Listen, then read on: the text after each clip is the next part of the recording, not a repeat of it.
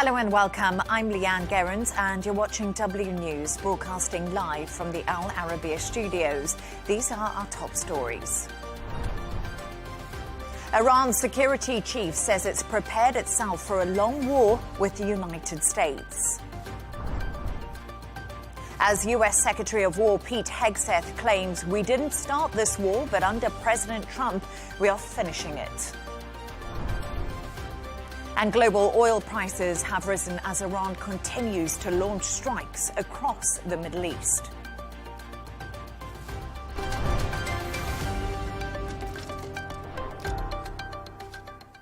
Iran's security chief has said it's ready for a long war as it targets energy sites across the Middle East. Meanwhile, the UN nuclear watchdog has said there's no indication Israel and U.S. attacks on Iran have hit any nuclear facilities. For more on this, I'm joined by Jason Brodsky, Policy Director at United Against Nuclear Iran. Jason, great to have you on the show. So the U.S. Secretary of War, Pete Hegseth, gave us an idea of what drove America to carry out the attack on Iran, and it was what he says the fear of nuclear weapons. How justified is this reasoning, and was there an imminent threat from Iran? Well, it's great to be with you. I think the Iranian regime has been at war with the United States since 1979. And that's a reality that many members of Congress and U.S. policymakers have really failed to appreciate and attend to in a very comprehensive manner until this new administration with President Trump in his second term has taken risks that no other American president has taken and ended the era of American self-deterrence against the Islamic Republic of Iran. And I think the president and his administration should be applauded for that. And I think that that's what the Defense Secretary was getting at here. Yes, it's the nuclear program, but it's also the missile program, which is, by the way, part of the nuclear program because Iran had been working on nuclear-capable intercontinental ballistic missiles that could one day reach the United States. So it's important that we nip this problem in the bud. And that's why I think the calculation from the Trump administration was at a time when the Islamic Republic of Iran is at its weakest point since 1979. And in the last 48 hours, Iran has changed the rules of engagement. For the first time, we have seen strikes targeting energy facilities across Gulf countries. Why does this matter so much, Jason?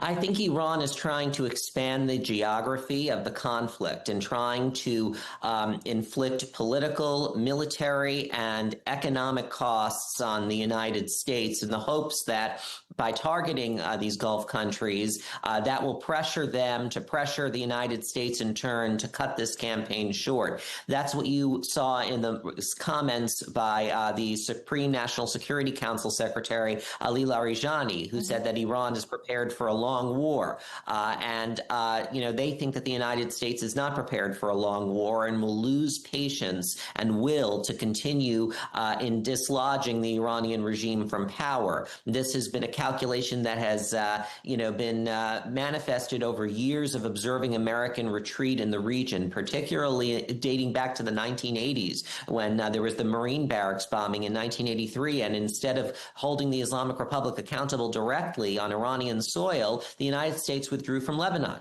So that memory is long in Iran, and that's what's motivating them to make this calculation. It's one of asymmetric endurance. So it's really interesting. We talk about calculation and how long this could last. But I've listened to Donald Trump and I've listened to Pete Hegseth, and they don't seem to have a clear timeline of how long this could possibly last and what victory will look like for Donald Trump and what the end game is here. Well, I think that the president seems to be preparing the American public for a longer campaign. I think you see this in his remarks. He's really not in a rush to speak with the current Iranian leadership. What he is going to do is focus on achieving the U.S. objectives, which are to degrade the power of the Islamic Republic of Iran to threaten the United States and its allies. And it's also leveling the playing field in the process between the Islamic Republic and the Iranian people who have been protesting against the abuses of the regime in the hopes that one day this regime falls. The IAEA chief, he said today there's no indication of Iran's nuclear facilities being hit as the agency holds this emergency meeting that we've been seeing in Vienna.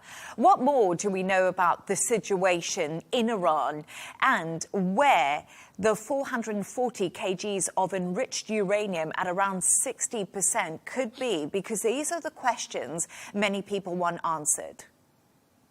Yes, I think that's a critical question. I think that there was some evidence that the stockpile of highly enriched uranium was buried under the rubble in Isfahan. And I think that that is absolutely a key objective, is to secure that stockpile. And so that's why you've seen public reports of the president and the Israelis even entertaining the possibility of deploying ground commandos to secure that material and to prevent it from being used by the Islamic Republic or other nefarious actors. So that's, I think, a key objective. Hitting nuclear sites and ensuring safeguarding that nuclear program is a key objective of this campaign. So I know that the IAEA Director General said that he didn't have evidence that nuclear sites have been hit, but I would be very surprised if by the end of this campaign there are not strikes on Iran's existing nuclear architecture, particularly Pickaxe Mountain, which is a hardened structure that the Islamic Republic has been drilling and creating in order to hide some of what its nuclear capabilities. Is there still willingness by the Iranians to enter nuclear talks, as there were ongoing indirect negotiations ahead of the US and Israeli military campaign that we saw happen over the weekend? Because I think, and I guess many analysts are saying, that they're going to have to enter talks at some point. I don't think the president's in a rush to enter talks with the Islamic Republic right now. I think the U.S. is concentrating on fulfilling its objectives as a part of Operation Epic Fury. I think that the Trump administration has come to the realization that as long as the current regime is in power and operating under this Khomeini-like dogma and ideology, the regime is not going to adhere to U.S. terms in these negotiations. But I think the president is keeping an open door in the very remote possibility that Iran does decide to dismantle its entire nuclear infrastructure and curtail its missile program and stop sponsoring terror proxies. But that would be effectively regime change by agreement. I think the Iranian regime is risking war by regime change because they think they have a better chance of surviving a military campaign, because they think the United States is going to cut it short due to a lack of political will in the United States. But I think President Trump is giving them a rude awakening with many of the risk-taking that he has undertaken since this weekend. So, Jason, Donald Trump did a CNN interview just before I came on air with you, and he said big wave yet to come in the war with Iran. He said the biggest surprise has been Iran attacks against Arab countries. We're also just getting breaking news through now that Qatar says its forces shot down 2 aircraft coming from Iran. Do you think it's a fair assessment that the US completely underestimated what Iran was prepared to do in retaliation? I don't think that the U.S. underestimated that. I think that the possibility of the U.S. hitting its Arab allies in response to strikes against the Iranian regime were always expected. This is part and parcel of Iranian behavior before. Let's not forget, in 2019, after the U.S. withdrew from the JCPOA, Iran started striking Saudi energy infrastructure. So this has been a long part of the Iranian playbook. And so I don't think that that was really a surprise by people who have been studying this for a long period of time. What has been a surprise, I would say, is the attacks against countries like Qatar and Oman, which have long held friendly relations with the Islamic Republic. They have served as diplomatic pressure valves for the Iranian regime and helped the system at critical junctures in its history. And now Iran is attacking them. So that is absolutely a game changer in what we are seeing. And it's quite interesting because I'm here in Dubai and we have obviously seen attacks on 5-star hotels and also across Dubai on certain ports that are here, which has been somewhat of a surprise to people living in the region, of course. But my big question here was, where do we go from here? Because right now, the US and Israel are launching attacks against Iran. Iran's retaliating. We're seeing Israel now going into Lebanon. So this conflict is widening. It's widening because the Iranian regime is widening the conflict in order to try and deter and shorten the campaign. But I think the Iranian regime is being outmatched militarily. So U.S. and Israel are demonstrating not only military and armed forces dominance, but also intelligence dominance against the Islamic Republic. And when President Trump previews that some of the biggest strikes are yet to come, the Iranian regime should wake up to that reality, because the decision makers in Iran have long known that the United States has the ability to unleash the wrath of God against the Islamic Republic. I think that may be coming depending on the Iranian regime's next steps. And if they continue to strike our Gulf Arab partners, Iran, by striking our Gulf Arab partners, and also it struck a UK base in Cyprus. It's creating a coalition of countries to rally to the side of the United States and Israel at a time when Iran was trying to portray Israel as the biggest destabilizing force in the region. The Islamic Republic is totally undoing that posture that it held before this war. And so it's creating the very coalition that's going to result in its demise if it continues with this current pace of attacks and retaliations. Jason Brodsky, as always, thank you for your analysis. Thank you. For more on this, I'm joined by Yotam Confino, author and Middle East correspondent. Yotam, thank you so much for joining me. Air raid sirens sounding across Israel today. Yesterday, we saw an attack on West Jerusalem, which killed 9 people. This is a real failure of Israel's Iron Dome, isn't it? You can say that, but when you look at the amount of ballistic missiles that Israel has shut down, I wouldn't call it a failure. There's no air defense system in the world currently that can shoot down 100% of especially ballistic missiles, but rockets and missiles in general. It's still a very high percentage. And the fact that Israel is successful in shooting down most of these ballistic missiles is not just because of their own multi-layered air defense system. It's because the United States are helping them. And of course, you have regional allies that are also helping. Everyone's working together. It's quite extraordinary, really. But we've seen this before. We saw it last time Iran and Israel were at war. So I would say that even when you have mass casualties like you had yesterday, where 9 people were killed, and even if it's a tragedy, I still think that there is probably no other air defense system in the world other than the United States that can manage to successfully intercept that many ballistic missiles in such a short amount of time. And several strikes have hit Beirut's southern suburbs after Israeli evacuation warnings. Who is Israel going to come up against? And could we see Israeli troops on the ground in Lebanon? To answer your last question, I think it's a possibility.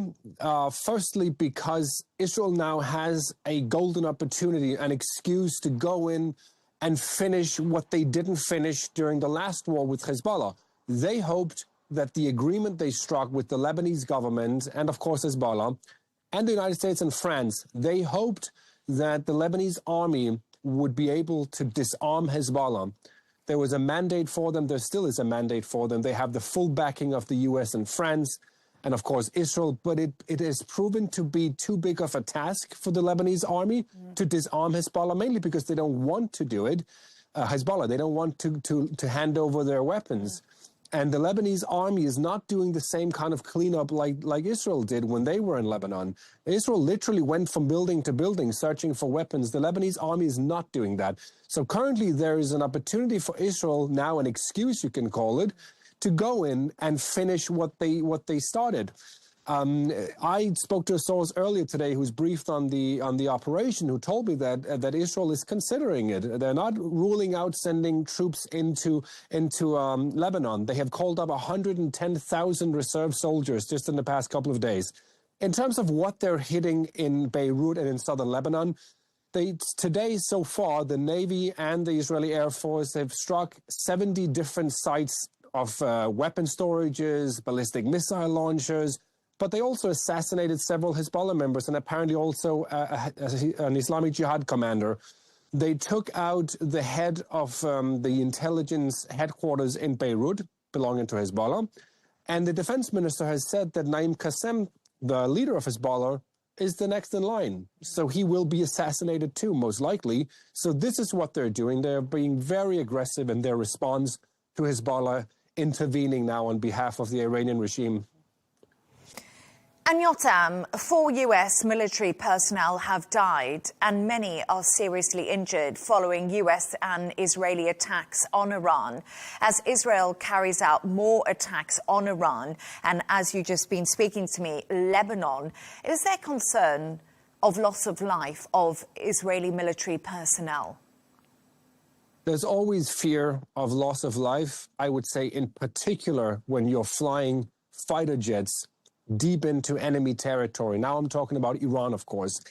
Now, Israel has full air superiority over Iranian airspace, but it doesn't mean that there's no likelihood of an Israeli fighter jet somehow clashing or being downed somehow, friendly fire or failure, and landing in Iranian territory. That would be horrific because that pilot would be subject to immense torture and would be held by the Iranian regime. So yes, there's a likelihood of that. I would say the biggest likelihood of any casualties is inside Israel, of civilians. As you mentioned, the air defense system is not 100% secure. So 9 people just yesterday were killed in a ballistic missile attack in a residential area, which also destroyed a synagogue.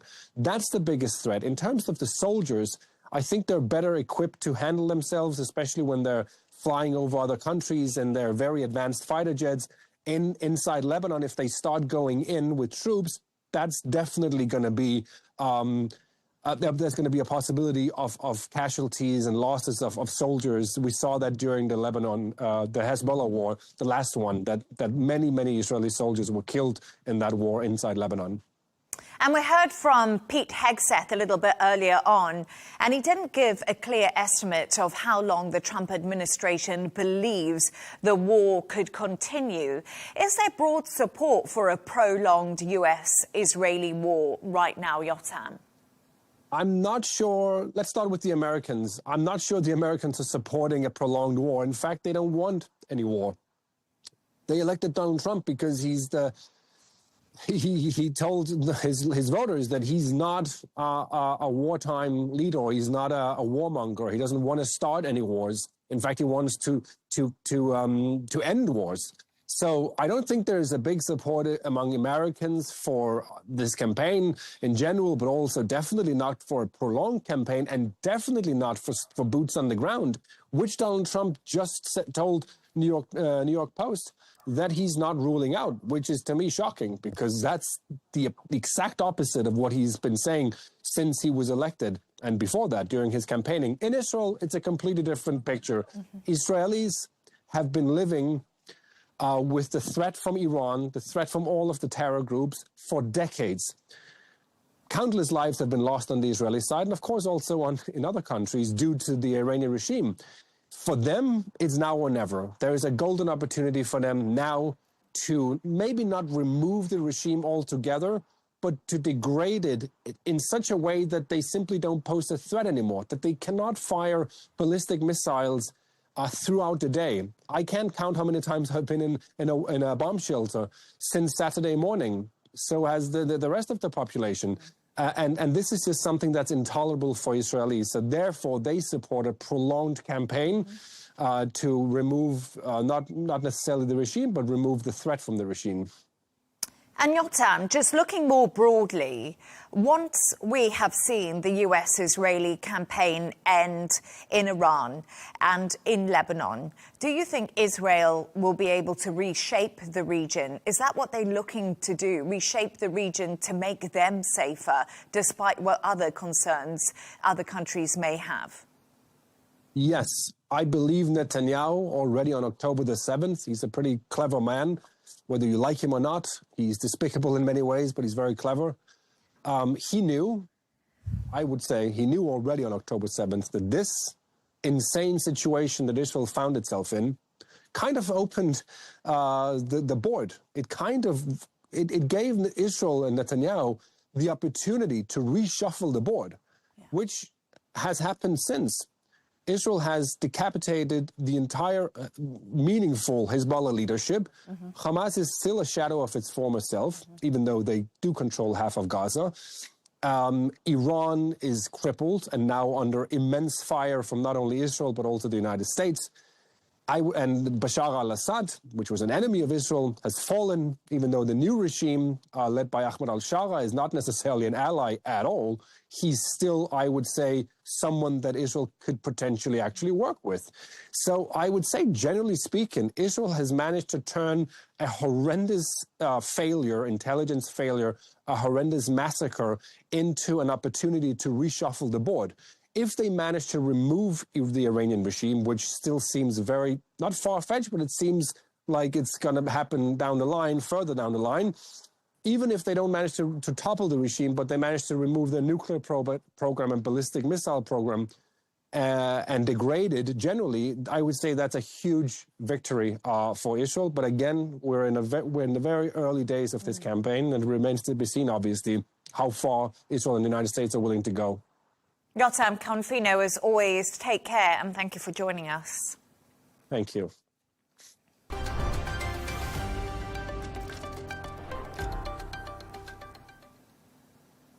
U.S. Secretary of War Pete Hegseth has given his first remarks to reporters since the U.S.-Israeli military strikes on Iran at the weekend. Hegseth discussed a joint operation code-named Operation Roaring Lion by Israel and Epic Fury by the U.S. He claimed, "We didn't start this war, but under President Trump, we're going to finish it." Take a listen.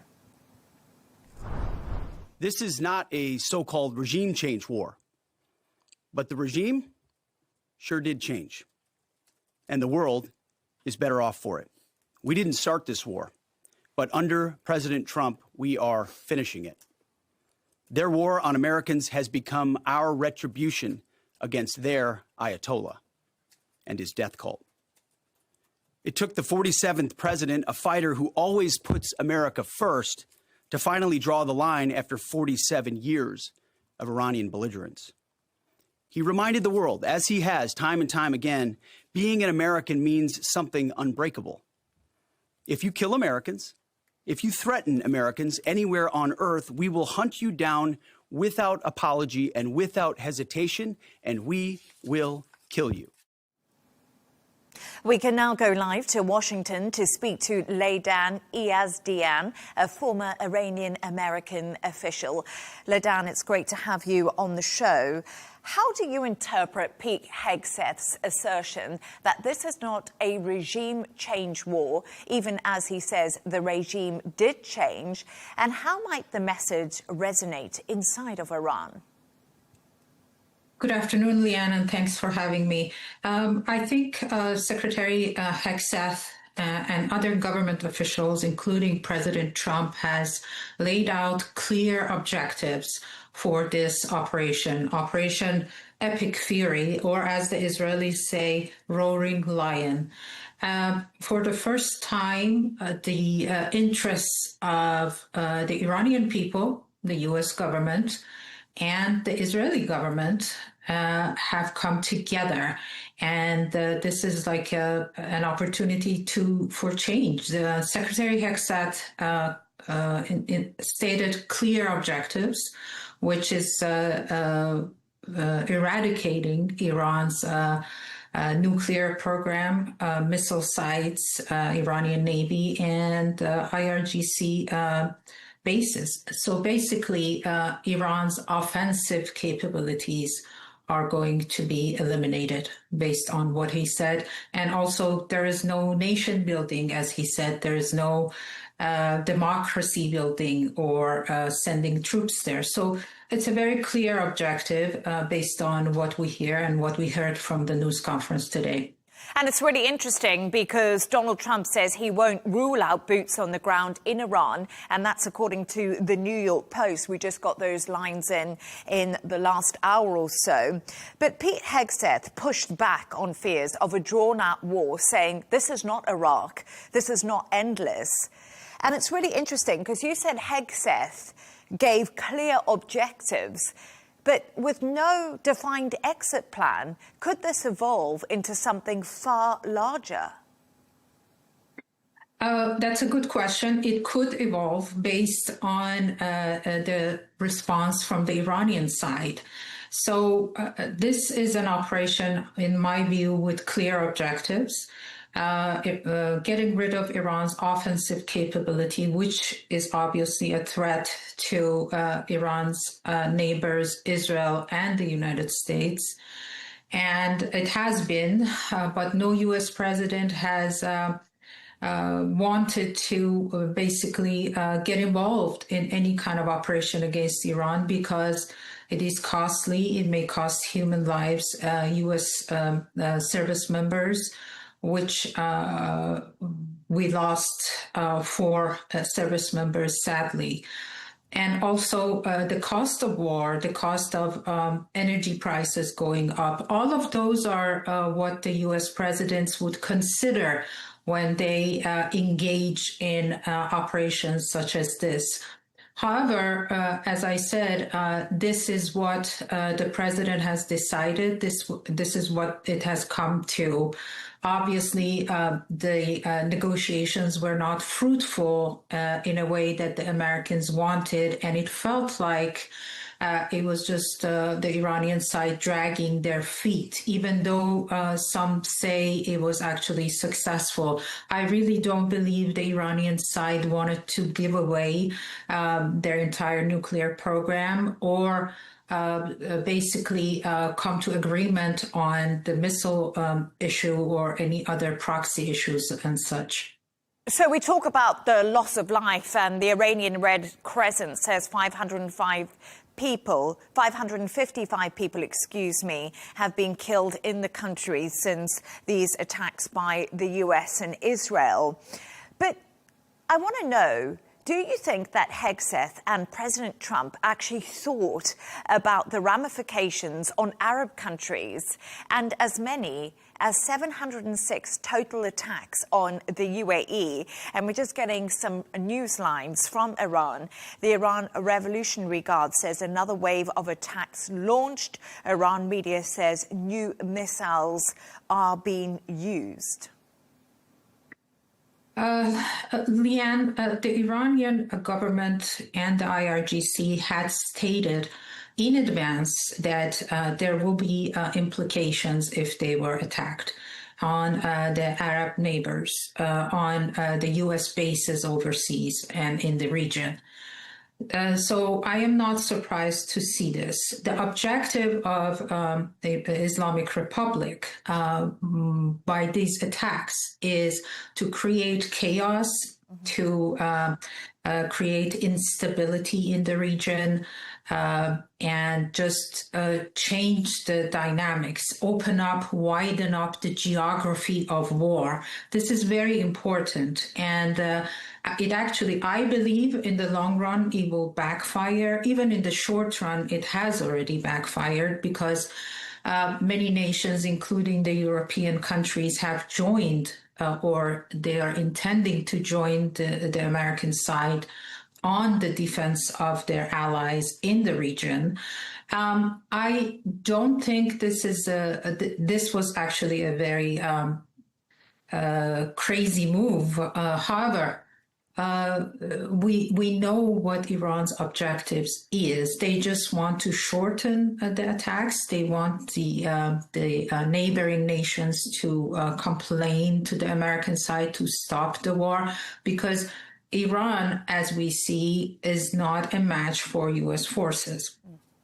And, so I think... Oh, sorry. Yes, I just wanted to ask one last question. 4 American troops have been killed with expectations of more losses. If military caskets start returning home, could this foreign policy gamble derail Republican chances of holding on to control of Congress at the midterm elections that are upcoming? That's a good point. Very sad to hear about the 4 service members killed. However, they were killed in Camp Arifjan, which hosts over thousands of U.S. service members. And obviously, Iran attacking U.S. bases has implications. However, the Congress has the right to ask the president how long the war is going to last. And I think today and tomorrow, Secretary Rubio and other members of the U.S. governments will answer those questions, show evidence not only to the group of 8, but to the entire Congress. They have to discuss this. This is what happens in a democracy. However, I believe this conflict is not going to last over 60 days. If it lasts over 60 days, it requires a Congress authorization. However, based on what President Trump has said, it's going to be about 4 weeks. Leigh Ann Gerrans, thank you so much for your time with me today. Thank you.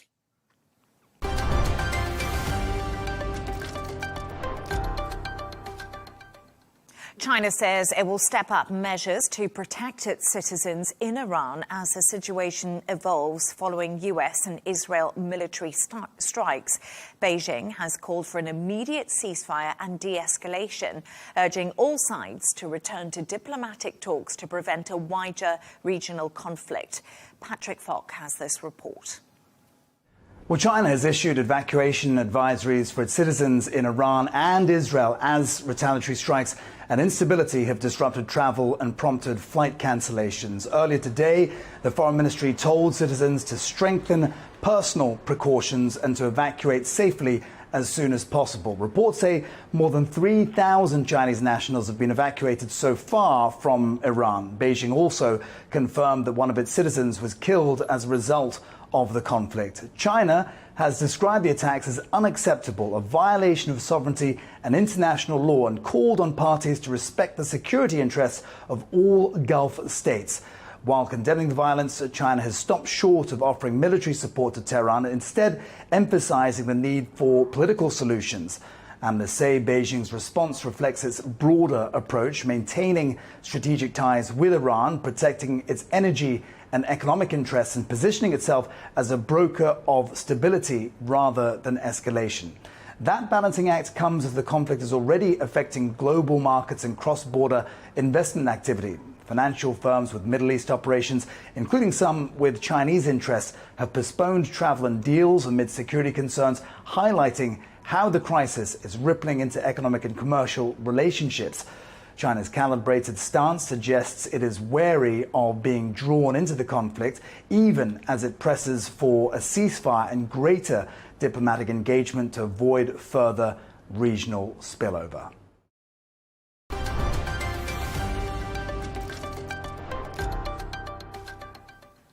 Now, global oil prices have risen as Iran continues to launch strikes across the Middle East in response to ongoing attacks by the US and Israel. Brent crude has jumped by 10% to around $82 a barrel. That's after at least 3 ships were attacked near the Strait of Hormuz. Shares in airlines also fallen after airspace was closed across the Middle East.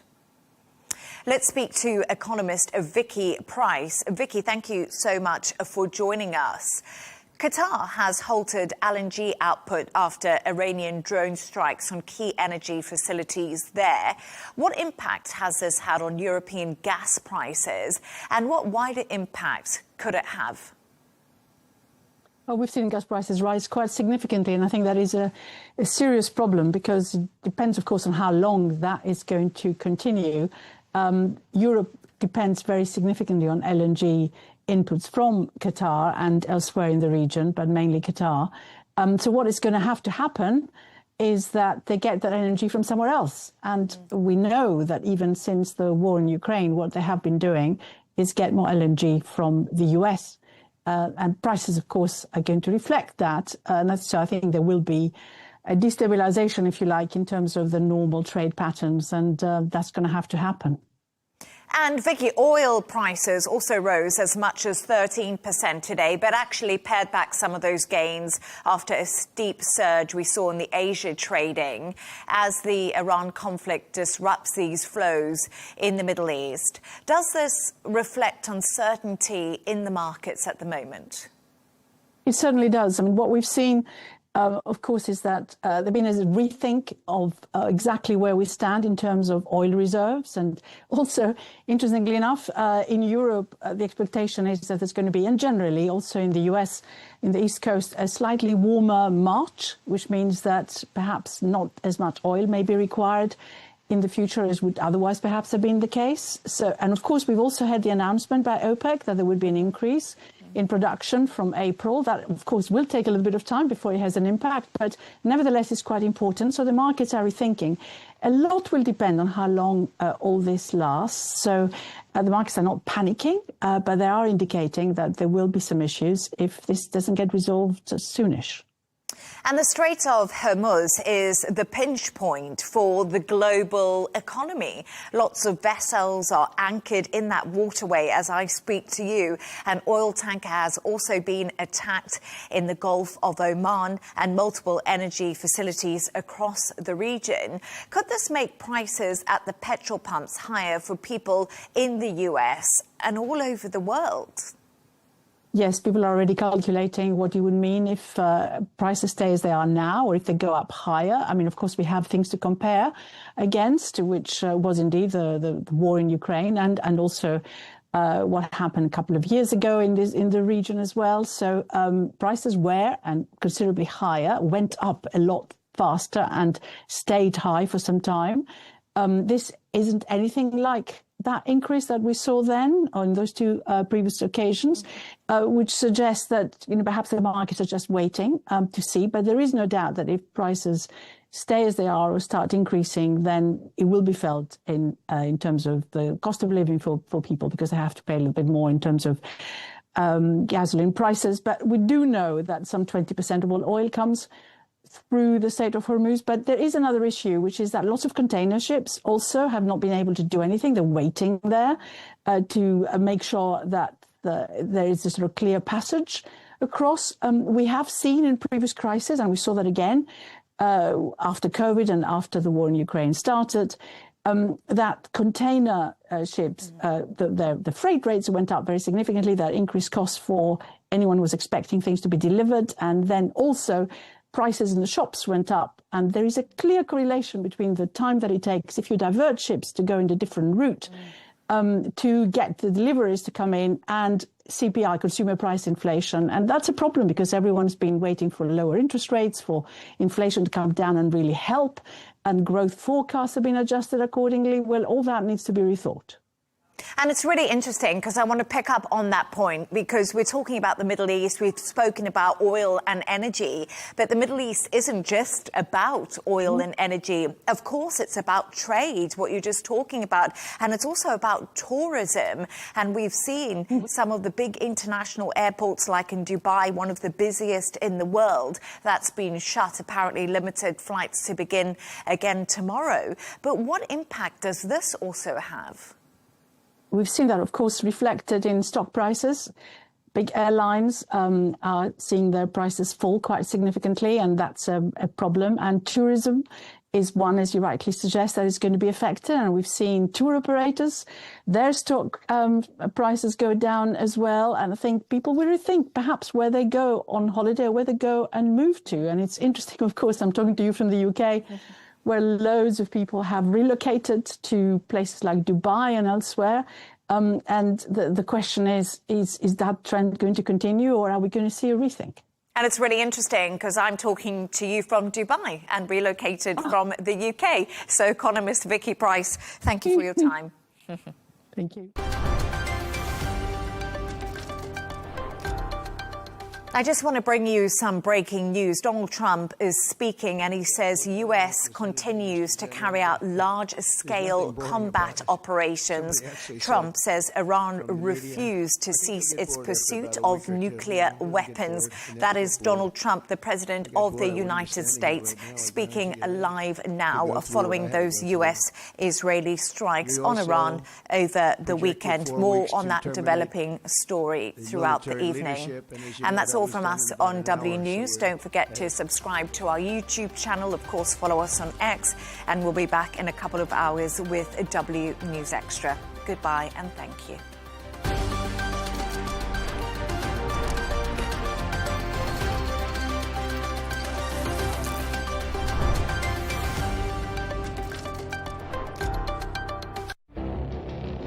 It feels like decades are passing by in a matter of weeks. Seismic shifts in the world order. Never, ever will be part of America. With so much happening and so much noise. Whether it's political upheaval, Canada has been ripping us off for years. Economic shifts or social movements. And no one wins from tariffs. I think America can be more friendly to the rest of the world. The in-depth analysis and all the latest developments across the globe. To have an inclusive policy together. The meetings with Hamas gave me some hope. We're in another nuclear arms race. The most important development straight to your screen. Welcome to the dressing room. I'm on my own. I need backup. And an insightful look at the issues shaping our world today. It was not going to happen, that war, and it happened. Join us on Arabiya News, where the world talks. Are we living through a period of wrecking ball politics, or rather a time of creative destruction, ushering in a new world order? The Munich Security Conference dominated headlines again this year, with Germany's Chancellor warning of a deep divide between Europe and the US. We'll debate the big takeaways. That's coming up on Counterpoints with me, Melinda Nucifora.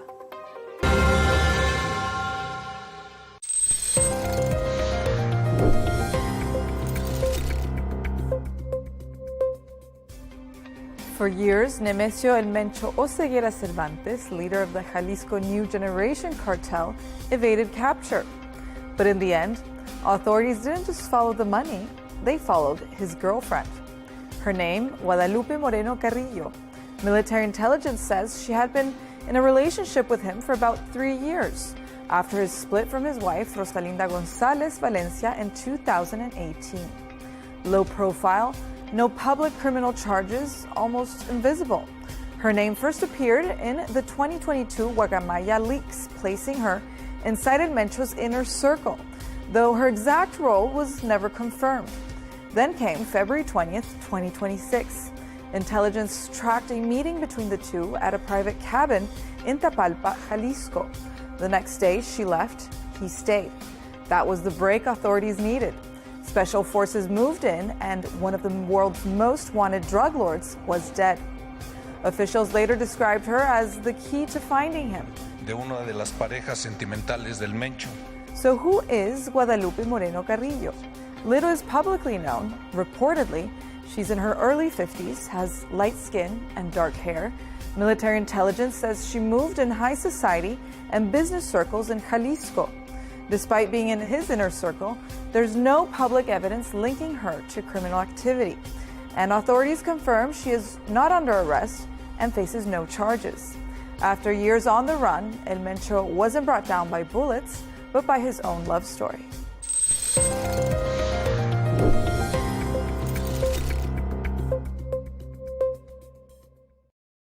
The jewelry is lost forever. Inspired by a true story. We were blaming insufficient security. It's a symbol that has been attacked.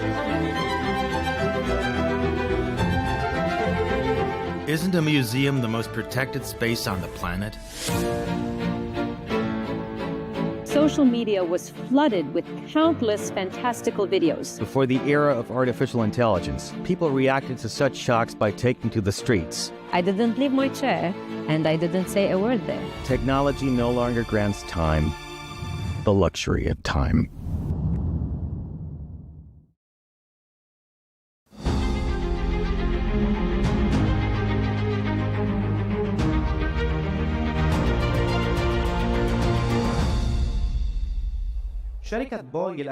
Boeing is one of the world's largest companies, and its defense arm is a key pillar of American institution.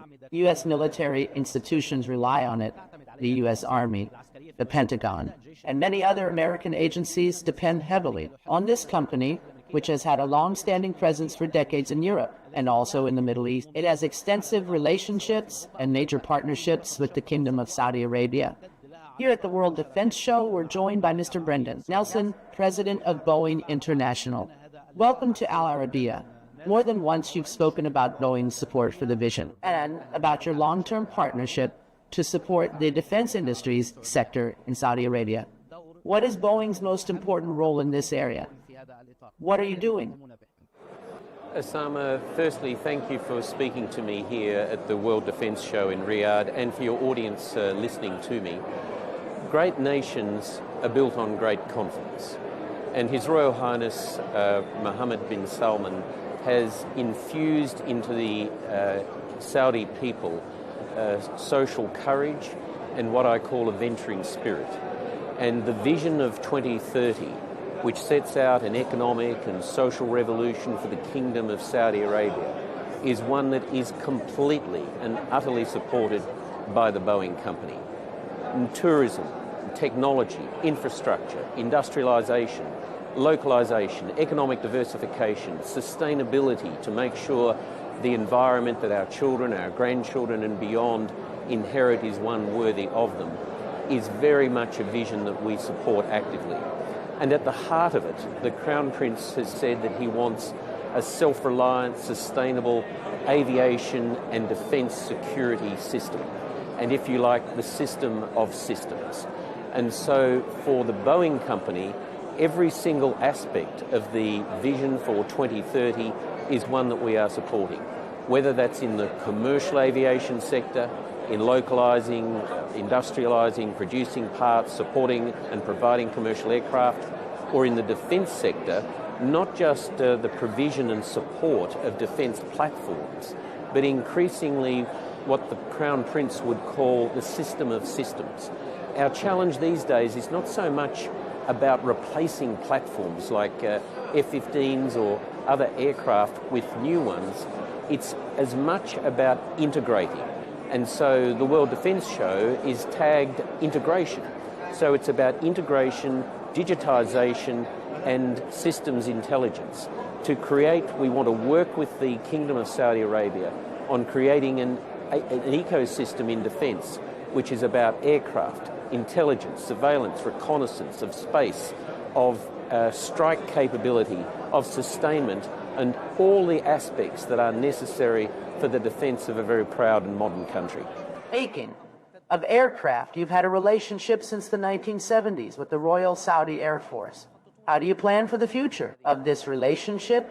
How do you aim to develop it or cooperate with Saudi Arabia to develop this sector that the kingdom cares about greatly? The Boeing company in the defence space first established our partnership with the Royal Saudi Air Force in 1978. And today, the Kingdom of Saudi Arabia and its Air Force has the largest number of F-15 fighter aircraft outside the United States of America, some 230 F-15s. Also, the largest number of Apache attack helicopters. Almost 80 of those helicopters are here in the Kingdom of Saudi Arabia. Chinook helicopters, AH-6, which is known as a Little Bird, which is a reconnaissance helicopter. And we also have a very large number of unmanned aerial vehicles, or otherwise known as drones, Scan Eagles, which are used by the Royal Saudi Air Force. We have continued to support the Boeing 707 platforms in airborne early warning command and control aircraft. Also the refuelling tankers which are very much a part of the Royal Saudi Air Force. But in addition to that, it's a question of helping to train and support those mechanics and technicians that maintain all those platforms, and also working with the Royal Saudi Air Force in the training of its own personnel. So we're very much a partnership. So when you see, as a Saudi, you proudly look up and see those Saudi F-15s, the Boeing company is working with the Royal Saudi Air Force to maintain and support them, to make sure they are available for the defence and security of the kingdom at any time. Speaking of companies, Mr. Brendan, you mentioned companies and your work with Saudi firms. How do you evaluate this partnership? You have partnerships with GAMI and with major companies operating as well. In this field in the kingdom, SAMI and many companies, both startups and large firms. How do you view this partnership today? And what are these companies asking for? Well, your question includes the key phrase, Osama, which is partnership. So it is not simply a case of the Boeing company selling products and services to the Kingdom of Saudi Arabia. We have partnered with the Kingdom for 81 years, and in defence we've been partners since 1978. And so what that means is that, yes, we have provided and sold platforms to the Kingdom of Saudi Arabia, but we've also worked hard to sustain and support them in servicing and in parts, and increasingly working with Saudi companies, whether it's the Saudi Arabia Military Industries, so the General Authority for Military Industries, the Royal Saudi Air Force, and whether it's the National Guard, and various companies and industries in the Kingdom of Saudi Arabia, to make sure that increasingly we don't just have a Saudi-led Boeing employing 90 Saudis proudly across the Kingdom of Saudi Arabia, but we actually work with partners to bring Saudi into Boeing and Boeing into the Kingdom of Saudi Arabia. So we're working on a range of things which include landing gear for aeroplanes, the production and purchasing of aluminum. We're also exploring titanium to bring out of the kingdom. Heavy investments in the training of people. The most important asset that the Kingdom of Saudi Arabia has, as the Crown Prince has identified, is its people. And we need many, many more young Saudis to know that this country, in partnership with companies like Boeing, is offering them a future in highly skilled, highly trained jobs that are meaningful to them and to their country. We're also working with GACA on advanced air mobility, for example, the introduction of autonomous air taxis and UAVs and autonomous air vehicles, and how we work in a controlled airspace. We're also working in bringing technologies in to work with Saudi companies on sustainable aviation fuels, to decarbonise the aviation industry, and to provide also funding to support technologies that are going to remove carbon dioxide from the atmosphere.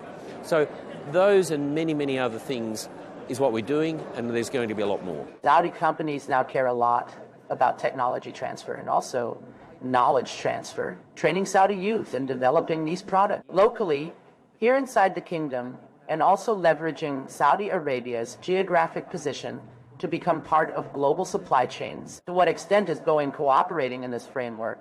Is it ready to provide technical and knowledge support for Saudi companies? And so the transfer of technology is one of the key priorities of the Kingdom and the Crown Prince 2030 vision. And we accept it and fully understand and support that.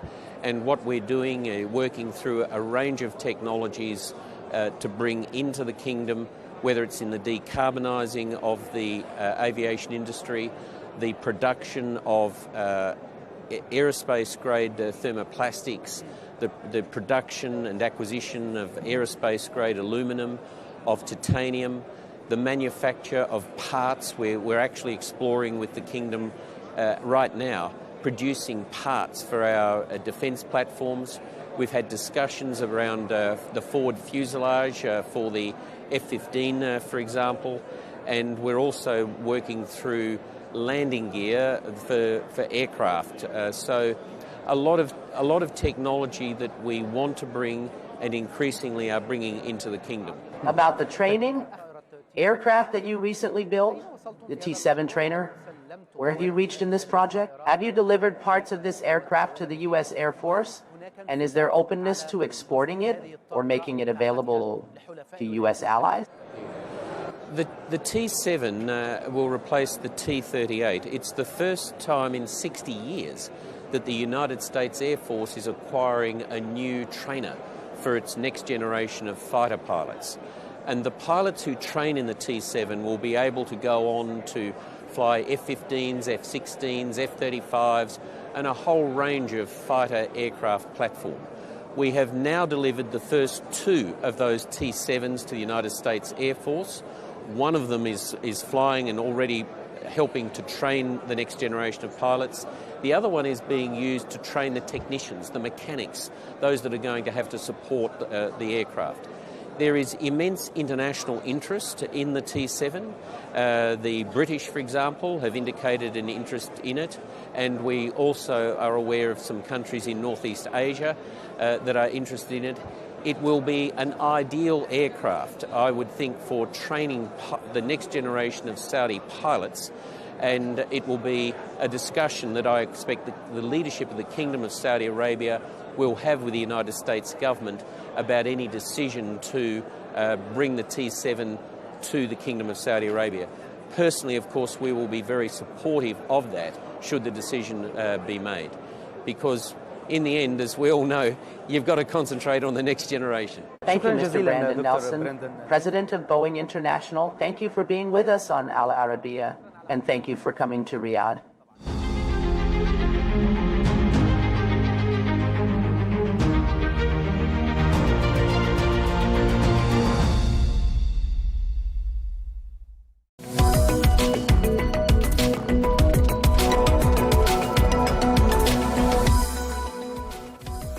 Hello and welcome to The Real Deal. Coming to you from the Al Arabiya English studios, this is your weekly bulletin bringing you all the latest business news headlines and analysis from Saudi Arabia. Coming up, as Saudi Arabia's foreign reserves rise to a 6-year high, we take a look at what the latest figures tell us. We'll be speaking to the CEO of the Irish hospitality management group Curtin Hospitality and asking how the company's goals align with Vision 2030. Well, another tourism-related story we're following for you. We'll be speaking to the CEO of the Prince Mohammed bin Salman Royal Reserve about his ambitious rewilding and restoration program. Plus, we'll take you to the streets of Jeddah's historic district of Al Balad, where shops, markets and eateries are all seeing an uptick in activity throughout the holy month of Ramadan. Diving straight into our top story, some of the latest economic indicators and numbers out of the kingdom. Well, according to fresh central bank data, Saudi Arabia's foreign reserves rose by about $15.6 billion during the month of January. That's up 3% on December and stands at a 6-year high. Well, these figures are significant because reserve assets are a closely watched indicator of economic stability, as well as external financial strength. And foreign reserves determine a country's ability to navigate global economic volatility. Well, on an annualized basis, the Saudi central bank's net foreign assets rose by 10%. Meanwhile, the kingdom's capital spending rose 18% year on year in Q4, widening the budget deficit to just under 95 billion Saudi riyals. Well, while oil revenues were down sharply in Q4 and throughout the course of the year, non-oil revenues, which are a key pillar of Saudi Arabia's diversification strategy, rose in 2025 to just over 500 billion Saudi riyals. Now, we've been talking about various tourism and hospitality-related stories in recent episodes of The Real Deal. Today, we're going to turn our attention to the Prince Mohammed bin Salman Royal Reserve. That is a massive biodiversity-rich conservation area in northwestern Saudi Arabia. Well, in line with Vision 2030 goals, this area is being transformed into a global tourism destination. Well, earlier on this month, I spoke to the CEO of the reserve. Well, Andrew Zalumis is the CEO of the Prince Mohammed bin Salman Royal Reserve and joins us now. Thank you very much indeed for speaking to us. You're overseeing an extremely ambitious rewilding and restoration program. I'd like to start by asking you about that, what it involves and how it's going. I think interestingly is a little bit about my background. I started off in Africa at about 35, 40 years experience, started off before the word rewilding was known. And one of my key projects was the largest estuarine lake in Africa, Lake St. Lucia, which we not only restored with the World Bank support, we also rewilded all the original species. So having that background, when this project was getting going and I was invited to come to Saudi Arabia, it was a little bit like a soccer player. I didn't really want to leave the soccer team that I was in because you know the guys, you know what you're doing and you're committed. When I actually came and saw what was here, I was just gobsmacked. I was really taken aback. Firstly, it was about the scale. It was the fact that you have 15 ecosystems in one reserve potentially, and that's very unique in the Middle East. And I think importantly, the actual splendor of the area just hooked me. But when you landed on the ground and you actually got around, you actually saw that the ecology wasn't in the state it had been 100 and 120 years ago, and there was actually a need to seriously look in rewilding. And the rewilding for me was ability to do rewilding at scale. PMBSR reserves country size, and we're looking at all 15 ecosystems, landscape-wide, restoration rewilding. And I think importantly in rewilding, one always thinks of the species, the megafauna you bring back and the numbers, but rewilding is much more than that. It's actually about getting an ecosystem to function, and an ecosystem to function in a healthy manner, as it did before heavy intervention by man. And that's what this is around. So every time we reintroduce a new species, it's a landmark. But for me, the landmark is when you're actually rebuilding what they call trophic levels, the energy levels, rebuilding all the bits of the spider's web, because that will eventually get us to the end. Okay, and one of the species that I'm told could be making a comeback there is lions. Tell us a bit about how that's going. Lions are always controversial, makes people worried, and we're still some way off to lions. But from the board point of view, we have approval to bring back 23 species. It includes your major predators, it includes cheetah, it includes leopard, it includes lion, and one has to get there. So the first fact with rewilding, especially in this ecosystem, the challenges is many of the species we're dealing with are either extinct, 2 of them have gone globally extinct, and there are another 4 or 5 who are locally extinct. So when you look at Pantheria leo, which is the lion, the specific Asiatic lion that occurred historically, the last one being shot around 120 years ago, there are only about 300 left globally. So your first thing is to source the right founder population. Then you need to rebuild the economy. And when I mean the economy, I'm talking about both the rewilding side, the ecosystem, as well as communities, community buy-in. And then one's looking at the option of wild lion, among other species. Now, Andrew, tourists are obviously going to be a key part of your revenue there at the reserve. They're also central to Vision 2030, but too many tourists in a nature reserve could end up being slightly problematic. How are you going to get the balance right? Well, we have a management plan. It's like a master plan, and importantly in that you have building blocks, and what it does is it sets limits. So when we talk about conservation, we talk about community development and benefits, we talk about tourism, we talk about a balance. But a balance doesn't necessarily mean equal. And the bottom line is always, what is the reserve being conserved for? In the case of PMBSR, we're conserving it obviously for its ecosystems diversity, its number of species, and also its absolute splendor. And within that, you look at things like zonation, setting of limits. And then you also have to always remember it's the goose that lays the golden egg. If you overdevelop your tourism, you lose your asset. And when you look at a reserve like PMBSR, and I think this is a big one for the economy of a country, many people travel globally because they want to see something. So you'll come to Saudi Arabia because of Al-Ula, it's a World Heritage Site. So this reserve specifically, we currently have 4 tentative UNESCO sites. They're on the country list.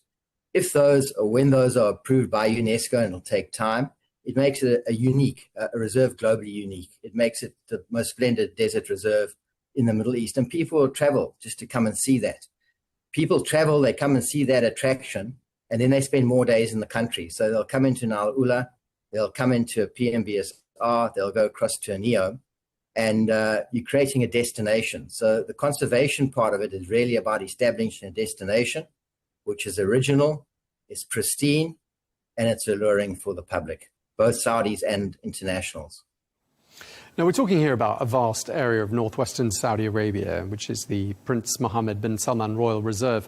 What sort of visitor numbers are you getting, and what are you expecting? Where do you see things heading from here? Currently, at the moment, to introduce that topic, we focus very strongly on actually creating the destination, and that is about nature. It's not about the gates. It's not about the tourism facilities in the initial phase. It's about a place people want to visit, because when they stand at the boundary of the reserve, they know they're in a reserve, they don't need a sign. So at the moment, we have a very strong local visitorship, Saudi-based local visitorship. Increasingly, numbers are coming in from Al Ula and let's call them Project Neras. At the end of this year and early 2027, Amala will open, which is an anchor tenant in the reserve, and it's opening many hotels. And to go to the crux of your question, which is about visitor numbers, remembering we country size, our visitor numbers are capped at about 2 million visits a year.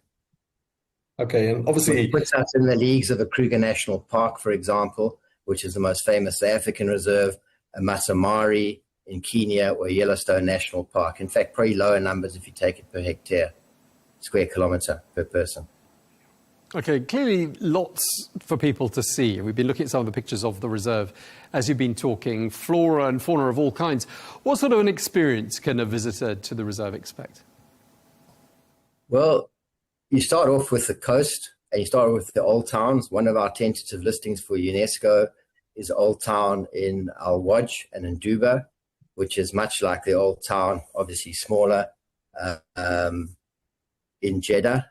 And then from that cultural experience with the horses, the camels, you can hit the hard conservation, which is really what we call reef to ridge. So it's at the top of the Hajj Mountains all the way out to the coral reefs in the Red Sea. And when you bring it down to specifics, the little things, you've got Wadi Al-Disa, which is the greenest wadi and it's permanent wet wadi in Saudi Arabia. It's got thousands of years old of human habitation and history. It's even got similar sites to Al Ula on a much lesser scale. It's got etchings. You've got things like juniper trees, which are hundreds of years old. You've got the largest ibex population in the Middle East. So there's a whole spectrum, but what really brings it together from a tourism point of view, you can do it almost all in one day. So you have these 15 ecosystems, these species we've discovered since we started our research, which this is our fourth winter. We've discovered over 8 species new to science, new globally, at a time when 23 species are expected to go extinct in our lifetimes by IUCN. And this wonder world, this nature is accessible. You've got 3 airports within the region currently that can get you in and get you out. And we would encourage not just international visitors, but also local visitors, because this is Saudi heritage. This is what the nation is proud of. And just tell us, Andrew, what sort of economic opportunities do you see the reserve representing for the kingdom? Well, you can take the longer-term economic opportunities that you perfecting and establishing how to rewild and reestablish ecosystems. And a healthy ecosystem is the base of every economy. And conservationists like to waffle about that sort of Mother Hubbard stuff. So let me get much more to the point. If you take this current phase of the project, we've established over 350 permanent jobs for locals, rangers. So 83% of our staff are from local communities. 96% of our staff are Saudis, but it's going somewhere. The kingdom signed something called Vision 3030, which is very similar to Vision 2030 in that Vision 2030 also includes 30% of Saudi Arabia being in conservation by 2030. When I came into the kingdom and we started, we were sitting at about 9%. We're now sitting at over 20% of the kingdom. So what we're doing is actually developing a new industry. It's a new industry to Saudi Arabia. It is the hard conservation part of the industry. And then there's also the tourism part of the industry. And as it evolves, so the job opportunities increase. And we look at the whole value chain for those job opportunities. And we look first locally. So communities are the center of the initiative. And so in this first phase, you've had hard jobs and conservation. As the tourism comes on stream, the value chain increases. And we've already, for example, started training local guides and all the other parts of the value chain that will really enrich the local economy. Okay, just listening to what you're saying there, and just to wrap up, I mean, it sounds like there's some really strong linkages between what you're doing and Vision 2030.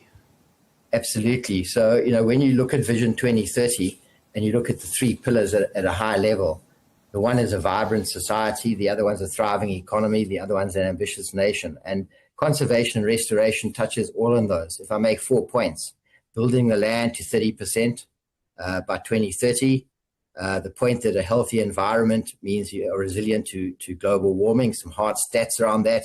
The region we in expects a 2 to 3% increase in heat by 2050 and a 5 to 10% decrease in precipitation, in other words, water in the soil. And by restoring the economy to what it was, the ecology, you're making it resilient, and you're building the ability for the environment to withstand and protect against global warming, which underpins the economy. The third area, as I said earlier, is the new industry. And then the fourth area, and this is where His Royal Highness's name comes into it. We're part of the Royal Reserve Council. They've created the space for us to achieve and do what we're doing with other reserves. But with His Royal Highness's name, we brought in a number of firsts. One is 36% of our ranges are females. They're females from the reserve. And a knock-on effect has been, for example, Jordan now has its first female rangers. And I'm sure it's because PMBSR has shown that it's possible. And as the industry grows in KSA, that fits Vision 2030, where 30% of the workforce will be female. And then, of course, we brought back animals like onaga. People think onaga are a donkey, a stupid animal. But when you read carefully and you read the Quran very carefully, you'll see that there's a differentiation. And it's a Persian onaga. It's a very wild animal. It's older than the horse. And we've brought them back. There's 600 left globally of Asiatic, of Persian onaga. And we've brought them back and are giving them a place in the ecosystem to rebuild the ecosystem. Okay, we're going to have to leave it there. Thank you very much indeed, Andrew Zalumis, the CEO of the Prince Mohammed bin Salman Royal Reserve. Thank you very much indeed. Let's take a quick look at some of the other stories making the rounds. Saudi Arabia's new national carrier, Riyadh Air, has announced that Cairo has been added to its growing network. The airline will offer daily services between Riyadh and the Egyptian capital with a Boeing 7879 Dreamliner. Well, Riyadh Air, which is going to take delivery of its first planes in the coming weeks, is launching with flights to London, Dubai and now Cairo before reaching more than 100 destinations by 2030. In a sign of how Saudi Arabia is now a global holiday destination, the travel agency Thomas Cook has just unveiled package holidays to the kingdom. Well, this new offering gives British travellers a new long-haul destination to explore. Well, Thomas Cook, which has a history stretching back to the 19th century, said in a statement that Saudi Arabia offers experiences that can't be replicated elsewhere. And the province of Al Jouf, which lies about 950 kilometres to the north of Riyadh, has a brand new airport. Al Jouf International officially began operating last Thursday, finalising the complete transfer from the old airport. Well, the new facility has an estimated annual capacity of 1.6 million passengers, compared to 175,000 at the previous airport. And the city of Qiddiya mega project under construction is set to be a massive entertainment, sports and cultural destination just close to Riyadh. But the city is about to become even closer to the capital thanks to the new Qiddiya bullet train. Well, with speeds of up to 250 kilometers per hour, that train will transport passengers from Qiddiya to Riyadh in just 30 minutes. Now, tourism is central to Vision 2030, and the sector, which has seen staggering transformation on several levels, is an important contributor to the national economy. Well, the kingdom has surpassed its original Vision 2030 tourism goal 7 years ahead of schedule and has raised the bar with an even bigger target of 150 million tourists by the year 2030. Well, one of the companies with a growing presence in Saudi Arabia and which has been playing part in making the country a premium global destination is the Irish hospitality management group Curtin Hospitality. Well, Curtin, which manages hotels, service departments and collaborative co-working hubs, has a long-standing track record in the kingdom And in many ways, Curtin's approach seems to mirror many of the goals of Vision 2030. Well, I'm joined here in the studio by Marloes Knippenberg, who is the CEO of Curtin Hospitality. Marloes, thank you very much indeed for coming to see us. Thank you. As I said in the introduction, you're an established player in the Saudi market. But for people who don't know Curtin, can you just tell us a bit about your company and the brands under your umbrella? Yeah. Curtin Hospitality, we're a mixed-use lifestyle operating company. A little bit different than many other operating companies. We go by brand guidelines versus brand standards, which means that the brands that we have, so the house is our upper upscale premium product. It goes very much in line with architecture, design. You have Cloud 7, mid-market, up-and-coming destinations where there's footfall, not necessarily tourism footfall, could be any tourism, could be any footfall. We use both brands for hotels, service apartments, and branded residences. And we just launched our first contemporary affordable brand, Hosmi. So in that budget segment where you see today a lot of screaming colors or kind of very boring product, we see a really great opportunity. Because we go by guidelines and not by brand standards, it allows us to look at location, target audience, and tailor the product towards those, including taking the vision of the owner, if that's government or private sector, which really allows us to go bespoke, but bespoke at scale. Today, we're a company with over 4,500 keys. We're 60 agreements signed with 10 projects open. We're opening another 6 in the next 6 months. And we're scaling significantly. The team is spread over 5 destinations and locations. We have people on the ground in every destination we operate, which really allows us to go fast, respond fast, and also be very adaptable to change product depending on where market trends are going. Right, it means you know the terrain you're operating in. Yeah, correct. I was going to ask you who a typical Curtin consumer is, but I'm assuming it varies very much according to those different tiers of your product offering. Yeah, which is the beauty. And you really see how we have quite a strong following. So we have a lot of direct business since the onset because people have seen our project, you know, either in the media or communications, or are looking for something that is a little different, that is very community-centric and not as a marketing gig or something that is, you know, over the top of storytelling, but something that's simply inclusive of the environment, inclusive of whatever is going on, and has more depth than just a bed to sleep in. And for that, you can see when we developed Cloud 7, it was developed at the time for millennials. We didn't have any millennials stay with us. It was a much more mature audience. When you look at some of our projects, we'd envisioned a more mature leisure audience. We have young corporates staying, and there you can really see in this lifestyle segment, it's very much attracting people for very different reasons. Okay, and you've got some pretty ambitious expansion plans, haven't you? Not just in Saudi Arabia, but right across the Middle East, North Africa region. Just tell us a bit about what you've got in store. So we're aiming 10,000 keys open by 2030. We're halfway there. Our January, we signed 1,000 keys just between Morocco and Saudi Arabia. And for many people who know us, have, you know, over the years, refer to us still as a small kind of a, you know, startup company. I think today we're a mid-size operating company that can really allow for that scale. We see a lot of opportunity in Morocco. We still see a lot of opportunity in Saudi Arabia. The UAE is picking up significantly, but even when you look at all of a sudden, there is more movement in Oman. Egypt, it has had its downturns. It has, you know, had the challenges with regards to currency, etc. But when you look at the momentum in those markets, it's quite significant. And the beauty for us as a company is that a lot of the bigger, well-known operating companies with brand standards and, the same kind of brands have been in those markets for quite a while. Well, the new audience, and I'm not just talking about the younger audience, but the kind of new audience of traveling is looking for bespoke product.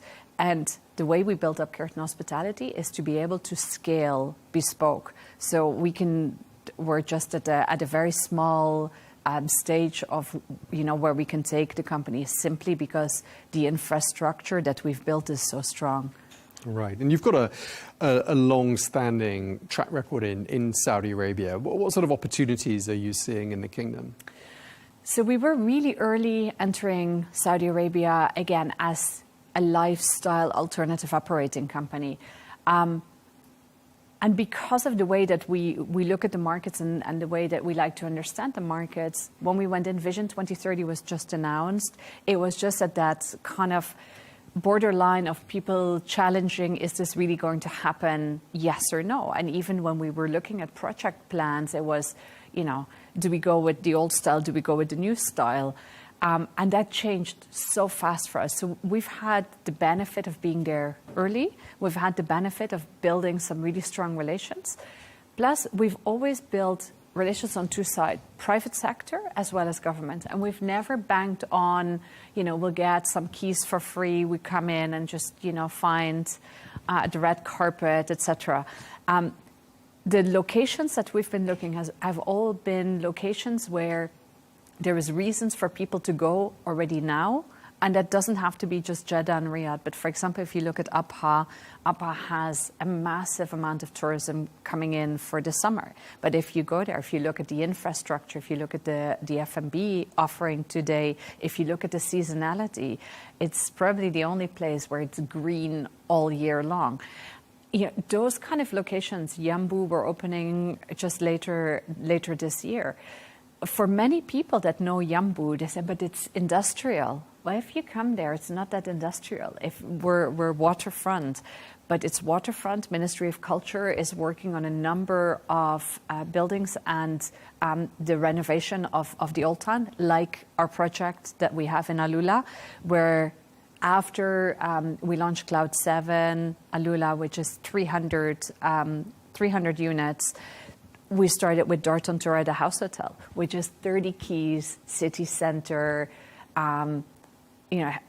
restoration of kind of the past. But I think what's the beauty of when you look at the vision, but also when you look at the different projects, and the Minister of Culture said it to us when we launched the project, which was, don't replicate the past. It has to be an honor to the past, but with, a forward vision, a modern interpretation, without losing the culture, the identity, the heritage, and the place it is.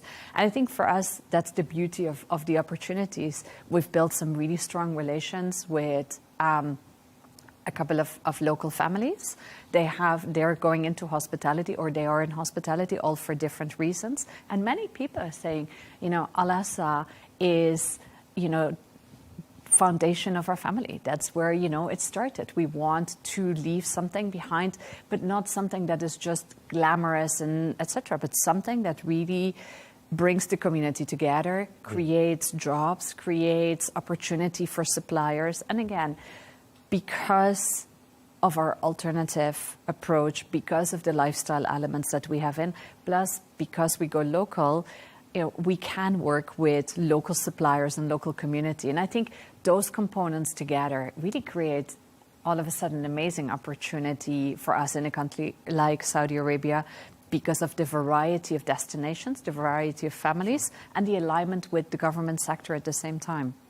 Yeah, just in terms of the particularities of the Saudi market for the hospitality sector, what sets it apart? Do you think it's fair to say that it's a market that is perhaps at the higher end of the pricing scale? Is that a fair comment? So I think when you look at anything, and I think this is also where, if Saudi Arabia would have gone in very gentle and very quiet, etc., would the international perception have changed of the country? Would it have really become an interesting country on the map for tourism, for locations, for cultural, but also if it's skiing or nature or see, etc.? Probably not. And when you do that and you attract a high-end audience, naturally, you kind of need to have an inventory of those kind of properties. If you look at our strategy, we've not played in that segment just because we believe over the longer term, there will be a lot of opportunity in that mid-segment. You know, once there is, you know, all of the numbers that you just set out for 2030, right? There will be a lot of different people coming in a lot of different segments. And that's where we're really playing strong, because all of a sudden people will start traveling the countries, start exploring different locations, and there people will start looking for different types of products. Okay.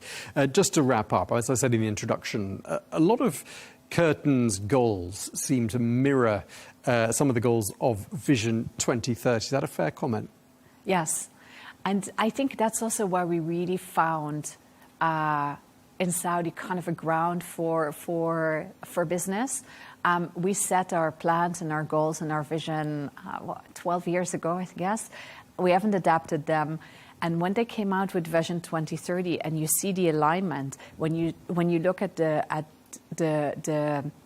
talk about lifestyle, culture, integration of community, building ecosystems, building growth for the local population, creating, you know, product for not just international travels, but for Saudis in Saudi, which is such a different kind of perspective.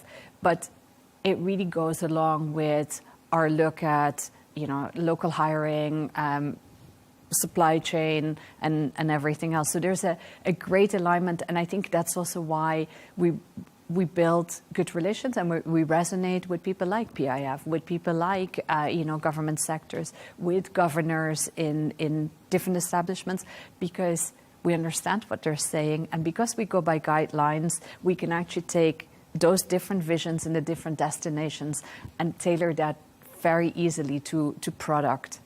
All right, so plenty of synergy by this. Yes, absolutely. All right, well, thank you very much for coming to see us. Really appreciate it. Marloes Knippenberg, CEO of Curtin Hospitality. Thank you. Thank you very much.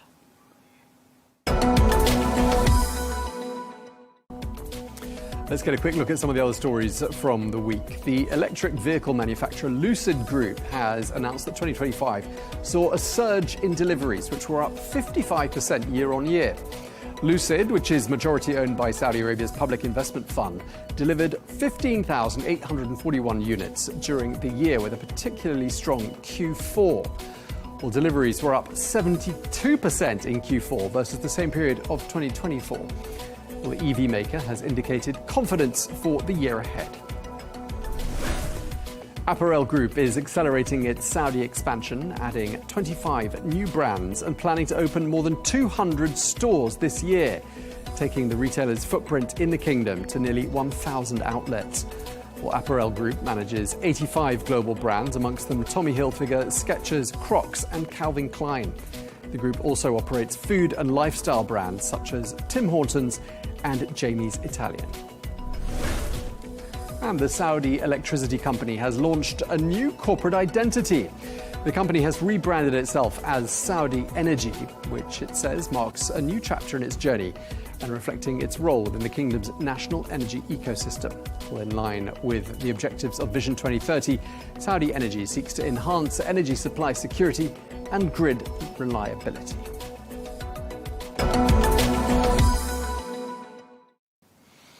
And finally, traditional markets and stalls across the kingdom are seeing an uptick in activity throughout the holy month of Ramadan. Well, in Jeddah, the Ramadan Nights shopping exhibition is in full swing, bringing together multiple brands and exhibitors from the retail and wholesale sectors. Well, the city, with its narrow streets and UNESCO-listed district of Al-Balad, is drawing large crowds as people gather in that historic part of the city for their iftar meals. Well, shop owners there are delighted, saying the turnout has never been so strong. The turnout, I see, has increased, and it is higher than before, especially among the locals who come to the town to break their fast, sit around, have iftar and suhoor. The atmosphere is absolutely wonderful. These old houses, the state has given immense attention to the historical area, preserving it, which is truly wonderful, And that is what attracted us. It motivates people to preserve it. Our house is still standing, and there's an effort underway to have it taken over by the historical area. The house is beautiful, and it is one of the famous landmarks, so it must be preserved. Those who have no past have no present. This is history. Okay, well, that's all we have time for this edition of The Real Deal here on Al Arabiya English. Ramadan Kareem to our viewers if you're fasting, and we look forward to seeing you again next week.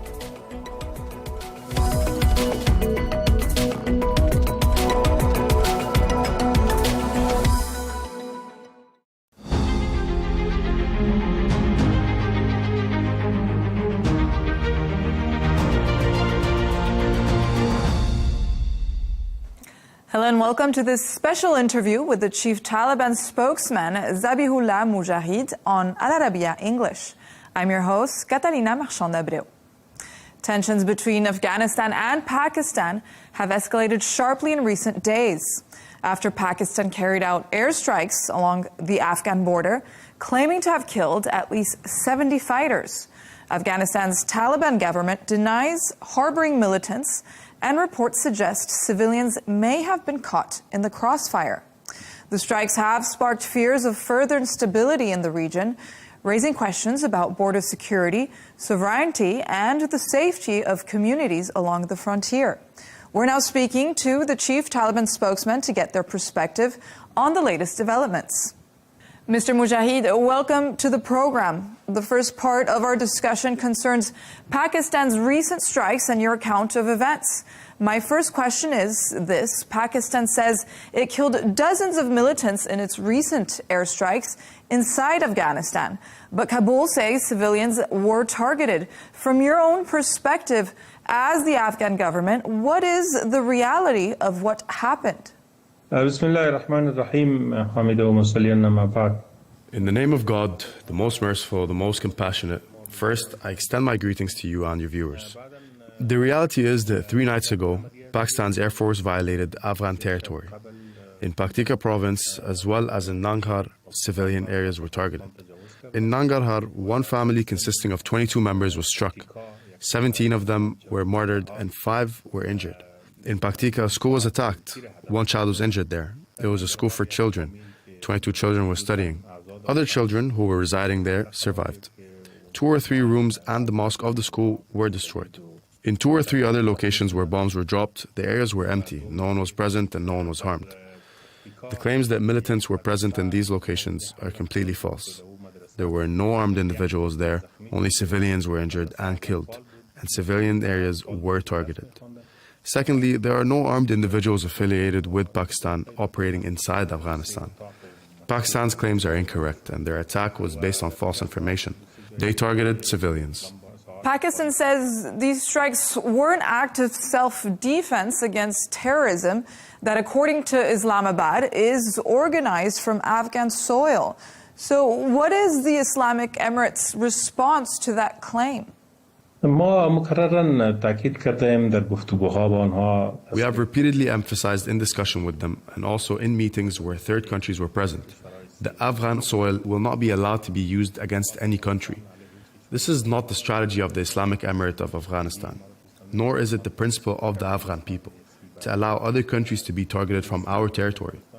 If they have evidence, they should share it with us. We ourselves will take action and we will take measures.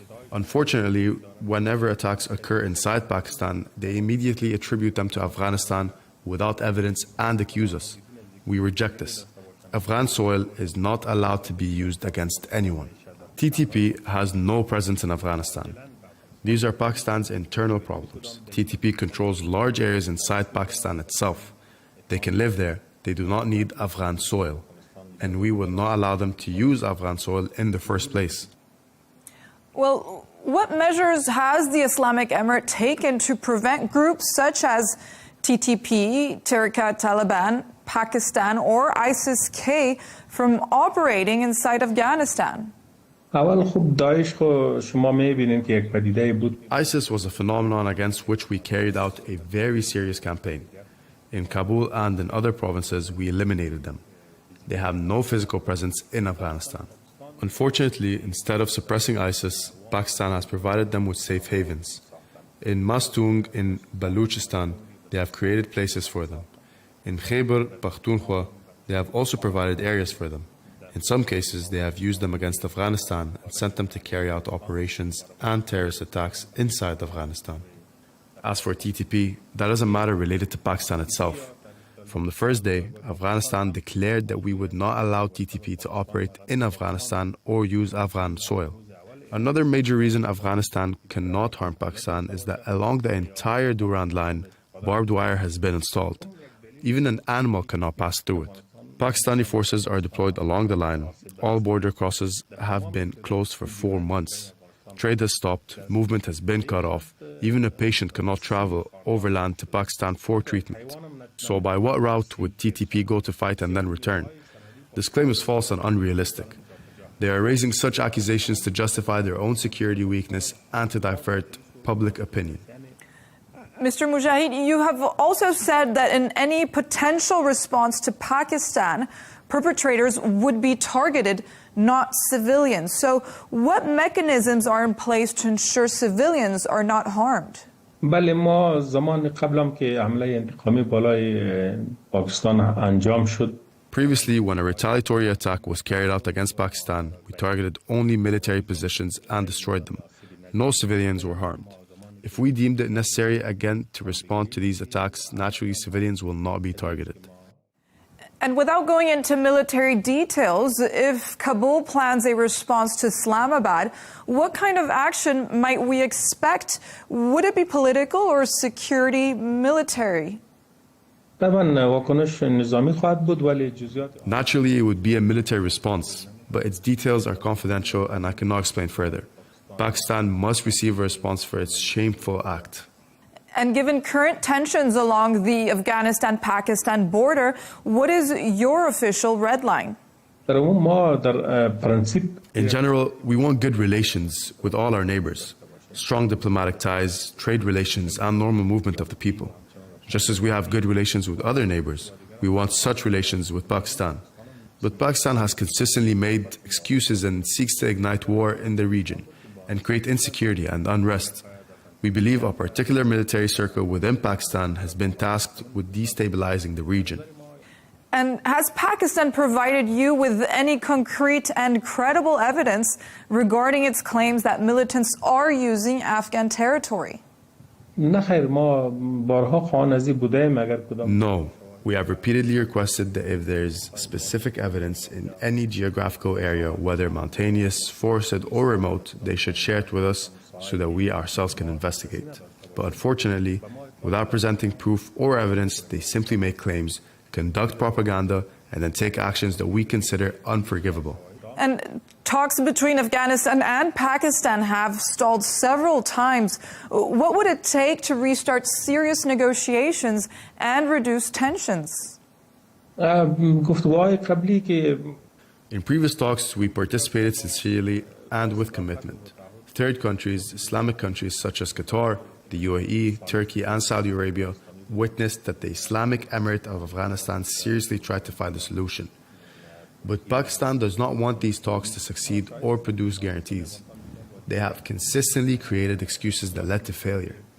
This shows that they do not favor calm in the region. Rather, they have objectives aimed at destabilizing it. This is an external mission assigned to them by major powers to create insecurity and ignite conflict. The consequences will not affect Afghanistan alone, but could harm other regional countries as well. And let's now turn to the international dimension, Mr. Mujahid. The international response to these strikes has been limited, and some countries have remained silent. So how do you assess this reaction? Has Afghanistan's sovereignty been sufficiently acknowledged? We witnessed children and innocent people being targeted. Evidence of this was published and reported by media. A country's sovereignty was violated. It is the responsibility of various countries, especially Islamic and regional countries, to condemn such actions and to take decisions to prevent their repetition. Why they have not done so is a question for them.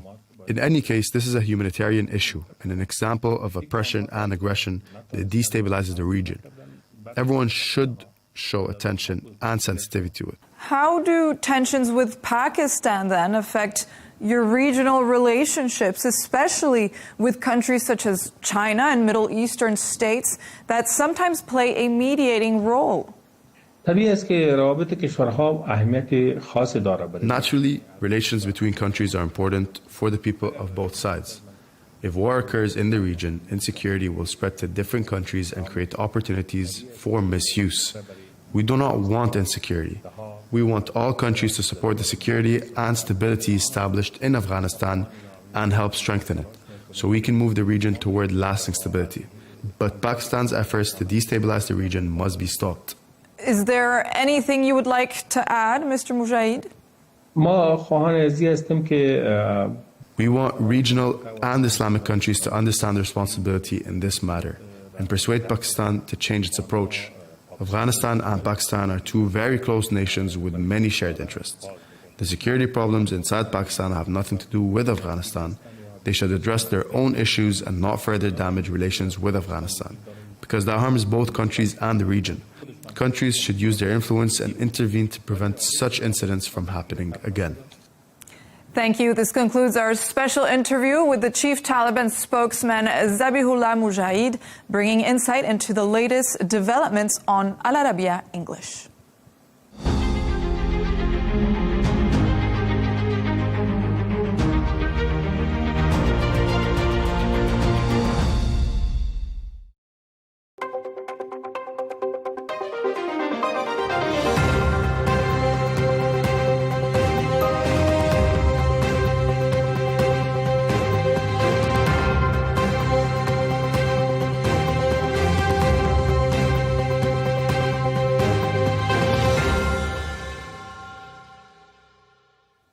Hello and welcome to this special interview on Counterpoints with me, Melinda Nucifora.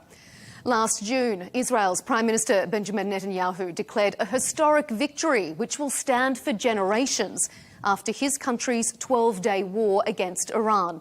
But less than 1 year later, the two rivals, and increasingly it seems the broader region, are once again embroiled in conflict. Israel's opposition has largely rallied around the government in support of its military actions over the weekend. Joining me is opposition leader and former Prime Minister Yair Lapid. Thank you so much, sir, for joining us here on Counterpoints. Thank you for having me, Melinda. So, if Israel and the US achieved that historic victory last time, and the current negotiations were reportedly going well and were close to an agreement, according to the Omani mediators, why was this military action necessary? Because the Omani mediators were wrong. This was not going well. This was Iran again going back to its evil ways and deceiving and stalling and buying time in order to keep on building their nuclear facilities and their ballistic missile facilities in order to shower Israel with ballistic missiles and, God forbid, use atomic weapons against Israel and around the Middle East, as we see now. Are you surprised at the scope of Iran's retaliation? I mean, Gulf states have had more missiles and drones directed at it than towards Israel. Are they paying the price for Israel's war? Well, I think what happened was the Iranians miscalculated. I think what they thought is going to happen is that if they will shoot on Saudi Arabia, if they will shoot on the Emirates or Bahrain and Kuwait, then they will create pressure on the United States, on President Trump, to stop the war. Instead, since these are proud countries, they have arranged themselves an anti-Iranian coalition in the Middle East. Everybody's saying, I mean, nobody in his right mind, nor in Saudi Arabia, nor in the Emirates, nor elsewhere, is going to say, okay, they shoot at us, so we're going to talk peace to them. These are, as I was saying, these are proud countries, and they're going to retaliate, and rightly so. So the Iranians made a horrible mistake. I can't say I'm sorry they made a horrible mistake, but I am sorry that the people of Saudi Arabia, Emirates, Bahrain, Kuwait, and others have suffered these irresponsible shooting at them. President Trump has said, though, that he is willing to re-engage in talks with Iranian officials. Is he already looking for an off-ramp, do you sense? And do you support a de-escalation given the current trajectory of events in Israel and in the region? Well, this is too early to tell, and besides, President Trump said the other day it's going to take at least 4 weeks. I think right now what we need to do is to look at what is it that we want to achieve. So as I was saying, there were 3 goals. One is the ballistic missile program, the other is the nuclear program, and the third is creating the conditions for the people of Iran to change the regime. Because what we have in Iran is not a real government. What we have in Iran is the terror organization that has took hostage an entire country and an ancient and glorified culture. And the people of Iran do not tolerate this. We saw them. We saw these young people courageously taking to the streets in January. And I think right now what we're doing is, and the Americans are doing, is creating or improving the circumstances or enabling them to try to pave their way to freedom under better circumstances. You mentioned there that President Trump has said this could take at least 4 weeks. Do you agree with that assessment? We've heard some regional analysts say that if this goes on for 4 weeks, this will inevitably spiral into a very serious regional conflict. Would you like to see this operation last for 1 month? Well, first of all, it is already a conflict. And the Iranians talk the big talk, but obviously they can't walk the walk because their way to spiral this furthermore is very limited. They don't have the military to put behind what they're saying. So I think the question of how long it's going to take is mostly operative. It has to do with the kind of success we're going to have in obliterating the ballistic missile operation and the nuclear facilities. And we'll have to wait and see what happens in the streets of Iran and especially Tehran in the coming days or weeks. Nobody wants war. You know what? I'm sitting in my bomb shelter in my home with my wife and my daughter. It's not it's not an easy feeling. I mean, I wish to God there was a possibility of peace with Iran. The Iranian people are one of the less anti-Semitic people in the region. The problem is with the regime. So maybe only when the regime will be toppled, we will have the peace we seek. You say that nobody wants war. We heard just recently from the Defence Secretary, Pete Hegseth, saying we didn't start this war, but arguably the US and Israel did start this current conflict with those strikes over the weekend. I disagree. I mean, I've heard these people are telling me, you know, it was a war of choice. No, it wasn't. I mean, the choice was sit home and wait for a rain of ballistic missiles to fall upon you, or worse than that, a nuclear bomb to fall upon you. This is not much of a choice. I mean, one of the things we have learned, you know what, even recently, on October 7th, is not to wait or contain threats, but to react upon them. There was an imminent threat, and we had to respond. We didn't want this. Iran has zillion chances to stop their nuclear program, to stop their ballistic missile program, and they've declined.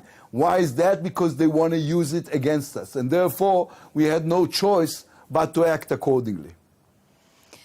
Senior Iranian national security officials have said that Iran is prepared for a long war regardless of the cost.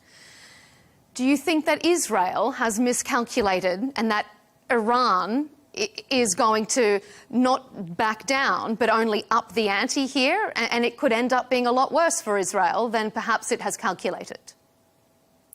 The only thing I can believe in this statement is the fact that they don't care about their own people.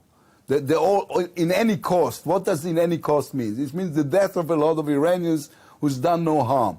They are willing to sacrifice their own people. You know what? Part of the reason Israel is so much stronger than Iran is because we are a culture and a country that does respect human life and values human life. And what we're doing now is not sacrificing our people, but defending our people. It comes with the cost. I was just in Bet Shemesh, where an Iranian missile landed and killed 9 people, including 3 children from the same family. Again, there is a cost. But the cost is because we care about life, not because we do not care about the life of our people. It is what they're doing is they're willing to sacrifice their own people just for the existence of the regime, and this will not work. And besides, I mean, I would not exaggerate in assessing the power of Iran. This is a country who cannot supply water to the people in Tehran, let alone last a long war. You've said that Iran needs a Nelson Mandela type figure and have urged the youth to continue to rise up. Is total leadership change in Iran the only suitable outcome for Israel, or would it support a weakened leadership similar to the Venezuela model? Well, it's not up to us. I mean... and yet it was Israel and the US who assassinated the supreme leader. So Israel does have a hand in it. Well, we do have a hand in it, but the change we're talking about is up to the people of Iran. Yes, we are killing terrorists, and we are killing terrorists who want to kill us before they kill us. And this is why we killed Khamenei, and we're not going to apologize for this. And this is why we killed also all the other people around him, because they were sitting in a bunker planning mass destruction on Israel, and we're not going to tolerate this. But the question of where Iran is going is an Iranian question. We can, as I was saying, the only thing we can do is enabling the possibility by hitting Revolutionary Guards headquarters, Basij headquarters, by eliminating some of the more radical leaders, yes, including Khamenei. But we're not going to try and we're not even going to pretend where we can make the decision for the people of Iran. It's up to them. Is there a concern in Israel, though, that perhaps this could galvanize people against the West, against the US and Israel, because this has been intervention from above, not from the civilians? Galvanizing more than 40 years of anti-Semitic propaganda and burning flags in City Square and exporting terror all around the Middle East. How can you galvanize it more? You know, there's something that was always almost comical to me. You saw this demonstration throughout the last 40 years of people burning Israeli and American flags in Tehran main square. And I always ask myself, where do they get the flags? How many flags do they have of Israel and the United States? And the answer is as many as the regime is giving them. So they had a really huge propaganda operation, trying to galvanize the public opinion against Jews, and the word is against Jews, it's not against Israel, against Jews and against the West. And they did not succeed. We saw what happened in the streets of Tehran when it became known that Khamenei died. People were celebrating, and they were celebrating because they were celebrating the future freedom of the people of Iran. If we turn our attentions before we run out of time to Lebanon, the Israeli military says all options are on the table regarding a possible ground invasion in Lebanon, because we have seen retaliation from Hezbollah there. Do you think the reopening of that front as a ground operation is now inevitable? No, I think it is. I mean, there's still. It's up to the Lebanese what they're going to do opposite Hezbollah. We told Hezbollah to begin with, if you get involved in this, you will pay a terrible price, and Lebanon will pay a terrible price. Hezbollah is controlling Lebanon. It's not the other way around. And I think they miscalculated, and I think we retaliated in the proper manner, and it can get much worse for Lebanon. So if they know what's good for them, they should stop whatever it is they were trying to do. They're not helping themselves. And I saw President Aoun, the Lebanese president, telling Hezbollah this is illegal. And what he meant is, you are leading to the destruction of Lebanon as a country, and I'm not willing to tolerate this. And he's right. Hezbollah is playing with fire. As I was saying, after October 7th, there will be no policy of containment of threats from Israel. We will respond to anything large scale, and they're just bringing doomsday on themselves. And just finally, there has been concerted effort to normalise relations between Israel and a lot of Gulf countries. A lot of those countries now feeling very direct implications from the US and Israeli actions. What would you say to people in the Gulf states at the moment as they continuously hear those missile defence shields booming overhead day after day? Well, you know, there's this new thing they call WhatsApp diplomacy. I've been texting with my friends around the Arab world in the last few days, sending each other, you know, messages of hope and encouragement. And basically, if anything, I think this will, long term, not short term, long term, this will contribute to the kind of relations we have with the Gulf states, because, you know, the enemy of my enemy is my friend, and especially if he was a friend beforehand. And I think people understand now that, you know, we have even more common interests than we thought that we had before. Hopefully this will convince some of the country who is playing both parties, you know, the Iranian and the Israeli, to understand whom can they trust and what country is a reliable partner, especially in time of need. We are the reliable partner, and we are more than willing to promote this peace.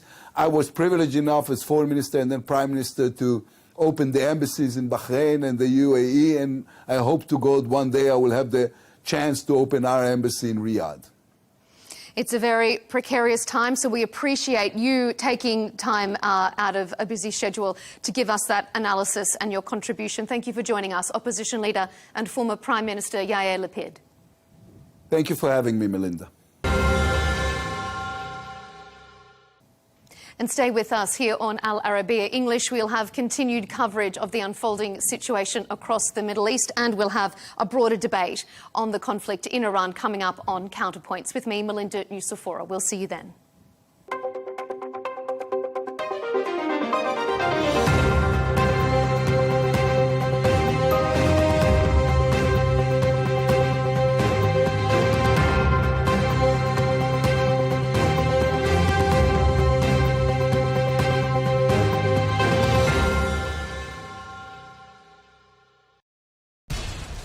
To take care of our people, and we're going to take care of our people first.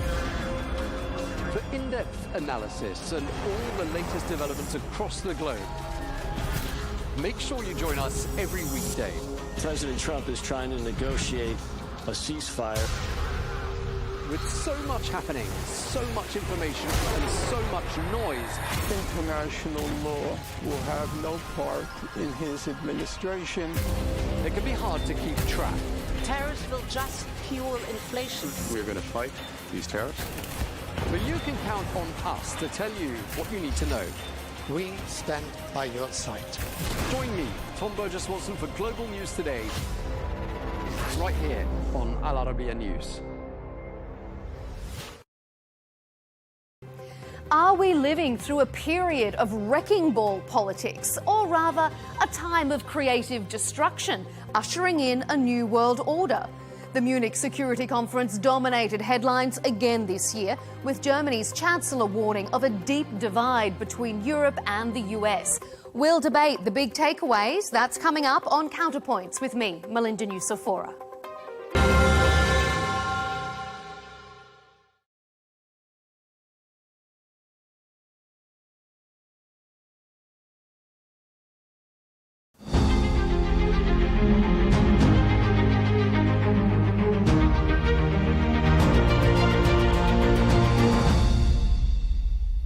The World Defense Show, as we mentioned, is not only a platform showcasing the latest defense and military products. It is also a venue where senior security and military leaders and strategists meet for broader consultation, matters ranging from military issues and security threats to the requirements of this phase. Joining us now is General Derek Swords, Commander of the 9th Air Force. Welcome, General Derek, to Al Arabiya. There is a strong alliance between Saudi Arabia and the United States. As commander of the 9th Air Force, how do you view the American-Saudi partnership at this stage? Well, good morning, and thank you for the time. It's a pleasure to be sitting here and having this conversation.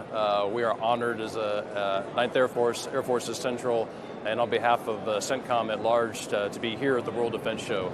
It is truly an honor to be here, and we value the invitation. Thank you so much for the time today. Your question about U.S. and Saudi cooperation right now. I would tell you it is at a very, very high level. We cooperate across the military sphere. We see eye to eye on the end state of our militaries, which is to secure stability and peace within the region, and we do that through cooperation. We are also see eye to eye on how interoperable our systems need to be, so that they need to be able to communicate with each other. They need to be able to understand the same languages, the same tactics, and be able to operate seamlessly together, shoulder to shoulder and wingtip to wingtip. And the third way that a cooperation is really strong right now is through the relationships. And so I had the honor of serving in the Royal Saudi Air Force Weapons School over 20 years ago, flying in Dhahran F-15Cs. And the relationships I made then are still strong today. And that relationship from airman to airman, soldier to soldier, military to military is as strong as it's ever been across our formations. A few days ago, General Derrick, the U.S. Air Force, joined Saudi forces and other partners in the Spears of Victory exercise in January of this year. What is the significance of that participation, and how do you assess operational coordination, both at the command level and among personnel on the ground? As far as training impacts go, that is one of the things that keeps that relationship strong. So you may be tracking, we recently participated in the Royal Saudi Air Force Spears of Victory exercise held in Dhahran. And we participated with 4 F-16s that participated with multinational airframes in scenarios that not only trained and ready our combined forces if called into action to defend the region and the kingdom and secure peace and stability, but also develop those relationships that happen, that can only happen when captains and sergeants and lieutenants plan together and train together effectively and communicate well over time. General, this year marks the 35th anniversary of Operation Desert Storm, in which U.S. forces took part. After all these years, as a U.S. commander, how do you assess the threats facing the Middle East today, right now in this moment? So the question on, looking back at Desert Storm 35 years ago and the current threats today, clearly the threats themselves are different. Technology has advanced. There are new capabilities on any battlefield that didn't exist in Desert Storm. And so that's something we have to take into account when we do that. In my opinion, the fundamentals of this region are still the same. That there are actors in any region that will seek to disrupt the stability that exists in ways that can be dangerous sometimes. And the way to counter that is through coalition, building together, defining what our common goals are, and working together in a military and external to the military way to promote that security, and training and be ready to go. So readiness is one of our focus areas, and readiness doesn't happen just in a vacuum and in isolation. It has to happen in a combined and multilateral way. That's what the World Defense Show is all about. It's not just a way to showcase capabilities. It's a way to have the conversations that we need to with regional partners and industry here so that we're better moving forward. You have extensive experience in aviation, General Derrick. As commander of the 9th Air Force, there is growing talk that drones could reshape or even replace parts of aviation in the near or long term. What impact have drones already had on air forces? And do you see that impact as ultimately negative or positive? Okay. I understand your question to be more specifically about the drones and their impact. And so that is one difference, certainly, between Desert Storm of 35 years ago and the threats we face today. And that is an impact that we have to deal with. And it can be a challenging problem. The approach that we typically take against drones is to understand that a drone operates on mass, the principle of mass. So if there's a large number of drones, that the challenge itself is not each individual drone, it's the numbers of them that can happen at the same time, and being ready for that. And so the way we work against that is to have systems that are interoperable. It is across the region being willing to share information about an attack or a drone or something that might be happening, and then to have systems down to the base level that can counter those drones and do it effectively in large numbers if needed. Artificial intelligence is also one of the key themes at the World Defense Show. How do you see AI affecting military aviation now and over the coming years or even decade? Yeah, so the question on AI is an important one, and I know it's one of the focus of this World Defense Show, and rightfully so, because it is emerging technology, and it has tremendous opportunity in all sorts of spheres, including the military. It is something that our military and the militaries of this region take seriously and see that opportunity, and within that opportunity, there's abilities to operate at speed and at scale that we wouldn't imagine in the years of Desert Storm or previous to that.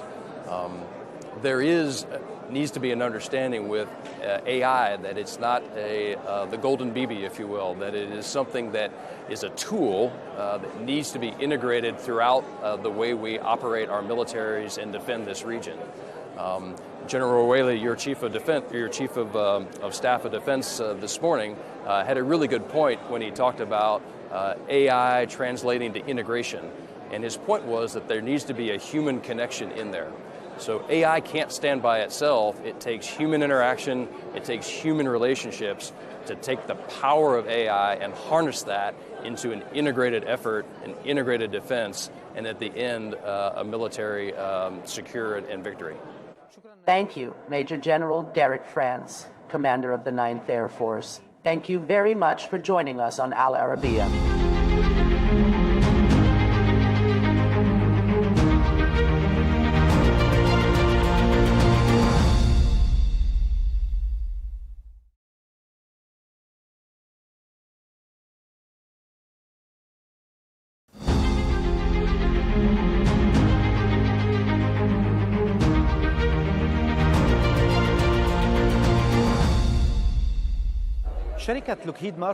Lockheed Martin is a globally recognized American company and one of the largest defense and military manufacturers in the world. The company also maintains long-standing partnerships here in the Middle East. For decades, it has worked closely with the region, particularly the Gulf and Saudi Arabia. Recently, there has been significant global attention, not only in the Middle East, but worldwide on missile systems, whether offensive or defensive. Joining us here at the World Defense Show is Mr. Tim Cahill, President of Missiles and Fire Control at Lockheed Martin. Sir, welcome to Al Arabiya. Let us begin with your partnership with Saudi Arabia. You have a long history of cooperation with the kingdom, supplying numerous defense systems regarding the recent launch platforms for the THAAD system in Saudi Arabia and the locally produced components.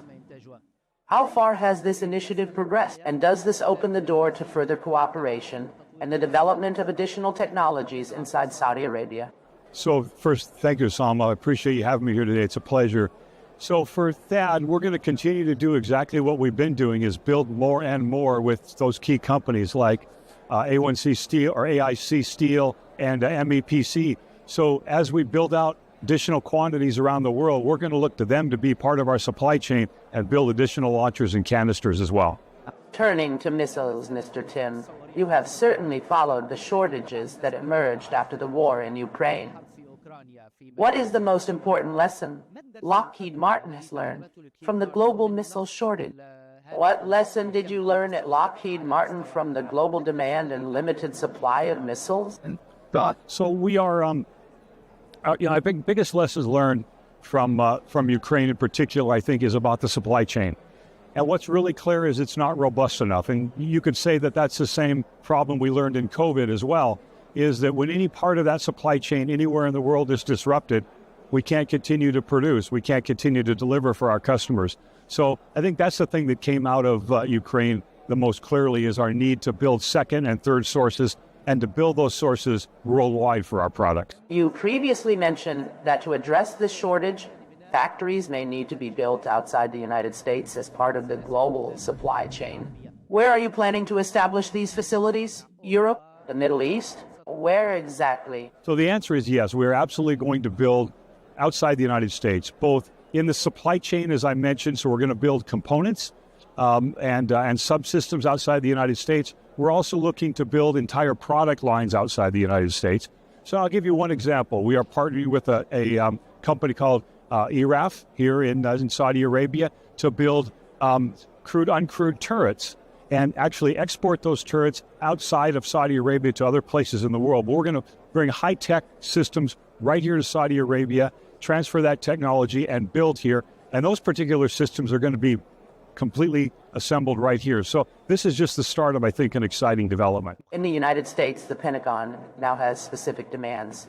It wants larger quantities of munitions at lower cost. How does Lockheed Martin balance producing more at a lower cost without compromising accuracy, effectiveness, and overall missile system performance? So the way we're going to balance the affordability and the capability and do that at scale is, first of all, by getting the numbers up, the actual production rates up, the prices will go down. That's just natural economics. The other thing that we're doing with all of our customers, and particularly the United States, is we're evaluating all the requirements that we're building the systems to. Some requirements are really important. If you're going to fire a missile, it needs to hit the target and nothing else, for example. We're not going to give up on that requirement. That's too expensive in lives and in property. But we might give up on some requirements that aren't quite as important, some that are more bureaucratic, some that slow the process down. So our way to get to affordability, I think, is scale and only build to the requirements that are absolutely necessary. If we do that, we're going to get to be exactly where we want to be. Many researchers, participants, and officials at the World Defense Show are highly concerned about supply chains. At Lockheed Martin, what concerns you most about global supply chains?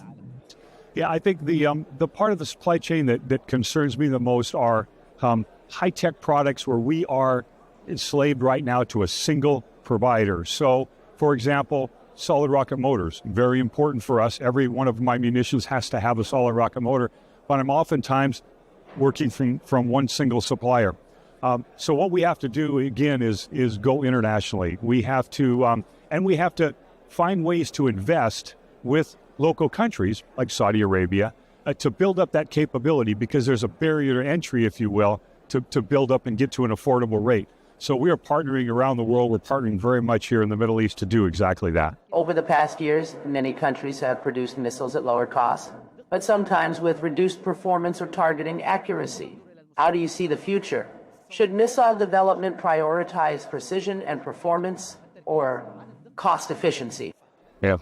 So the answer really is we need both. And there are conditions where you're fighting where small, affordable weapons is the perfect answer for the solution. But there are times where you just got to deliver capability on target with something that is really, really good, really high tech. And so ultimately, I think we're going to have the mix of those. Lockheed Martin, we build both of these systems. In fact, we build small components, small systems that are really affordable, that can be deployed in large numbers. We also build sophisticated systems. Those are the ones we're more known for, but we in fact build both of them. We think there's a future for both of them. The HIMARS system is one of the most well-known platforms and has achieved significant operational impact. Some ask why HIMARS remains so effective after all these years. Do you have plans at Lockheed Martin to further develop HIMARS missiles to ensure they remain effective, including against drones? Well, HIMARS is an incredible machine. What makes it so effective and battle-proven, and why there are 750 HIMARS now around the entire world, is the fact that, first of all, it moves fast. It fires in an instant and keeps going, so it's hard to catch, right? It also can be reloaded very, very quickly, so you can get additional munitions on it. The other thing about HIMARS is that, quite honestly, it can take a hit, right? So even if you find it, you can't just send a few little drones at it. You got to really send something at it to knock it out. So it's an incredibly capable system. It's transportable. It's fast. It's agile. It delivers an entire family of munitions from 75-kilometer range munitions all the way up to what will be 1,000-kilometer munitions. And so it is genuinely the best capable system, the most proven system on the planet right now. Artificial intelligence is now entering the defense industry in a major way. Do you believe AI has made testing or the development of defense systems easier worldwide? Will it play a major role in future defense platforms? And are you concerned about its implications? So AI systems are changing everything. And and we're just at the tip of the iceberg right now.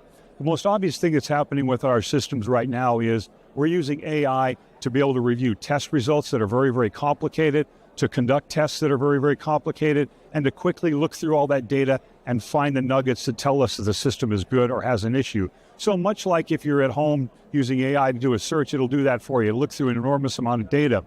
But I think even more importantly is our ability to tie systems together digitally in a world that used to be all paper. And because we can do that, we can take development timelines and bring them down very, very rapidly. Again, because you can evaluate data and you can project how a system might perform in the future right now. And that helps you avoid a lot of margin, if you will, a lot of things that you might do to the systems that you really don't have to do. If you can predict how they're going to act in certain situations, then you can either do or not do those things, back to those requirements that I talked about that I think we can give up. So AI is daily changing everything that we're doing. It's fundamental to our business. When looking at missile programs in the United States, many hypersonic initiatives were previously delayed. However, there is now renewed global focus on missile development. Where does Lockheed Martin stand today? Are you actively developing hypersonic and long-range missile programs? Yeah, well, hypersonic systems are incredibly important. They are very much an element of the future. We have, in the United States, among the very few production hypersonic systems, so we have one for the Army and one for the Navy right now. We're about to go into production here, we expect in the next 6 months, with an Air Force hypersonic system. So this is fundamental to the kind of things that Lockheed Martin does, taking high-tech systems, the state-of-the-art cutting systems that are going to perform in combat and be successful and survive in combat, any countermeasures that an adversary may bring to you, and then bring those down to an affordable level and then put them in use at high production rates. So that's very fundamental to what we're doing, and we're right in the middle of that in the United States. Mr. Tim Cahill, President of Missiles and Fire Control at Lockheed Martin in the United States. Thank you very much for joining us on Al Arabiya. Thank you.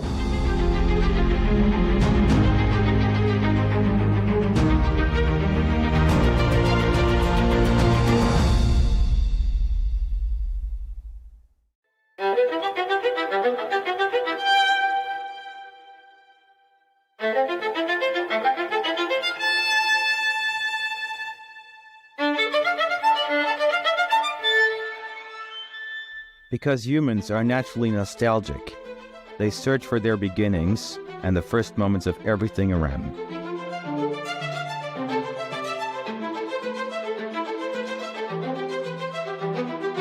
It is in our nature to cherish what we consider precious, to protect our memories, even those that break our hearts.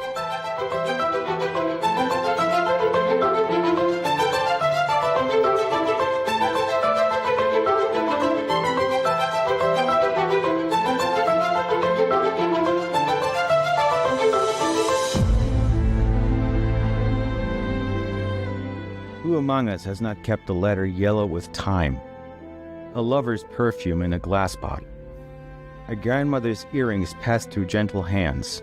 A photograph. A record. A book that carries the warmth of a heartbeat. Can we say that everyone has their own museum?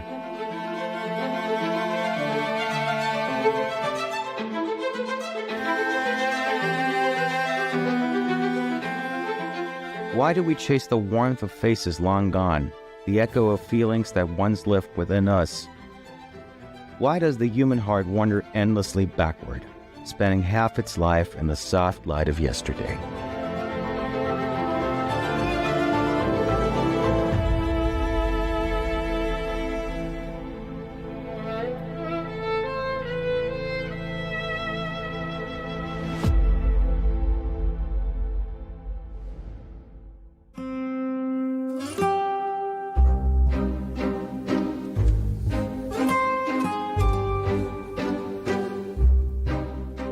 What are the origins of the museum? When did humanity decide that its treasures should belong to everyone? The story of museums, those guardians of culture and memory, begins much earlier than most imagine.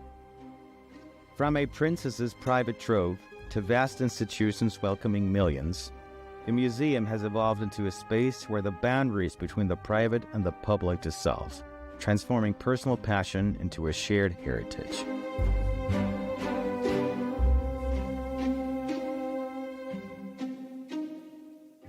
The Louvre has always been in the center of Paris. That is to say, it has been the heart of Paris for almost 800 years.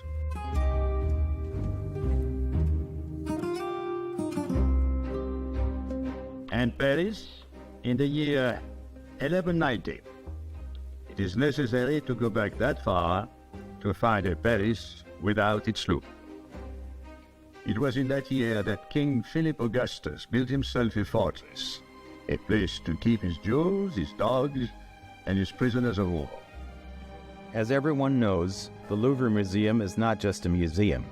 For decades, it has been one of the tools of soft power, and the actual decision regarding its management and security rests with the Élysée Palace.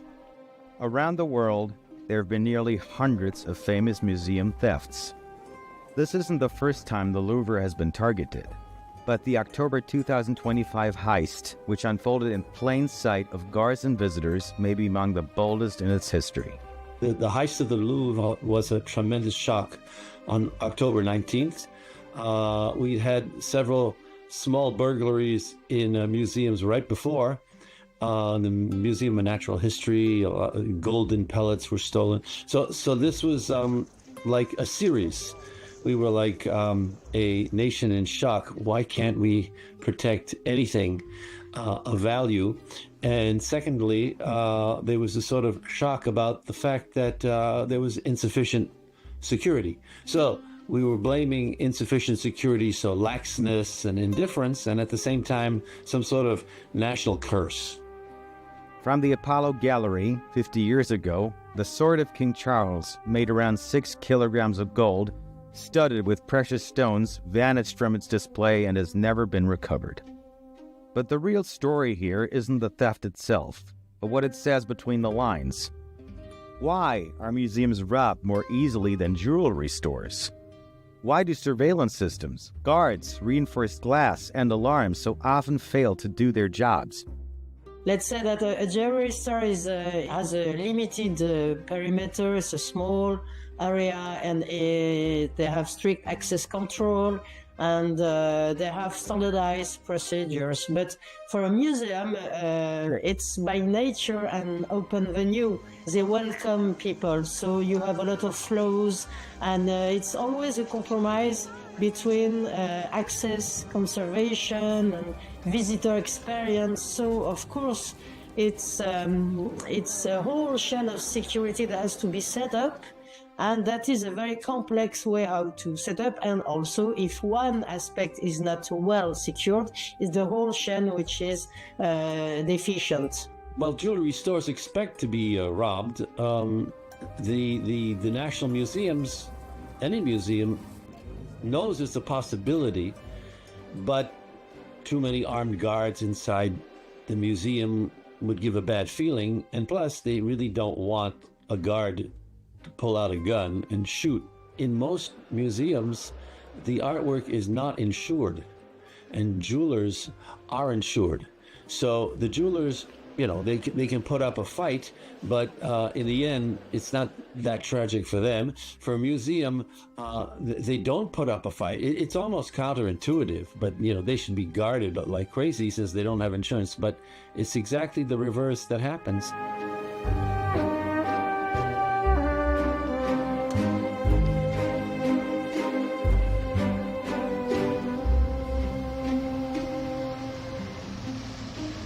On a bright morning on the 19th of October 2025, a theft unfolded in the heart of Paris that stunned the world. Not for its scale alone, but for its symbolism. In broad daylight, priceless artifacts vanished from the Louvre, the world's most visited museum and one of France's proudest institutions.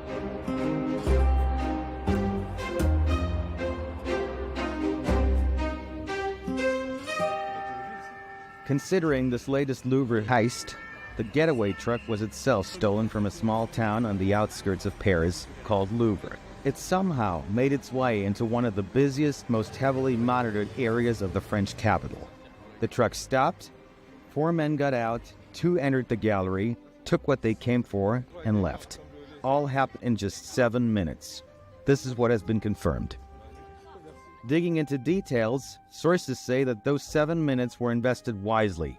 3 minutes and 57 seconds were enough to smash the glass, snatch 2 displays of jewels, and escape without anyone lifting a finger to stop them.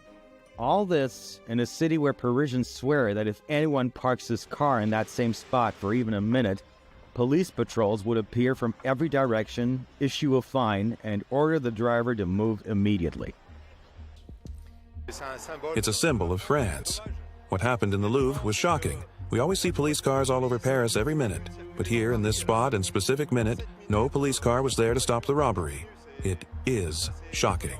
So that's what really shocked us. The easiest way they could use to do that, it was like acting normally, you know, being part of the environment. The world is expecting more security from this kind of places, of course. One day or one other, we will have also a security failure in the Tour Eiffel. The thieves did know everything about the Louvre's method of operation. They knew that the jewels were reinstalled every morning.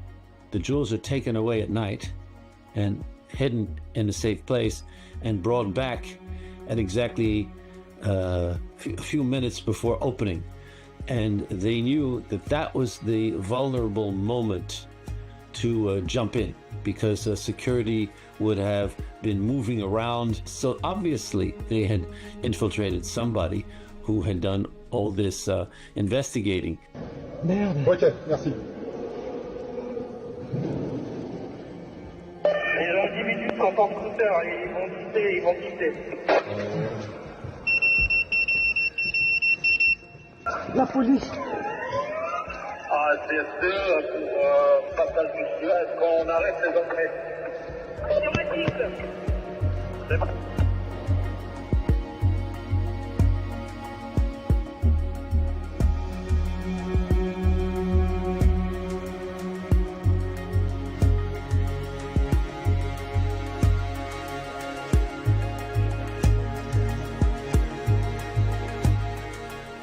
Experts say museum officials long believed that a daylight robbery of a major museum was virtually impossible. Yet growing evidence suggests the Louvre thieves may have received assistance from inside the institution itself. Some even speculate that the perpetrators had a digital or human Trojan horse inside the museum, a secret accomplice who is now just a stunned observer like everyone else. Still, these are speculations nonetheless. All kind of cyber intrusion or any insider that could link some crucial information are always options that has to be taken into consideration for investigation. I am not inside the investigation, but it's very probable that they had somebody inside who told them how weak the system was. It's very plausible. Very plausible. But we have to wait the end of the investigation. Is it somebody like a one guard or some cleaner or something like that? That's where the suspicions would go. But that it was an inside operation that was commanded by people inside who working against their own institution, no, that has not been considered in the end by the investigation, nor the fact that it would be a foreign nation. According to what we know about what they said, the criminals said during their arrest, and also what they have, what the investigators have discovered, there was no any traceability of intrusion. Could be internal insider providing with crucial information, or any kind of cyber attack on the system in the Louvre. So for the moment, nothing goes to that explanation.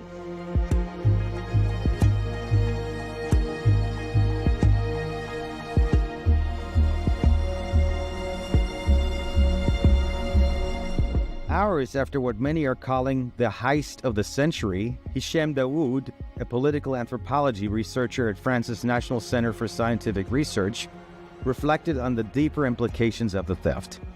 France may have recovered its most valuable artifact, Daoud said, but what was wounded today cannot be healed by reclaiming a mere object.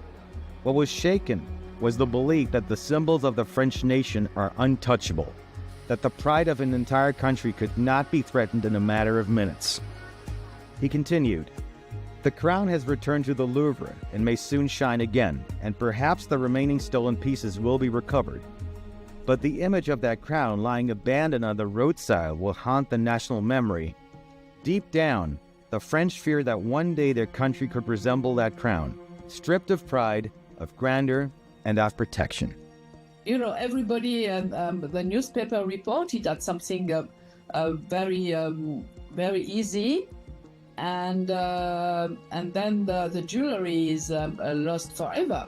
It's part of organized crime, and we will never find them. Those jewels are considered to be national treasures, and who would dare do this in front of everybody and steal them? So museums are behind in their thinking. They got it more or less backwards. And there is another problem that when you steal from a museum, you have to dispose of the artwork on the black market. So these jewels will have to be cut and transformed in order to be sold. And there is another problem, since it's a national affront.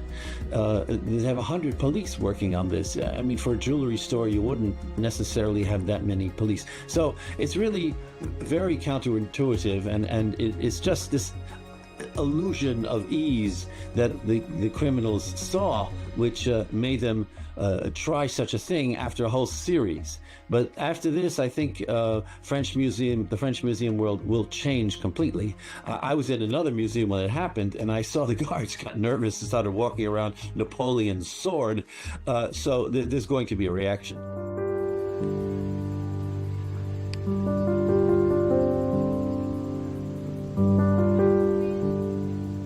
Ironically, some observers note the stolen items may be the only pieces in the Louvre that weren't already stolen from somewhere else to begin with. Historians estimate that nearly 80% of the museum's collection originated from colonial conquests and imperial expeditions. That uncomfortable truth, many argue, is the real core of the story. European analysts see the heist as a mirror held up to France itself, a nation strained by political instability, economic fatigue, and growing social unrest. I guess you are not expecting the President of the Republic to be in front of the museum and be like that and prevent robbery. I mean, it's not his role, okay?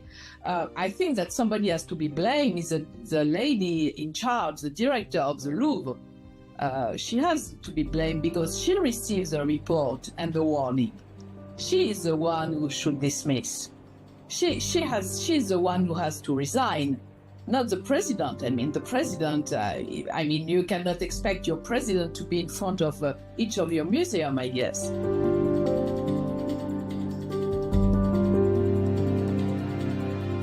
It wasn't just a robbery, one senior cultural critic in Brussels said.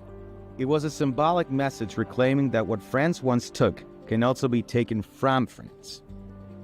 Investigators remain tight-lipped about how the thieves managed to infiltrate one of the most secure museums in the world in broad daylight.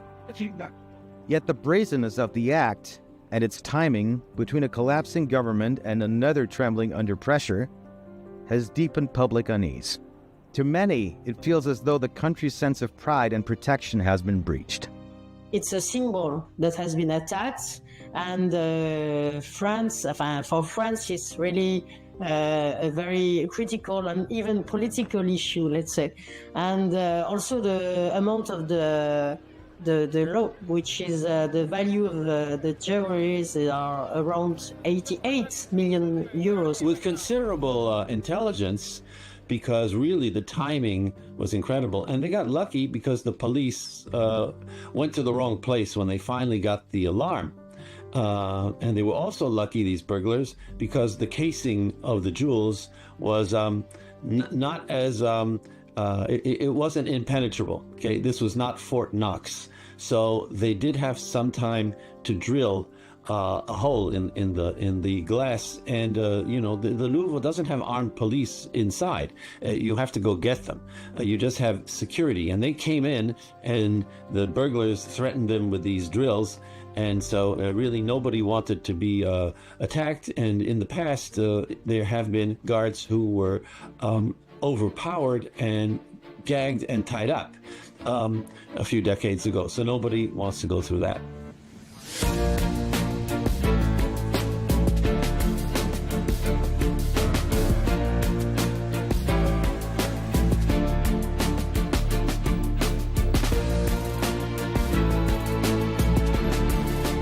We often read the phrase, inspired by a true story, at the beginning of some movies or even some novels.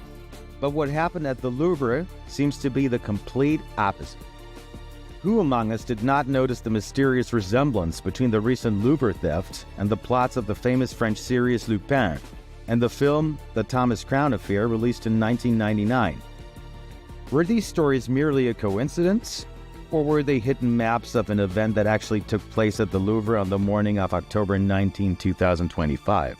The beginning is disturbingly similar because it's the same part of the Louvre which is burglarized. However, in the series, it's a public auction which is attacked, and in reality, it's simply the room, the display room. So there's that difference. However, the quality of the burglars seems to be similar. They are not, international robbers like Arsène Lupin is supposed to have been. This imaginary figure, it's not Ocean 11 or one of those kind of high-class mythical movie attacks. These were just general, jewelry robbers who did this. The comparison is a bit exaggerated because, okay, we have the Louvre, which is a world icon, and it's very romantic place as well. But the idea of also acting during the day, so the fact this is very surprising. Unfortunately, I have to say that as I mentioned previously, obviously no political and no other objective in this helps to get profits and to exploit a security gap, and that's all. Astonishing that they were able to do something like that in such a short amount of time with no one really noticing what was going on. Right. So it really was like an ultimate heist in the middle of the day. Yeah, it almost sounded like a movie. Well, you would imagine like high level of security, especially protecting certain things. So when you have something valuable at home, you try to protect it, right? Imagine a museum with lots of history, lots of years worth of, right? So yeah, very surprised.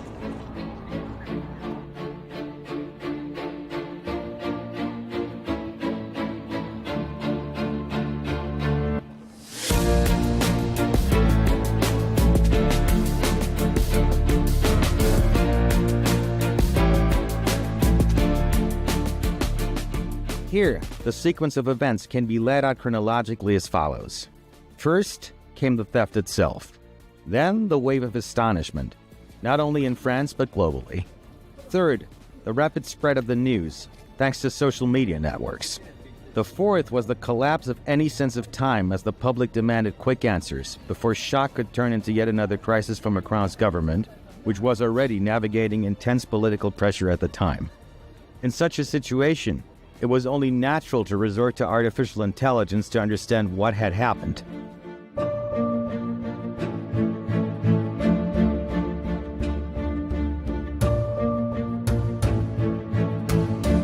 Today, technology does not grant the luxury of time. For example, in the recent Louvre Museum theft, just a few hours after the incident, social media was flooded with countless fantastical videos, perhaps exaggerated, created with the help of artificial intelligence, all seemingly mocking the theft.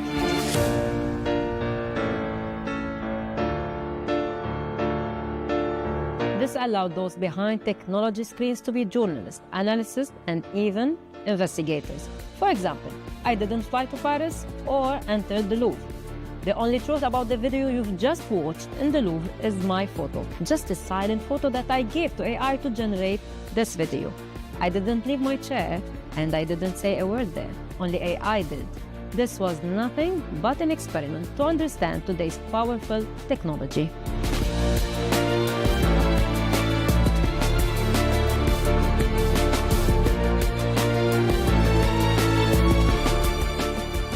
Trying to find a kind of plot in this due to the political and social situation in France. Macron is always used for groups that are against the situation and let's say the current political scene. It's another way how to attack France, or more specifically its president. On ne tire pas sur une ambulance. You don't shoot ambulance. When somebody is weak, it's always easier to ban him and to blame him. Okay? I myself, I don't blame the president for that. I blame the lady in charge, the director of the museum. She is the one who had the report. She is the one in charge. She is the one who must be taken accountable on that.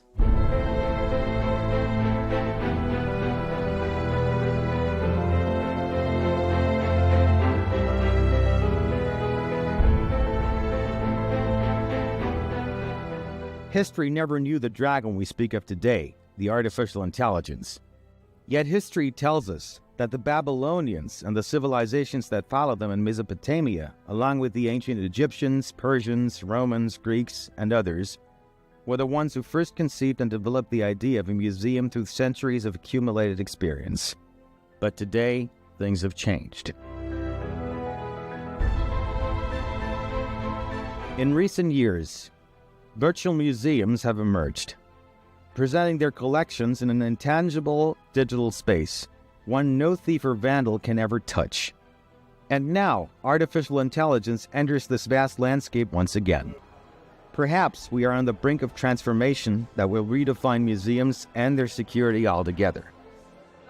Whether physical or virtual, the museum remains a place where history completes its cycle, where history became full circle, returning us to the same human impulse to collect, preserve, and display.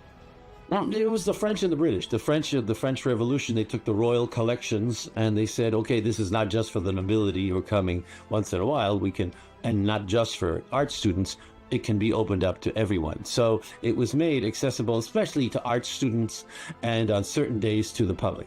And it became popular. And the British did the same thing with the British Museum. Now, in the 19th century, museums were also research centers. You know, they do a lot of archaeology in the Middle East. They did a whole lot of Egyptology. That's really what got them off the ground. And then they stored the big national paintings, you know, a Napoleon crossing, a mountain pass, and such grand paintings. But after, it is in the 20th century that it really got off the ground, because it became a mass tourism attraction and brought in a lot of revenue.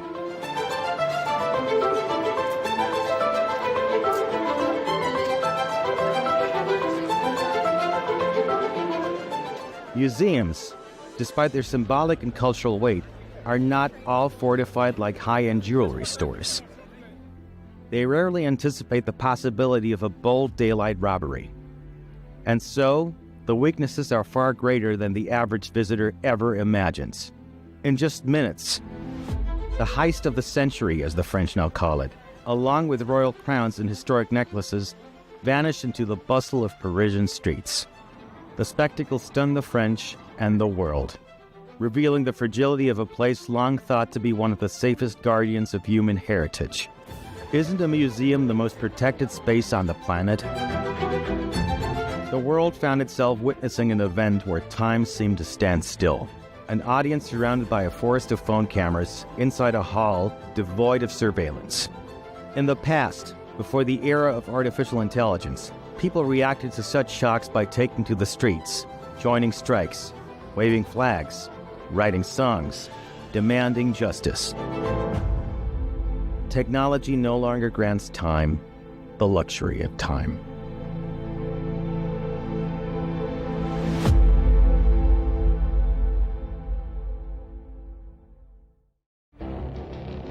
It feels like decades are passing by in a matter of weeks. Seismic shifts in the world order. Never, ever will be part of America. With so much happening and so much noise. Whether it's political upheaval, Canada has been ripping us off for years. Economic shifts or social movements. And no one wins from tariffs. I think America can be more friendly to the rest of the world. For in-depth analysis and all the latest developments across the globe. To have an inclusive policy together. The meetings with Hamas gave me some hope. We're in another nuclear arms race. The most important development straight to your screen. Welcome to the dressing room. I'm on my own. I need backup. And an insightful look at the issues shaping our world today. It was not going to happen, that war, and it happened. Join us on Arabiya News, where the world talks.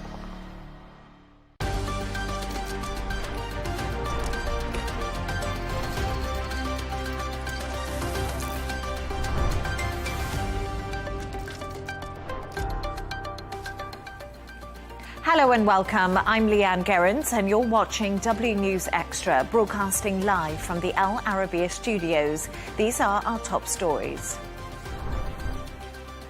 Trump says the US is continuing to carry out large-scale combat operations in Iran. Meanwhile, Iran's security chief says it's prepared itself for a long war with the United States. US Secretary of War Pete Hegseth claims we didn't start this war, but under President Trump, we're finishing it. And global oil prices rise as Iran continues to launch strikes across the Middle East.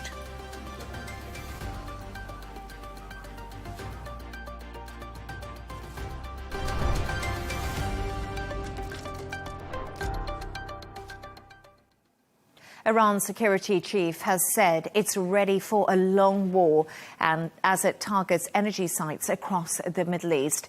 Meanwhile, the UN nuclear watchdog has said there's no indication Israeli and US attacks on Iran have hit any nuclear facilities. In the last hour, President Trump spoke for the first time since the strikes, telling reporters the US military operation will continue. Take a listen. Today, the United States military continues to carry out large-scale combat operations in Iran to eliminate the grave threats posed to America by this terrible terrorist regime. Following our obliteration of Iran's nuclear program in Operation Midnight Hammer a short while ago, we warned Iran not to make any attempt to rebuild at a different location because they were unable to use the ones that we so powerfully blew up, but they ignored those warnings and refused to cease their pursuit of nuclear weapons. In addition, the regime's conventional ballistic missile program was growing rapidly and dramatically, and this posed a very clear, colossal threat to America and our forces stationed overseas. The regime already had missiles capable of hitting Europe and our bases, both local and overseas, and would soon have had missiles capable of reaching our beautiful America. To discuss this and all of today's stories, I'm joined by broadcaster Jono Hayes and Al Arabiya English senior presenter Rawiya Alami. Jono, so we just heard from President Donald Trump. He's obviously been speaking in the last hour or so since those strikes by the US and Israel hit Iran over the weekend. What did you make of what President Donald Trump had to say there? Because he actually had a lot to say. He did, and I think what was different, we're used to hearing President Trump shooting from the hip, so to speak, when it comes to his speeches. This was very calculated. This had a lot of clarity in there. There was confidence in his tone as well, and he framed it, and rightly so, as a war of necessity. It wasn't choice. We heard him mention there that Iran had ignored the warnings and continued to pursue that nuclear program that they had warned them so very much so not to pursue, and expanded the missile program as well. The clear objectives that he set: destroy missile capabilities for Iran, dismantle its navy, prevent it from ever obtaining a nuclear weapon. He was very clear, very methodical. This was a rehearsed, if not definitely very well scripted statement is what he made. He said it's not about boots on the ground. And although I think you've informed me that he has mentioned to a news outlet that he is considering that as an option. Yes, he did say, Trump says he won't rule out boots on the ground in Iran, and that was according to the New York Post. But we have had conflicting reports when it comes to that exact statement. But what he has said is it's not going to be an endless war. He's clearly aiming here to reassure the domestic audience and to the greater GCC region as well, which is feeling the effects of this right now, to make sure that they're aware that there is a plan in place. Militarily, he's saying there's momentum there as well. The US is ahead of that initial 4 to 5 week program that he said. It can go on longer, of course, if needed. But strategically, even without ground troops, and no mention of them just yet, this is a widening regional conflict. So the key question now, I guess, is more about whether Iran can absorb that pressure, or is this going to escalate even further? I think that's the next thing that we now need to look at. And we did see that widen with Israel and Lebanon. We've seen them trading fire, of course, Hezbollah within Lebanon. So that conflict has widened out of Iran at the moment when we do look at things. But I just find it absolutely fascinating that 48 hours since the beginning of this war, Iran seems to have changed the rules of engagement in many respects, Rawiya, because we've seen them initially say we're going to attack US military bases if we are attacked, and now it's moved on to energy facilities. And I think this has become a lot of the chat today. What's happening? True, not just energy facilities. We have airports like that have been hit here in Dubai, in Kuwait, in other also areas in the Gulf region.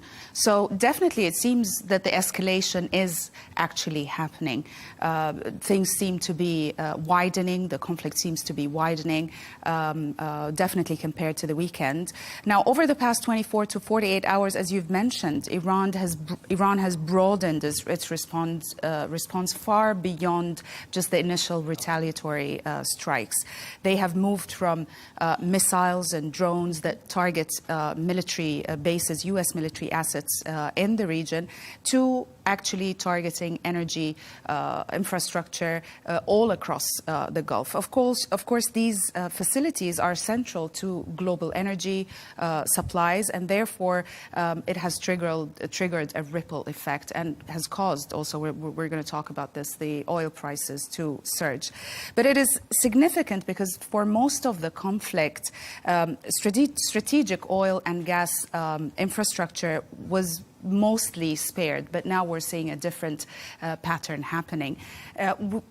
It's hard to say whether this is part of the initial plan that Iran had. It does seem that they've had a plan in place because obviously President Trump has been threatening to strike Iran for a while now.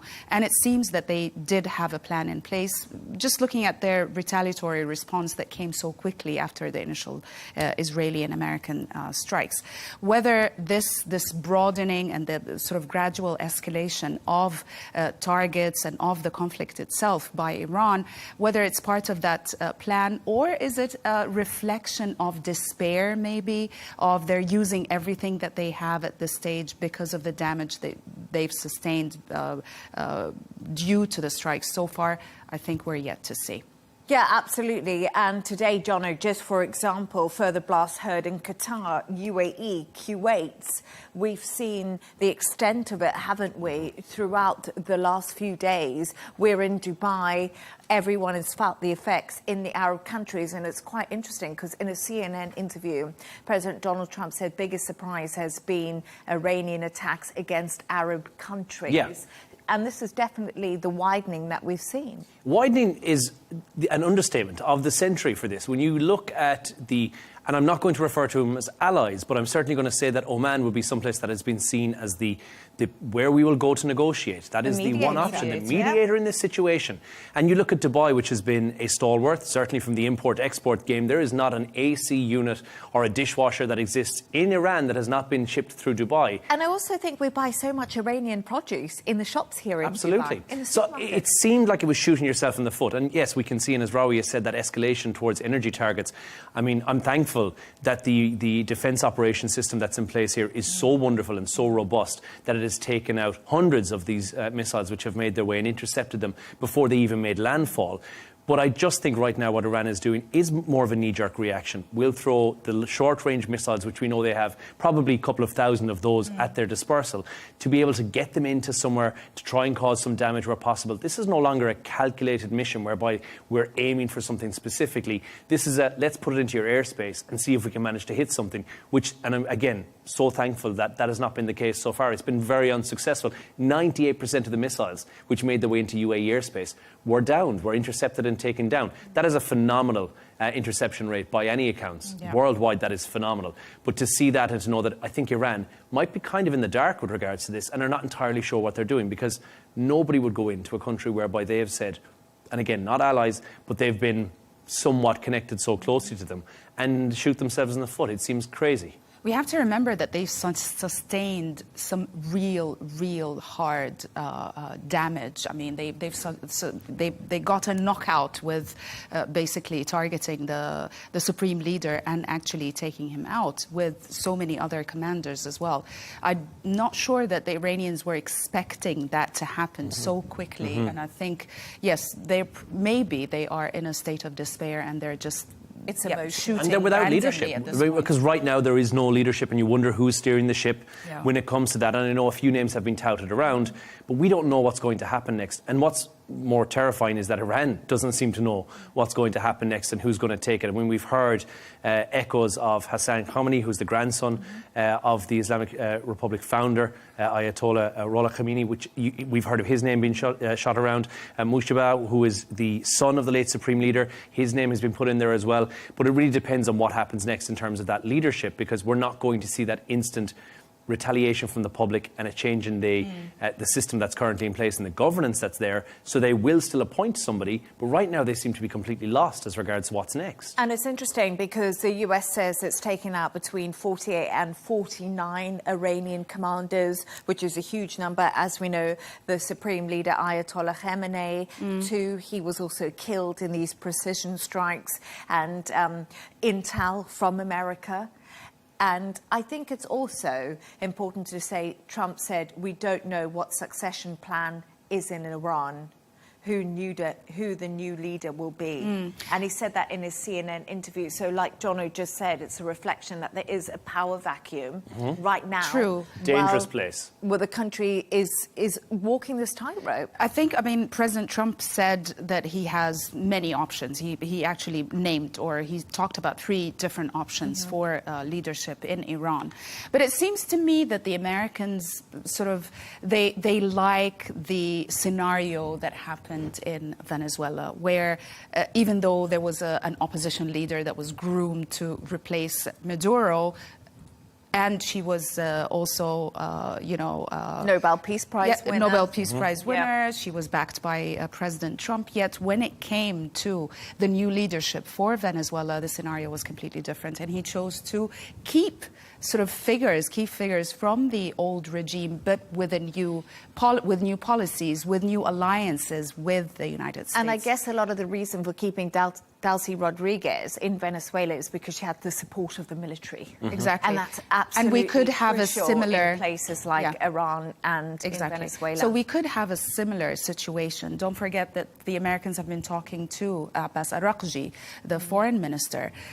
We don't know what really went behind the scenes in the last few negotiating sessions. Maybe there was an arrangement, or God knows. I mean, we're going to see what's going to happen. But maybe these figures that have been so well associated with the old regime will come out with a new one. You would hope so. And you hope there's a plan in place. And I think that's it. Backed and supported by the United States. That mutual support will need to happen. And again, you need to say that needs to be there. But with this regional escalation that we're seeing right now, and again, we're talking about Beirut, which has seen that significant escalation today. 31 people have been killed, according to the Lebanese ministry. And that is a direct attack on Hezbollah. So we've now seen it spread to there. The UK, 2 drones intercepted in Cyprus as well. So the UK is now treating that as a direct security threat to its sovereignty and its military practices as well. So you have to look at how big this is getting and how quickly it's moving. You would hope, like Rawia said, that there has to be a plan in place from the US's point of view of what is for the day after, what is for when this is done, 4 or 5 weeks, hopefully down the line. When this is done, what is the then plan? And, we're going to discuss this in our next segment, because we're going to come on to Pete Hegseth. So stay right there and we'll get into the off-ramp, because I thought what he had to say was really interesting. US Secretary of War Pete Hegseth has also given his first remarks since the US-Israeli military strikes on Iran at the weekend. Hegseth discussed the joint operation, codenamed Operation Roaring Lion by Israel and Epic Fury by the US. He claimed, "We didn't start this war, but under President Donald Trump, we're going to finish it." Take a listen. This is not a so-called regime change war, but the regime sure did change, and the world is better off for it. We didn't start this war, but under President Trump, we are finishing it. Their war on Americans has become our retribution against their Ayatollah and his death cult. It took the 47th president, a fighter who always puts America first, to finally draw the line after 47 years of Iranian belligerence. He reminded the world, as he has time and time again, being an American means something unbreakable. If you kill Americans, if you threaten Americans anywhere on earth, we will hunt you down without apology and without hesitation, and we will kill you. So, Rawia, we heard there from Pete Hegseth, and I found his speech actually quite fascinating, because it was all about how they carried out and why they came to this decision to attack Iran. But once again, there was no off-ramp given by Pete Hegseth what the next steps are after it happens. It's kind of like, it might last this long, but there's an infinite time.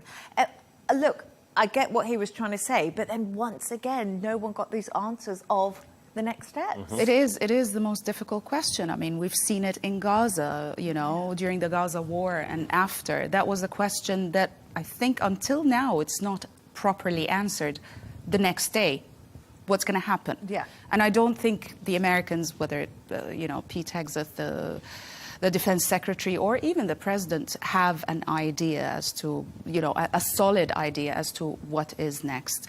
But what I find really interesting is the discrepancies in the different speeches and the different statements that we're getting.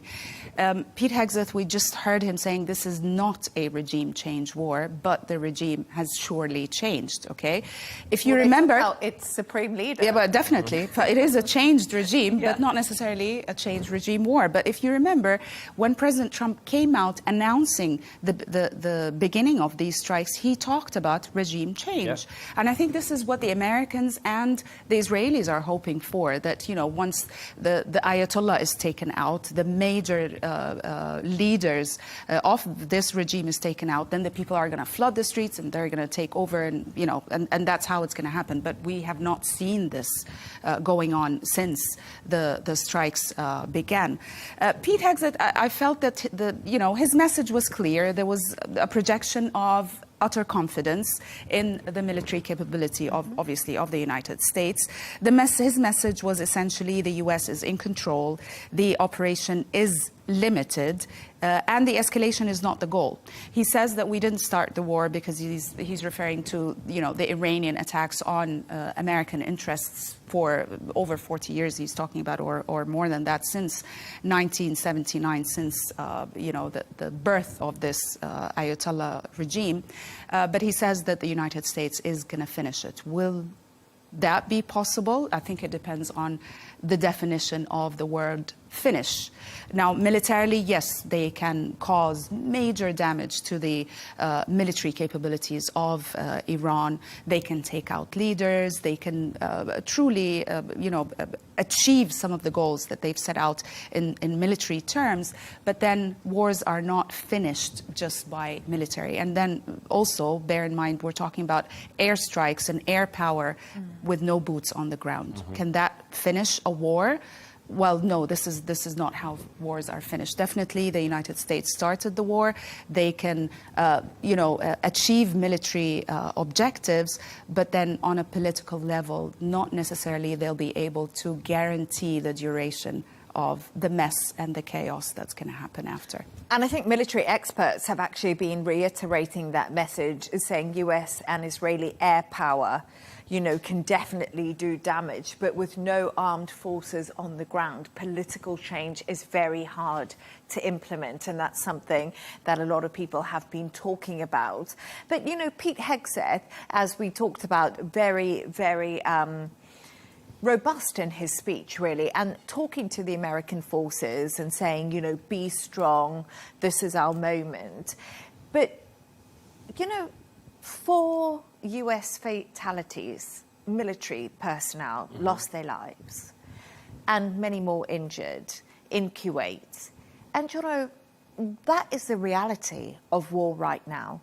And that is what many people in the US are going to be thinking about at this time. Because when I think about it, military caskets being repatriated is a difficult image for people at home to swallow. It absolutely is. And of course, there's the people in Iran. We don't know what fatalities are like on the ground there. We're seeing limited images of these horrifying strikes that have taken place there. So there is a death toll to be taken into account, aside from the school that we already know about with 150. So far, the Iranian Red Crescent is saying, but again, probably over 100 are little girls. Basically. Yes, which is tragic. Of course, that's tragic. But I guess the question is, you know, how long can all of this continue for? How long can they fight this battle in the sky? The real toll that's been taken, and as we've heard as well from all these people who've passed away, and from even Donald Trump referencing that in his speech as well. I guess how long is a piece of string when it comes to this? It remains very much an air and missile conflict right now. It could continue for weeks. I mean, they've said 4 to 5 weeks, right? That's without boots on the ground. We're there. There's an indication that that operation could go on longer, if necessary as well. But we have no input into what's happening on the ground in Iran. We have no idea if Tehran is still there at the moment, because we have no communication with anybody who's in there. So we're getting very, very limited information. And anything that we are getting out, it does look like it's a horrific state right now. However, it can't be overly horrific because there are still missiles being intercepted across the airspace of the Gulf region. So it means they've still got that missile capability. And until the US takes that out entirely, there's still a threat. There's still a threat that everyone feels is pretty imminent. And that is a concern. You've got to look at what, because Iran have obviously famously been actively involved with Hezbollah in Lebanon, Hamas in Gaza, and militias in Syria and in Iraq as well, and the Houthis, of course. So there is this regime change that we've heard so much about, of course, is on the cards. But now you're looking at, we don't know if people are on the streets, because there's a 40-day mourning period. For 7 days, everything is shut. Great way to keep people inside the house is to shut everything on the streets, isn't it? So we don't know if people are on the streets. We don't know if the people of Iran are taking this, what has been called the opportunity by Donald Trump, and seizing it to seize back power, or if they're just staying at home because nothing is open and outside is too dangerous. And I also just think right now, as we're talking, I have seen that residents in Iran have jammed highways to try to flee the bombing. And about 90 million people live in Iran. It's vast. It's densely populated. Even though the US and Israel say they're carrying out strategic attacks, how can civilians not be caught up in something like that? And we talk about people not going into work because there's bombs happening. There's 40 days of mourning. But one of the reasons reasons that those US anti-government protests started in January is because how difficult the economy is for people in Iran. Inflation is sky high. It's difficult to get food. It's difficult to pay their bills. And you just wonder what the wider ramifications they are facing right now. Well, the thing is, I mean, don't forget that they're under attack. And I mean, even historically, when Iran was under attack, you're not going to see demonstrations coming out at this time, basically, against the regime.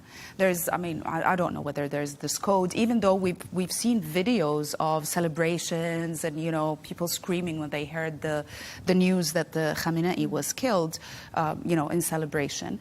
But they are still under attack. It's very difficult to expect people that are going to flood the streets and and take over the government or do anything at this stage while they're still under such vigorous attacks. And as we've said before, Donald Trump wants that organic movement from the streets of Iran to change power in the country. Well, he addressed them directly to the Iranian people, yes. Yeah, but that was the question. He said, take this as the opportunity, get into the streets and take back your country. This was what he wanted them to do. And we don't know. And again, we don't know if it's happening. Yeah. I'm very skeptical. I very highly doubt that it is happening right now, given the situation, given how probably terrified everyone is on the ground. I think it's unlikely, but that was the opportunity, isn't it? If it's not going to be now, then when? Except we've seen there's people ready to take the place of the Ayatollah already. If that happens, we're back to I think it's still early. It's still early. Depends what happens next. Depends basically once we start seeing the real sort of effect of the Israeli-American strikes, how much damage they have caused to the infrastructure, to the military infrastructure and capabilities of Iran. I think it's still early. Once we start seeing more days go on, I think, yes, we will see more. And we'll find out more. We're still in that fog of war, the early stages. Yes. Thank you so much for your thoughts on that. Let's move on now to another story.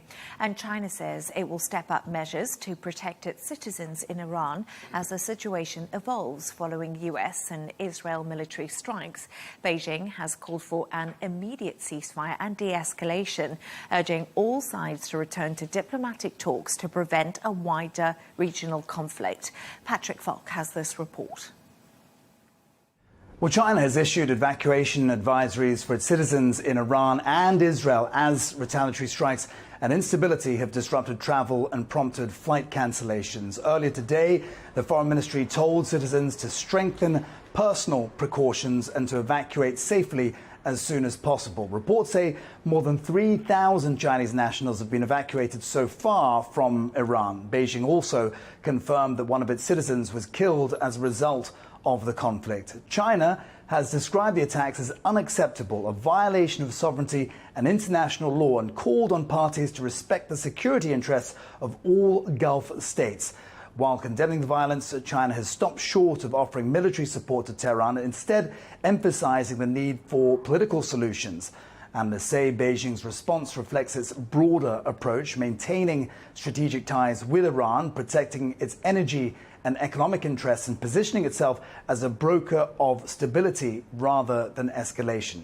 That balancing act comes as the conflict is already affecting global markets and cross-border investment activity. Financial firms with Middle East operations, including some with Chinese interests, have postponed travel and deals amid security concerns, highlighting how the crisis is rippling into economic and commercial relationships. China's calibrated stance suggests it is wary of being drawn into the conflict, even as it presses for a ceasefire and greater diplomatic engagement to avoid further regional spillover.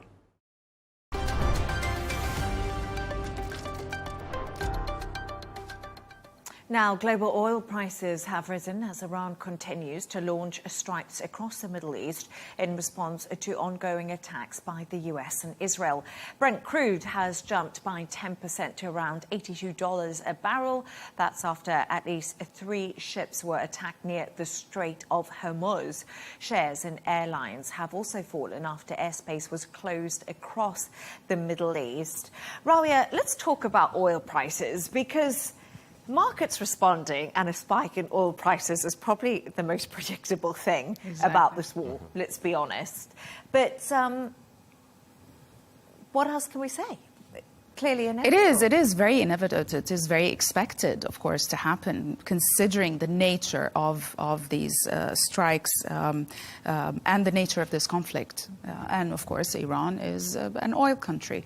But, I mean, why was it inevitable specifically when it comes to Iran? Because of Strait of Hormuz. Let's not forget that 20% of the world's oil, of global oil shipments, pass through the Strait of Hormuz, and it's about 15 million barrels per day. Now, when the strikes started, obviously the movement across the strait stopped to a near standstill, and then we had, of course, the targeting of the oil tankers, 2 on Sunday, a third one in Oman today as well. So it is expected that this is going to affect the global markets, considering oil is a global commodity. So therefore, the surge was expected. Let's not forget also that the oil prices have been rising in the past few weeks because of the threats, the American threats to strike Iran. It has reached 73 barrels $73 to the barrel on Friday, just hours before the strikes began. And now it jumped a bit further, almost, as we said, about 10%. But consider 10% is not that high when you compare the oil price surges that happened in the past with far less serious conflicts. And I was thinking about this, and there's lots of reasons for that. One, it was baked into the price because Donald Trump has been talking about attacking Iran for weeks now. Lots of ships came through the Strait of Hormuz, and also we saw that OPEC meeting where they agreed to lift the number of barrels of oil in supply. So there we are. There's 2 other reasons for that. But also that today, Iran's Revolutionary Guard said that they had attacked an allegedly US-linked oil tanker in the Strait of Hormuz. And this is as part of a wave of strikes retaliating against a US-Israeli assault. And I find it really interesting because, as you said, Strait of Hormuz, a choke point when it comes to oil. But, Jono, we can't forget that it also is trade. You know, 30% of the world's fertilizer also goes through the Strait of Hormuz. So this has a knock-on effect on everything. And, of course, airlines. Of course it does. We ship it in general, but we see this a lot. The Suez Canal, if there's even the most minor of a rattle there, that causes a global supply issue, and the Strait of Hormuz is the big one. But this is... the market price indicatively will have dropped straight away. Of course you'll see this. I mean, come on, is this really a news story telling you that oil prices are up because there's a war? Of course we hear this over and over again. 1%, that's what the FTSE fell by yesterday. And you might think that sounds quite dramatic, but if you look at the grand scheme of things, and like Rawi has said as well, it's actually not been as bad as previous conflicts. The Western world is relying less on oil right now. If you look at something like 2020, even 2021, when we saw Afghanistan, we were looking at potentially 40 to 50% of global energy was met by oil in the entire global supply. Now we're down at somewhere around 30%, and that's largely due to renewable energy, which has been fueled key by the West. And you will see places like India, however, and China will require that oil as well. But guess what? Oil isn't going from the Strait of Hormuz to go to China or India, so therefore it shouldn't interrupt that supply too much. So there will be less of a knock-on effect than we've seen previously, partially due to the fact that we're using renewable energy. But the issue with flights, of course, is that, yes, we've seen a knock-on effect, and that's inevitable. Just look at the news. The airspace disruption was pretty immediate after impacts took place and after those missiles were deterred. So several Middle Eastern corridors have now been completely restricted or have been closed off partially in places, and we're seeing a gradual return. We're hearing that Etihad and Emirates in the UAE have had a gradual return to service this evening, which is very reassuring because you're not going to put commercial airliners in the sky if you believe there is an active threat. So that is a real reassuring news that's emerging this evening as well. Of course, the shares in airlines have dropped. That is inevitable. The schedules will resume. The shares will then resume afterwards. It will take some time. If you just look at COVID, it was a lot of a longer, protracted, drawn out, but then airline travel came back and then doubled, which was very impressive. And prices doubled. Prices doubled as well. But I do think we're in this... with higher oil prices, we could be paying more for our flights. We could be doing more. Start again. But look, it will stabilise. There will be a rebound. Carriers have been, correctly, they're operating cautiously at the moment. I, for one, certainly as a passenger, wouldn't love to be in an airline aircraft right now. So I can see the reasoning behind it. It will bounce back, but it was inevitable that this was going to happen. What I find also really interesting is we're in Dubai right now, and Dubai International Airport is literally the busiest airport in the world. It's a hub where people connect to so many different places. So like you said, Jono, people are stuck because they can't get connecting flights. So that's a backlog we're seeing. We are hearing reports that the first flights have left Dubai this evening as they do start resuming these flights slowly. But another thing that we're experiencing is trade, Amazon deliveries. If you ordered anything here in the Middle East from Amazon, you know that that's going to be delayed. You know, other shipments. I know Jono said Temu. Yeah, I'm concerned for a Temu shipment that's on the way. He's concerned for his Temu shipping. I mean, but if that's the only cost that we have from this war, I'm just about to say that. I think we're okay. You know, if we can't go on our holidays, absolutely. But I'm just saying, in the wider scope, it shows how important air travel is. Of course, and for this region, I mean, whether for trade, not just air travel. I mean, even the sea routes are cut off. So it's air travel, sea routes, and we are a connected world. You know, globally, everything is connected to each other. So naturally, there's going to be a knock-on effect, whether it be in trade, oil prices, inflation, and if this stays on, and oil prices keep rising. And that is a big concern, I think, because, you know, they've been talking so much about economic recovery because we've seen a sustained inflation well above the Bank of England and the Fed's 2% that we're seeing in the US and the UK. And with sustained oil prices being higher, that will affect people at the petrol pumps and affect people's prices of energy in homes. So, you know, it could see sustained higher prices. It could be higher prices in the supermarket as well, because of course. we're talking about there's exactly. Supply lines, supply lines, logistics, everything. But I know we laugh about Temu, but these companies need to make money, and they do a lot of it internationally. So Amazon and Temu, they'll survive. They'll survive, yes, agreed. Okay, now it's that time of the show where Jono and Raria have chosen two of their quirkiest stories of the day.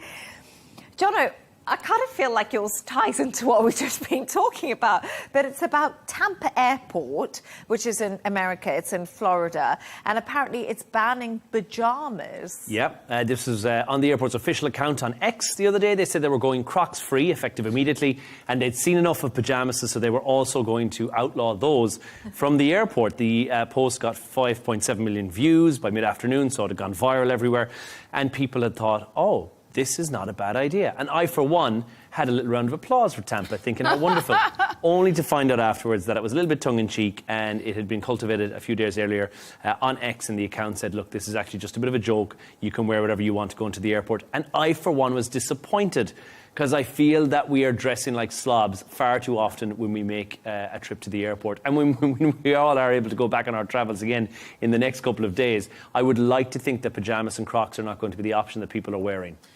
Is leisure wear okay? Because I was just thinking about what I travel in. We should be allowed to wear comfortable clothes, especially if the flight is very long. Pajamas, lounge wear, like fancy lounge wear. Is that acceptable? It doesn't. It depends. Sweats. How about sweats? I'm fine with sweats. Honestly, I don't personally, because I'm of the ilk that maybe I'm from a generation whereby I feel like you have to dress up to travel by air in case you get bumped at the. Used to be, by the way, in the 90s, in the 90s and 2000s, when you travel, people used to be they looked really smart. Some people traveled with suits. You know, absolutely. Ladies in high heels. None of this now. Yeah, no, there's none of it. We're literally... Imagine, actually, to be honest, the last time I got my last flight when I went on holiday, I did wear Crocs, but my cousin wore them with socks, so I thought I was winning because I didn't have the socks and Crocs, but I just had the Crocs, which I think, come on, you know. But there's no reason for you... I wouldn't go to the mall in loungewear that I would wear in my house, and I know it's difficult to distinguish these days because a lot of pyjamas are designer and they look like something you could wear out, but there's no excuse for you to dress in something you would wear in your house or sleep in to go out to the mall, to get on a flight, or to actually be seen in public. And I think it's becoming all too prevalent now. Don't even get me started on the school run in the mornings. Don't even get me started. You shouldn't go to America. Then you should don't fly to America. But I do think it's quite interesting because I was walking my dogs this morning and I saw a lady walking her dogs in her pyjamas and a dressing gown. Did you report her? Report her. There's got to be somebody who listens. It should be. Illegal? It should be. But I do agree. I think sometimes, you know, getting dressed up, putting a bit of makeup on, making an effort also gets your day started. And it's just... It feels good for you. I mean, it's not about other people. Dress nicely. My mum always said, you never know when you're going to get hit by a bus. Very optimistic. But she always said, wear clean underwear and nice clothes, because you never know when you're going to have to go to the hospital in the clothes that you're in. Oh, my God. And I think I live by that rule. Well done. Jono's mum. I'm going to start living by that rule too. She's going to be proud of you. Yes, she's very proud of you. Anyway, Rabia. Yes. My story is about a joke as well. Clean basically. underwear Yes. to E.T. But it's not about clean underwear. It's about basically this family that had this private joke running for years.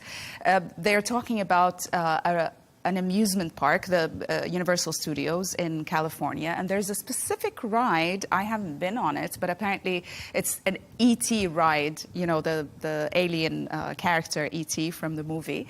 And apparently at the end of the ride, E.T., I don't know whether we can hear it or not, E.T. usually thanks, you know, the people that were on the ride by name, which means that you need, before you start the ride, you need to give your name. So apparently this family, they were joking about, imagine if everybody on the carriage, because they're like in carriages, the passengers, they all have the same name, and then E.T. has to thank them, each one by name, and he would be repeating the same name, and that's exactly what they did. The entire family, basically the mom, the dad, the kids, everybody gave the name Chuck. So E.T. was going, thank you, Chuck, thank you, Chuck, thank you, Chuck, for like 6-7 people. I mean, this family... Yes, they actually lived the joke that they were laughing about. I think this family must be a bit bored if that's their Quite honestly, I found it bizarre. It's not that funny. It's a bizarre story. It's bizarre. I would have given inappropriate names. Yes. And then got to give those on the way out the door. But I would have cried, because a costume character, although this tough exterior, you might be surprised to find out costume characters do make me cry with joy. What, E.T.? Well, any of them. Bugs Bunny, E.T., Mickey Mouse. Yeah, Puss in Boots, any of those I do. Right. Yeah, I get quite emotional. I enjoy meeting the costume characters. Do you not just know that it's not real? I don't care. That's a child in him. I know that's still alive. In you. Because if I see someone dressed up as Mickey Mouse or whatever, I just think, oh gosh, you're not real. Yeah, my internal emotions, I can't comprehend. I think, how can you take the heat inside that suit? Oh, apparently they've got fans. They've got fans in the Port of Lay season there, yeah. Oh. Do you think E.T. phoned home after thanking Chuck? I think he was laughing. Yeah. But thank you so much to our guests today, broadcaster Jono Hayes and Al Arabiya English senior presenter Rauya Alami.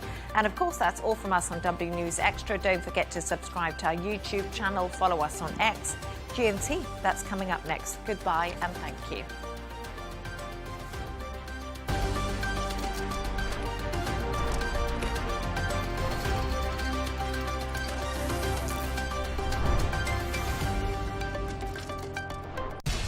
We have to take care of our people, and we're going to take care of our people first. For in-depth analysis and all the latest developments across the globe, make sure you join us every weekday. President Trump is trying to negotiate a ceasefire. With so much happening, so much information, and so much noise, International law will have no part in his administration. it can be hard to keep track. Tariffs will just fuel inflation. We're going to fight these tariffs. But you can count on us to tell you what you need to know. We stand by your side. Join me, Tom Burges Watson, for Global News Today, right here on Al Arabiya News.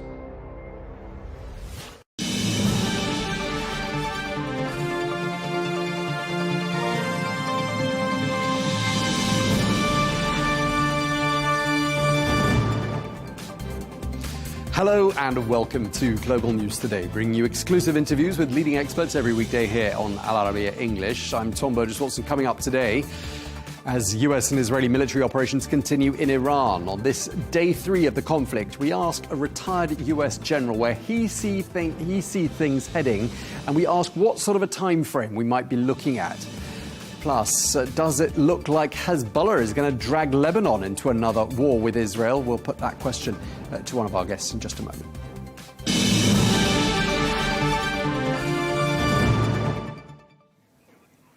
Hello and welcome to the programme. We continue our special coverage of the US-Israel war on Iran. This as the conflict enters its 3rd day with no signs of slowing down. Well, Iran continues its missile and drone strikes across the region, with violence spilling into Lebanon now. Well, a joint statement from Gulf states and Washington condemned Iran's missile and drone attacks as indiscriminate and reckless. Well, the crisis escalated after US and Israeli strikes killed Iran's supreme leader, Ali Khamenei. Well, more than 500 people have now reportedly been killed in Iran, whilst the US Central Command says that 4 US service members have lost their lives. While the US Defense Secretary Pete Hegseth paid tribute to 4 armed forces personnel who've been lost so far, he left the door open to the possibility of boots on the ground in Iran. Are there currently any American boots on the ground in Iran? No, but we're not going to go into the exercise of what we will or will not do. I think it's one of those fallacies for a long time that this department or presidents or others should tell the American people this, and our enemies, by the way, here's exactly what we'll do. Here's exactly how long we'll go. Here's exactly how far we'll go. Here's what we're willing to do and not do. It's foolishness. And so President Trump ensures that our enemies understand we'll go as far as we need to go to advance American interests. But we're not dumb about it. You don't have to roll 200,000 people in there and stay for 20 years. Well, we're joined now by Brigadier General John Tykert, who is a former Assistant Deputy Undersecretary for the US Air Force and a former combat pilot. He joins us from Washington, D.C. General Tykert, thank you very much indeed for your time, sir. Operation Epic Fury is now in day 3. Let me just start by asking you, what was your initial reaction when you heard that military engagement between the United States, Israel and Iran had begun?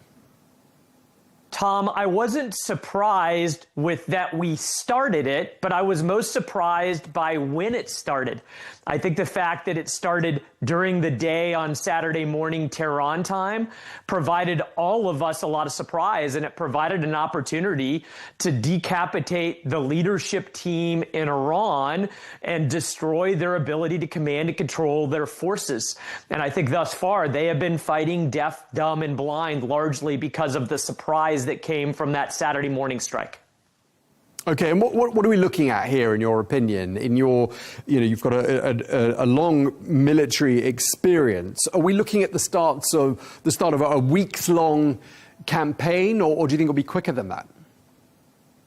Tom, I think it's going to be quicker than that, but I think you need to break down what we're doing by military objectives, or the ability to completely stop the Iranian regime from having power projection capability to harm U.S. interests or its neighbors in the region, and then the political objectives, which may or may not be ultimate regime change. And we're not quite sure from the White House if that's the ultimate objective, but I do know that the Secretary of War and the chairman made very clear that the military objective is to destroy the ability of the regime in Iran to project power and do harm to American interests and our allies and partners in the region. Right. We're probably reading from the same song sheet, but the way I've had it broken down to me is that the stated aim is to destroy Iran's missiles, its navy, and its security infrastructure. And I want to ask you this: is all of that achievable only from the air? Tom, I think largely it is. And there are 3 primary target sets right now that are being prosecuted by aircraft from the air and surface-to-surface strikes and ship-to-surface strikes. That one of those is the command and control facilities, the ability to manage from the Iranian perspective any of its military forces, and we're continuing to revisit those types of targets. Number 2, especially and primarily, the ballistic missile fleet. That Iran started this war with about 1,000 ballistic missiles. We don't strike the individual missiles, but we strike the launchers and the warehouses and the production facilities. And then number 3, I think we're starting to shift into servicing more targets that are related to internal security. And the reason we are doing that is to provide the Iranian people the opportunity, the opposition there, to rise up as the president has challenged them to do. But I think the ballistic missile fleet and the command and control sites are the 2 primary ways that you eliminate, in the max extent possible, the ability of the regime to project power. Right. And you think this can be done, just to press you on this point, without boots on the ground? I think it is our absolute intent and is possible to shred the ability of Iran to defend itself and then ultimately to project power. And maybe something to amplify here, Tom, is the fact that Israel started a campaign last summer during those 12 days to shred the Iranian air defenses. We're revisiting some of those defenses, but once they are gone, then it provides a permissive environment for the United States and our allies and partners to regularly go after target sets across the country that could project power. And I think now that we have this widespread air superiority or supremacy, then you're going to start to see more aggressive activity, maybe being launched from some of our Gulf partners to strike all of the targets that allow Iran to project power. We heard from General Dan Kane that more forces are heading out to the region. Can we assume, therefore, there is going to be a broader U.S. buildup in the region?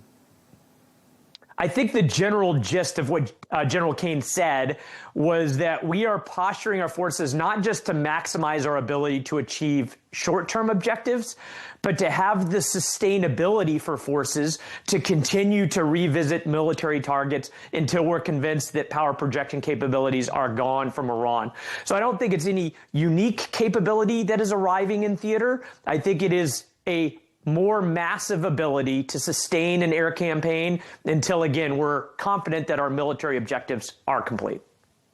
General Teicher, just looking at what's happened these last 3 days, I mean, events have moved extremely quickly. Iran has been striking U.S. bases across the region. It's also been striking some civilian targets across the Gulf region. What message do you think Tehran is trying to send out by doing this? Tom, I think it's been a bit of an act of desperation by the regime or what's left of it in Iran, that all of those allies and partners in the region in the Middle East were intending to sit this one out, that they weren't going to allow the U.S. to fly strike sorties from their countries. But now that Iran has continued to show a complete disregard for the well-being of the people in the Middle East, that now they are absolutely defending themselves. And I suspect that many of those allies and partners in the region are going to start to allow U.S. forces to strike Iranian targets from their soil when they wouldn't otherwise be doing so. And I think it's pretty clear that Iran is further isolating themselves and reminding the world, and especially the Middle East, that they have been at the root of the primary concerns or problems within the Middle East for the last 4.5 decades. Just pivoting back to what we were talking about just a moment ago. I mean, we did just play a clip of Pete Hegseth, the U.S. Defense Secretary, who obviously was paying tribute to the U.S. Armed Forces who've died already. But he did seem to leave open this possibility of boots on the ground in Iran. So would you exclude it altogether? Tom, I wouldn't, because you never want to tell your adversary what you're not going to do, because it makes their strategic calculus easier. I don't expect we're going to have widespread boots on the ground. There might be some special operators that are already there, but I don't think you want to simplify Iran's strategic calculus by taking something off the table. I think you want them to keep guessing so that they've got to defend not just against air targets, but against potential ground incursion also. Okay. I want to pick up on what you were saying there about how, the Trump administration, the United States, was counting on, to some extent, arming opposition groups in Iran. And we have heard President Trump calling on the Iranian people to rise up against the existing leadership. I mean, have we seen any signs that that's happening? Would you expect to see that happening yet? Or do you think it's a case of wishful thinking? Tom, I'm not sure if it's going to happen, but I think the president is making very clear that the political objective of ultimate regime change to large extent lies in the hands of the Iranian people. And I think that we, as we start to strike more internal security sites, are facilitating that uprising. I think probably the Starlink terminals that we covertly inserted about 6,000 of in the last several weeks are going to be used to coordinate between opposition forces and one another and U.S. forces so we can maximize our consolidated effort. But again, that political objective is largely in the hands of the Iranian people. I think we're facilitating it, but we need to see them take the action to overthrow the regime to ultimately achieve that political objective. General Teichert, I just want to ask you, I mean, before it became apparent that this was the road the United States was going to go down, the Iranians carried out some joint drills in the region in conjunction with the Russians. Do you see the Russians or indeed any other parties coming to Iran's rescue, so to speak, in their hour of need? Tom, I do not. That we did not see Russia or China support them during the 12-day war. And I think, again, they're going to be sitting this one out, number one, because Iran is not a trusted partner for them. But number two, I think that they're probably hoping as quickly as possible for oil to start flowing out of the Persian Gulf, because China in particular relies on that oil. And I think they would much rather see this end sooner rather than later so they can get back to normal business between the new regime in Iran or whatever transpires there and the ability to export oil through the Gulf. And obviously with Russia engaged with Ukraine militarily still, and Iran has been a trusted supplier of drones and missiles, I'm wondering how much of a setback it is likely to be seen as being by the Russians to see potentially a third ally in the space of 18 months after Syria, Venezuela, now Iran potentially falling. Tom, I think that it is pretty telling, especially in the case of Syria, that frankly, Russia's largest friend in the region is no longer a friend and no longer a trusted ally. And Iran has always been a bit of a tenuous partner for Russia. There have been some mutual benefits, but I do think it's telling that back during the 12-day war, you did not see Iran engage on behalf of their friends in Iran. I can't expect that they will now, though I'm sure they are lamenting the fact that they are indeed losing another one of their partners in the world. General, let's just talk about where we see things heading to from here. As we've been saying in this program, Hezbollah has, to some extent, joined in from Lebanon. Are you worried about this escalating into some sort of a multi-front war? And that was something the Iranians warned about from the get-go. Tom, I think Iran would have loved to see a multi-front war back last summertime during the 12-day war, but their proxies did not engage. And in fact, now their relationship with those proxies is far less secure than it was even last summer. And so while there have been some rocket or missile strikes from Hezbollah into northern Israel, it's been fairly minor. Israel's taking care of it. And I think the proxies realize that their best interests are to not align with Iran, because Iran is a failing regime that no longer can be trusted to support them. Let's talk about this briefly from a U.S. political perspective, and forgive me for asking this, and do feel free to move on if you don't want to engage in political conversation. But President Trump did not run this by Congress. 1 in 4 Americans support this operation. That's according to a couple of polls I've seen. There may be other polls. But how politically risky do you think this is for the Trump administration? Tom, I want to go back to 2 prior modern-day American air wars. Number one was 1999 in the former Yugoslavia 78-day war, where President Clinton did not get congressional approval to strike or even to maintain that war. And then 2011 in Libya, a war that lasted 7 months, and President Obama never got an approval from Congress. And so I think it's very hypocritical for those on the other side of the aisle that are lamenting what's going on in Iran during the last 3 days to point out that he did not get congressional approval because it was 2 Democratic presidents that did not, for air wars that lasted 78 days and 7 months. Now, as far as being politically risky, the American public is very sensitive to losses amongst the American military personnel. We saw 4 deaths already confirmed. We saw 3 F-15E Strike Eagles in a friendly fire incident being lost. But I do think that overall, the dazzling success, at least at the operational level, achieving military objectives, is keeping the American people on board to support our 50,000 military members that are in the region. But I do think as this drags on, there may be concerns amongst the population that this is not in our interest. But as far as congressional approval goes, several months went by in those 2 other operations before we got congressional approval. In fact, it never came. And I just want to remind the people of that recent history. Okay, thanks for that. And just lastly, I mean, where do you see things heading to from here? Are we looking at escalation? Are we looking at some sort of a stalemate? Are we looking at some negotiated off-ramps? Where do you see things heading? Tom, I think there's two primary off-ramps. Number one would be when we accomplish those military objectives of diminishing the ability of the regime to project power. And that could be an opportunity for us to step aside and say, we achieved what we wanted to militarily. The people didn't achieve political objectives. That's on them. And back to the Iranian people to deal with the aftermath. That's one off-ramp. The second off-ramp is that we stay engaged as long as needed until we see the regime fall. And I'm curious to see as this plays out in the next week or so, once we get close to achieving military objectives, whether the president takes that off-ramp or continues on until we see something more significant with respect to regime change and political objectives.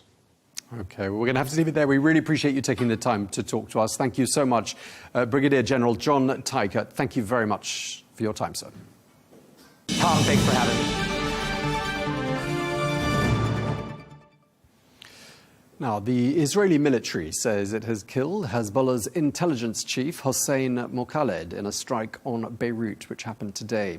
All this comes after Hezbollah fired missiles and drones at Israel in retaliation for the killing of Iran's supreme leader. Well, Israel responded with heavy airstrikes targeting southern Lebanon. Local sources have put the death toll from these strikes at least 31. Well, we're joined now by Dr. Amal Moudalali, who is a former permanent representative to the United Nations. She also served as vice president in the 75th session of the UN General Assembly, and joining us from Washington. Thank you very much indeed for joining us, Your Excellency. First of all, let me just ask for your reaction to events of the last 72 hours. Thank you very much for the interview first, Tom. And my first reaction was yesterday of shock, because we all were expecting, after all the diplomatic efforts with Hezbollah and all the appeals to them not to do anything and not to drag Lebanon into another new devastating war, that the attack started yesterday on Israel. So the problem with this is that Hezbollah was supposed to have given some guarantees that they will not do anything, that things are going to be calm in Lebanon. And then we ended up with this. And this is very, very bad for Lebanon. It's very bad for their community, because you saw the pictures of all these poor people leaving their homes in the middle of the night and becoming refugees again. So this is the problem. This is not the first war or the second war or the third war that Hezbollah drags Lebanon into it. And the Lebanese have been saying now, especially for the last year, this is not our war anymore. We don't want wars. We want peace. And Hezbollah seems to be deaf. He doesn't understand that people are tired and they cannot do this anymore. They want to live. Sure, and we've heard from the Lebanese government today, Prime Minister Nawaf Salam, banning Hezbollah's military activities. It's one thing to use words, but can that ban really be enforced at this stage? You know, it's very important now to see how the government is going to implement this, because implementation is the key here. You cannot keep on talking and talking and not doing anything about it, because, you know, we saw how these weapons and what the decisions that Hezbollah has taken for the last few years, how they really brought Lebanon years back in terms of development, in terms of living standards for people, in terms of just having a normal life for the Lebanese. To continue doing things the same way, it's like the definition of insanity. So you have to be now really strong in implementation and to show people that you really mean it this time. And now they have the opportunity. This is a very big opportunity. The international community is behind the government in this. The people of Lebanon are behind the government in this, and you cannot delay it anymore, especially after hearing today from Israel that the Israelis are thinking about an operation, again, another invasion of Lebanon, and they threaten threatening that this operation will not end unless the threat from Lebanon ends. So this will be a disaster, another disaster for Lebanon. So it's important. Implementation is very important. And when I was reading the statement of the government, I noticed something which contradicts the first part of the statement, which the first part talks about, banning Hezbollah's weapons and it's illegal, whatever. And in the second point, they talked about implementing the plan of February 2026, which limits the Hezbollah weapons to the north of Litani. You cannot do these things anymore. You cannot limit it in any. You have to delimit it all over Lebanon. You cannot anymore talk about limiting in this area or not area. Things are really dangerous now for Lebanon, and we have to change the way you are doing things. So after some heavy losses during the course of the last 18 months, I mean, Hezbollah has been quite majorly degraded, I think it's fair to say. What would you say the current level of domestic support is for that group? You can just see from people's reaction last night. I mean, there was almost consensus in Lebanon that, no, this is not happening again. People now are tired. People are against Hezbollah in starting forever wars, and people don't want to do this anymore. And I don't think Hezbollah is getting the message, or when they get their orders, they have no power to say no. So the problem now for Hezbollah is that their community is against them. The consensus in Lebanon is against them. The international community is against them. And they have no power to have a war. So I don't understand why they want to have a war when they cannot fight a war anyway. So the only thing they're going to achieve is destroy what's left of Lebanon and of their community. And just to be clear, if the leadership in Iran does fall, that would mean an end to Iran's financing of Hezbollah. Would that mean, do you think, therefore, the end of the group?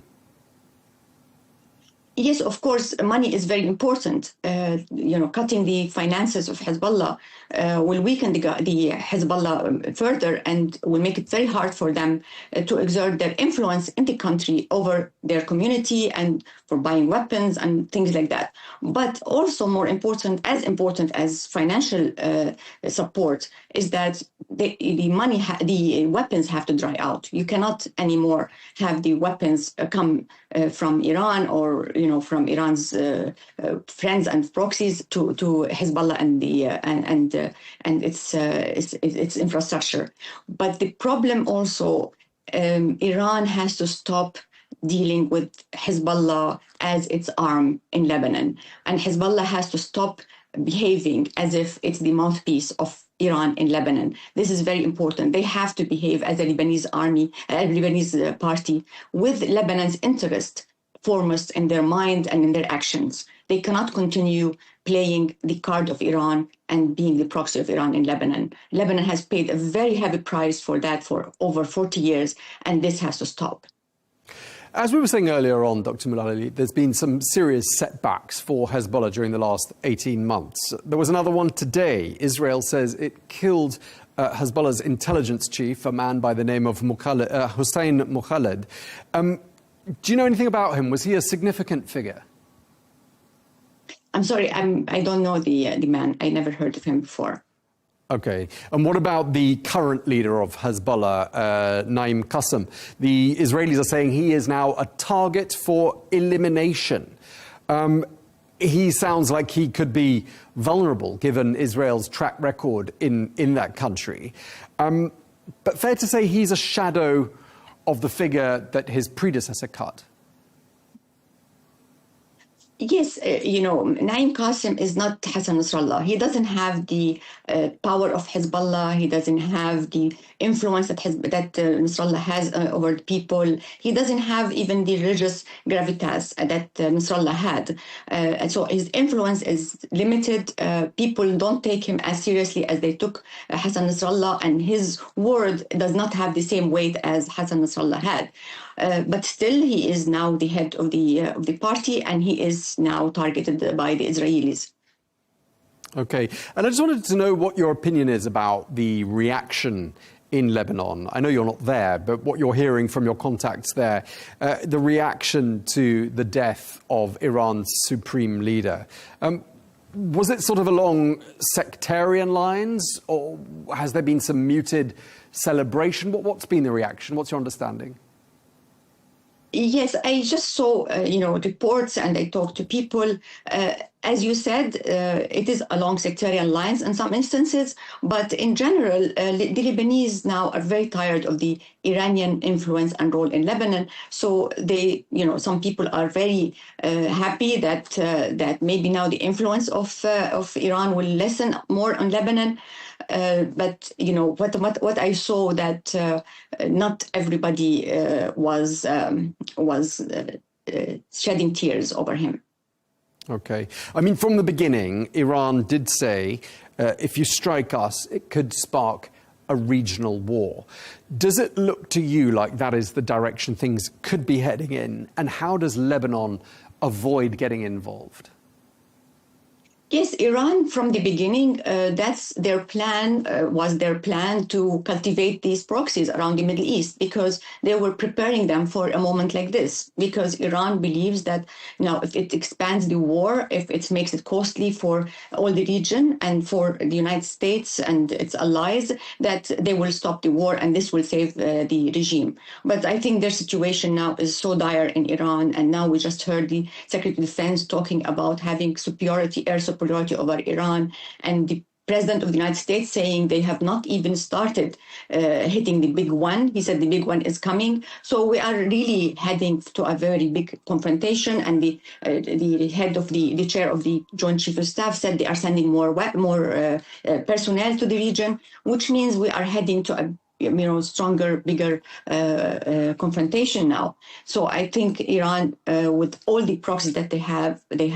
it proved that these proxies could not defend Iran and could not help Iran at this moment. So do you see Lebanon being sucked into such a conflict in the event that there is broad spillover? Well, I'm hoping now, after what happened today, that there will be more quiet in Lebanon, and that the decision not to intervene in the situation is being upheld. This also, we have to not forget the other side. We have to, the Prime Minister today, he called on the guarantors of the ceasefire to ask Israel to stop its attacks in Lebanon, and he said that Lebanon is willing to restart the negotiations with civilians in the negotiations, which this was a veto by Hezbollah. Hezbollah did not want to have civilians participating in the negotiations. So the Prime Minister now is breaking ranks also with that, and he's saying we're going to have civilians participating. So this is now also the ball in the court of Israel. Israel has to give Lebanon a breather, so the government and the Lebanese who are against Hezbollah, who want to have a different path to the future, to start, doing things and moving forward in a peaceful way. Because if they invade now, this will strengthen Hezbollah's argument that Israel is really interested in destroying Lebanon. Okay, well, we really appreciate you taking the time to talk to us. We're going to have to next, we're out of time. Thank you so much, Dr. Amal Mudalali. Thank you. Thank you for your time, madam. Well, that is all we have time for on Global News today. Thank you very much indeed for watching. Be sure to join us tomorrow for more exclusive interviews, and do check out our website for up-to-the-minute updates on the situation in the region. Until tomorrow, goodbye.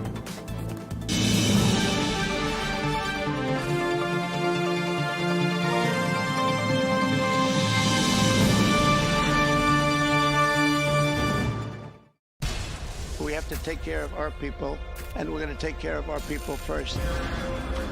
For in-depth analysis and all the latest developments across the globe, make sure you join us every weekday.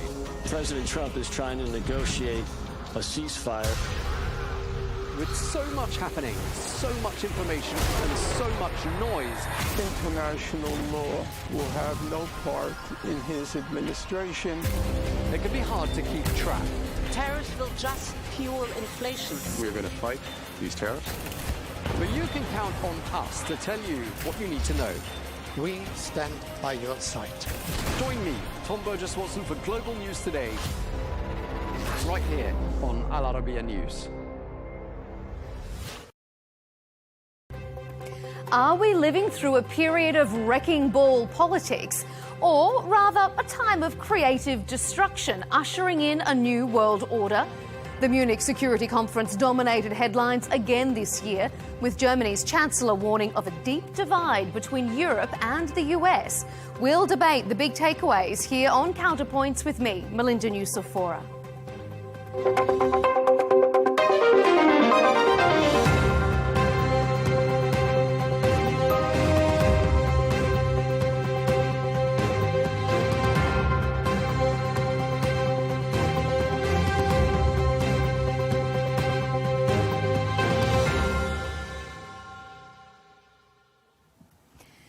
European leaders would have arrived in Munich over the weekend with a sense of dread. Who can forget this from US Vice President last year?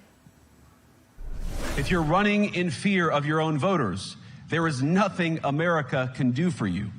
Nor, for that matter, is there anything that you can do for the American people who elected me and elected President Trump. For many, that speech was a stab in the back, and the wounds still haven't healed.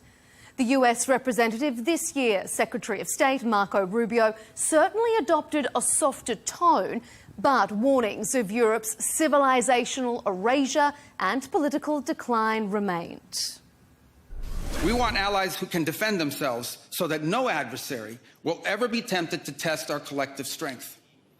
This is why we do not want our allies to be shackled by guilt and shame. We want allies who are proud of their culture and of their heritage. The German Chancellor didn't mince his words. He said, the world order as we know it no longer exists. In the era of great power rivalry, even the United States will not be powerful enough to go it alone. So on this episode, we'll debate if Chancellor Merz is right. Is the old world order finished? If the US is interested in repairing transatlantic trust, and what the other great power, China, will take away from all this infighting.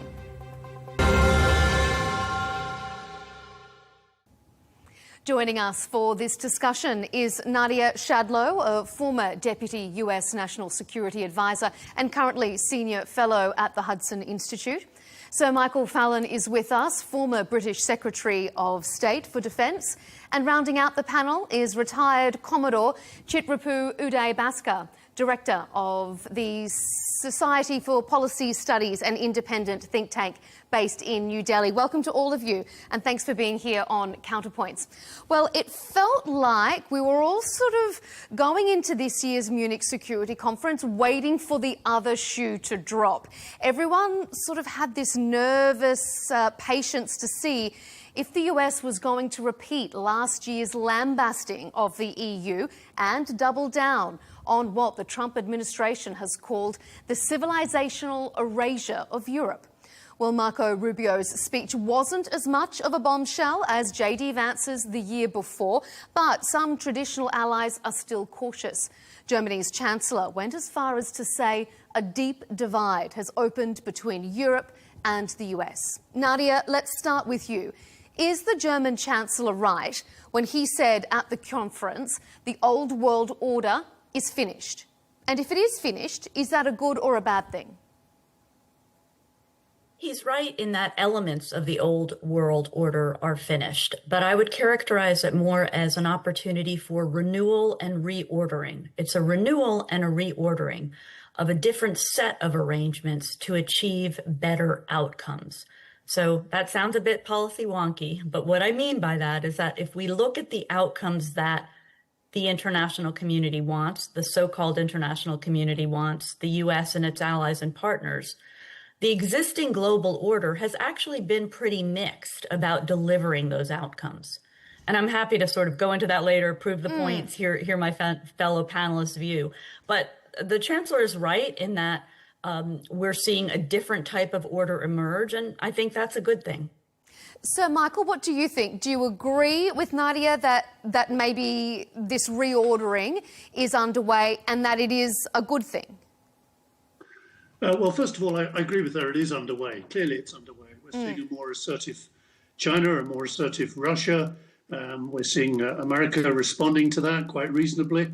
And clearly, we're a long way away from where we were, say, 20, 25 years ago, when the wall came down and we thought all these countries would become members of the WTO and be liberal democracies happily trading with each other.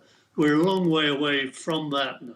But I don't agree with the Chancellor that this is a great divide.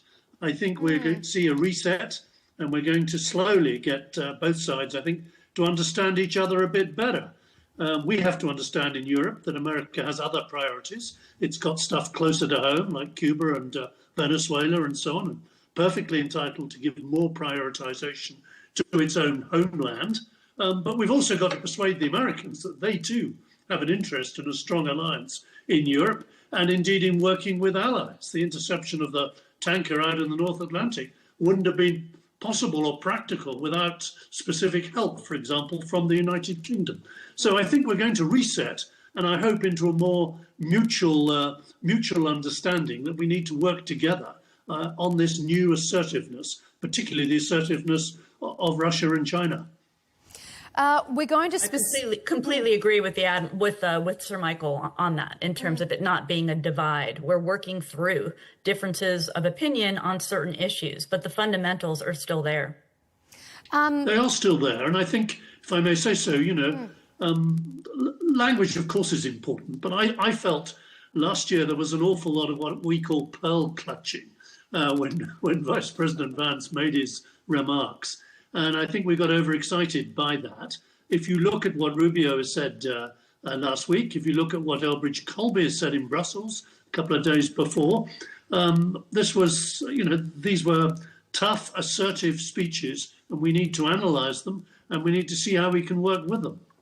Retired Commodore Chitrapu, what do you make of this? Do you see it as a great divide? Do you see it as maybe a necessary reordering? How do you assess what we're seeing in the wake of the Munich Security Conference? My interpretation would be that what we are seeing is more of a transmutation. Your opening sort of observation about the current global strategic framework. Has it been transformed? Has there been a complete breakdown?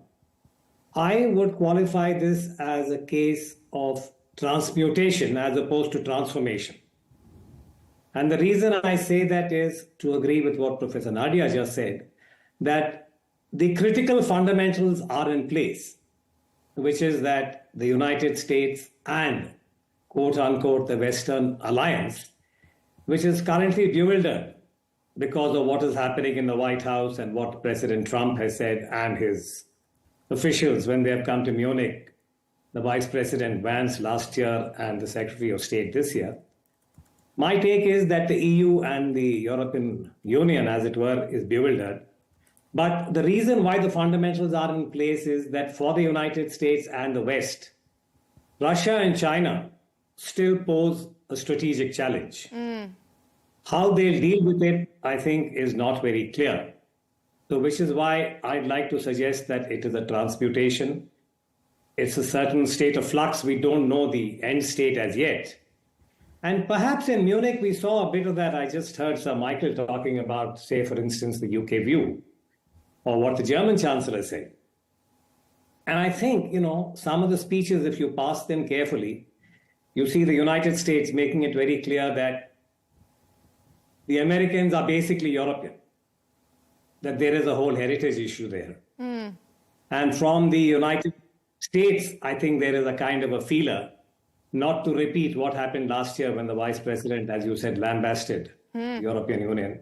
There was certainly a lot of pearl clutching, as Sir Michael described it. I mean, I feel like 12 months on, we're still feeling those ripples. But what we are seeing, Nadia, Melinda, I want to finish this point saying that perhaps what we are seeing is the normalization of deviance.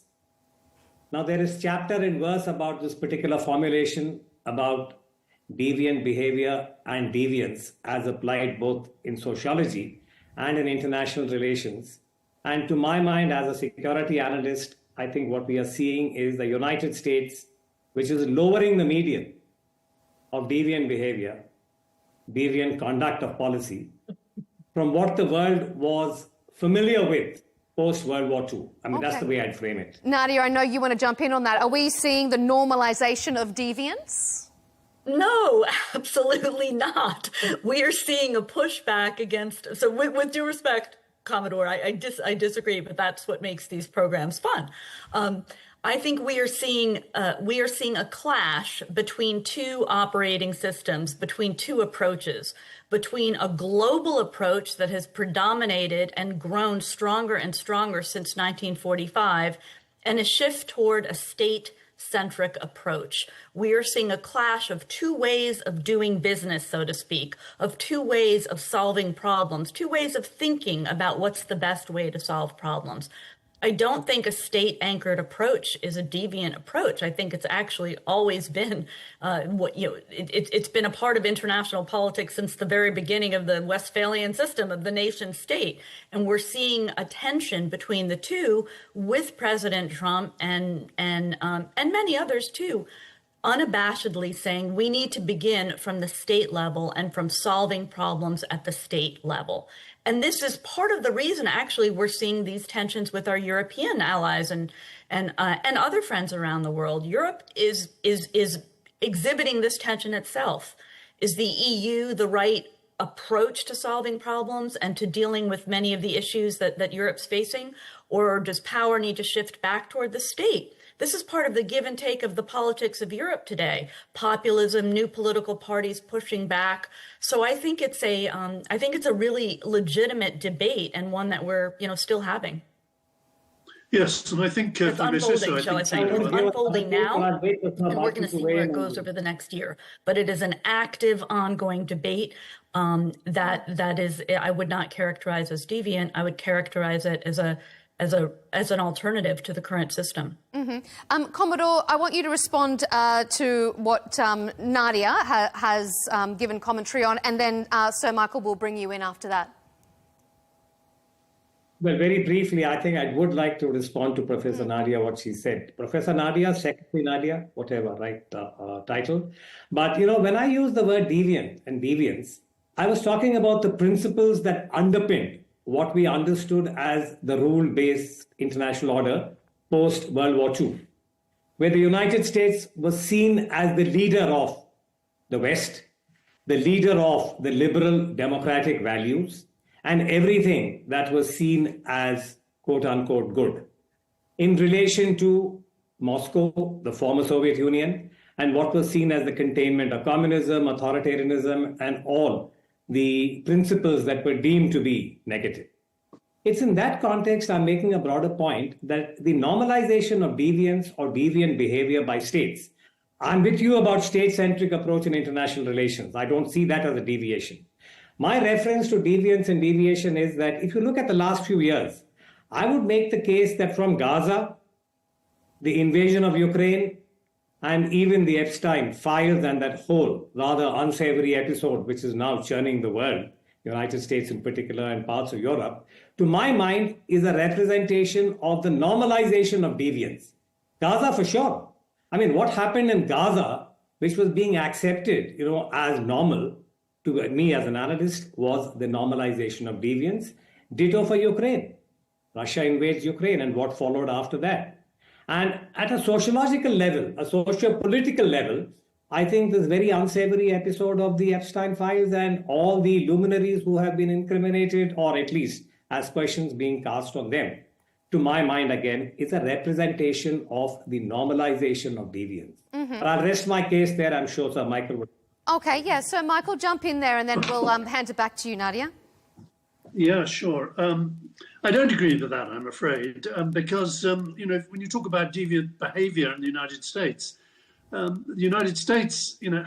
has intervened to try and bring Iran to heel, has tried to bring about and is bringing about a peace settlement in Gaza between the Palestinians and the Israelis.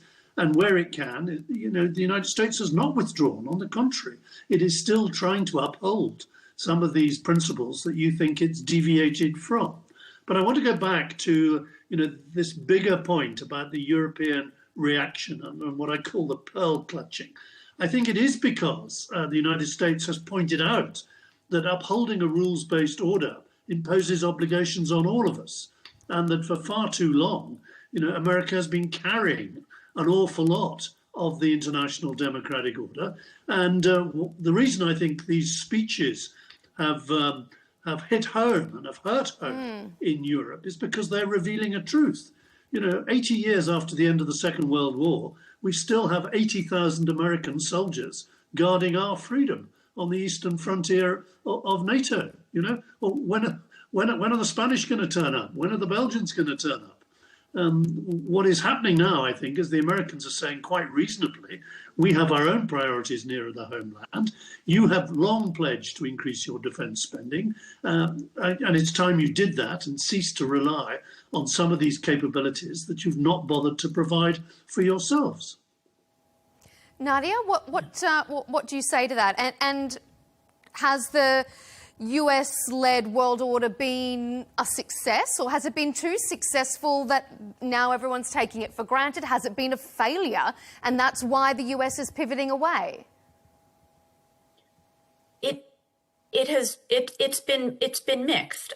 President Trump and his team now at the White House and in the first Trump administration argued, and I think quite persuasively, that elements of that order were not advantageous to the United States. They focused on the areas in which the U.S. had been harmed or disadvantaged, whether it was global trade, whether it was as Sir Michael pointed out, providing more for our allies and partners in terms of outright numbers, defense spending numbers. So they sought to correct that. And I think the correction now provides us with an opportunity to create a stronger set of cooperative arrangements between the United States, its allies and partners by focusing, as I mentioned, on outcomes. I have a piece coming out this week in Foreign Affairs in which I sort of prove these points, I think, more with more detail and data, that if you look at the outcomes that this global order sought to achieve, climate being a key one, which I think is probably of interest to your audience, but also development goals, migration, non-proliferation, it has not done that well. It has, in some cases, outright failed. Climate outcomes are fundamentally no better than they were 25 to 30 years ago in terms of emissions by the UN's own standards. Development outcomes have not achieved what the UN has been saying for decades and decades and decades. These are hurting, especially in the development realm, hurting the people that could most benefit. So looking at new approaches and measuring outcomes, I think is really, we could challenge ourselves to do that in a way. It's easier to focus on processes, right? Everyone likes to focus on process, but let's focus on the outcomes we want and then working backwards. And I think that's going to be the real strength of democracies working together to achieve better outcomes. So, Michael, can I come in on two points? Please. One, I think what Sir Michael just said about the United States and the way it has conducted its policy to suggest that what President Trump has done is a continuation of what the United States did in the past, to my mind again, is extremely generous to the current Trump policies. And the example I'd like to cite is that after 9/11, September 2001, when the United States was attacked by a terrorist group, the way in which the US responded was that it was able to persuade the global community that it needed to act in a certain manner, and which is why we had the US bombing of Afghanistan and whatever followed in the global war on terror. Now, that is very different from the unilateral action that President Trump has taken and accorded unto himself, that he will be the judge, jury, and the executioner, as it were, when it came to the Middle East, or what we refer to as West Asia. Yes, Hamas, October 7, was absolutely tragic, dreadful, to be deplored, to be condemned. But why I come back to deviance and deviant behavior is that the United States endorsed, tacitly or otherwise, what happened in Gaza. To me, as an outsider, as an analyst, it is lowering the bar of rectitude of how a country like the United States, which was always held up as being a global leader, had conducted itself. Now you can add what happened to a president who was abducted. And there were various other instances where the US just unilaterally decided that it would act, for instance, against Iran.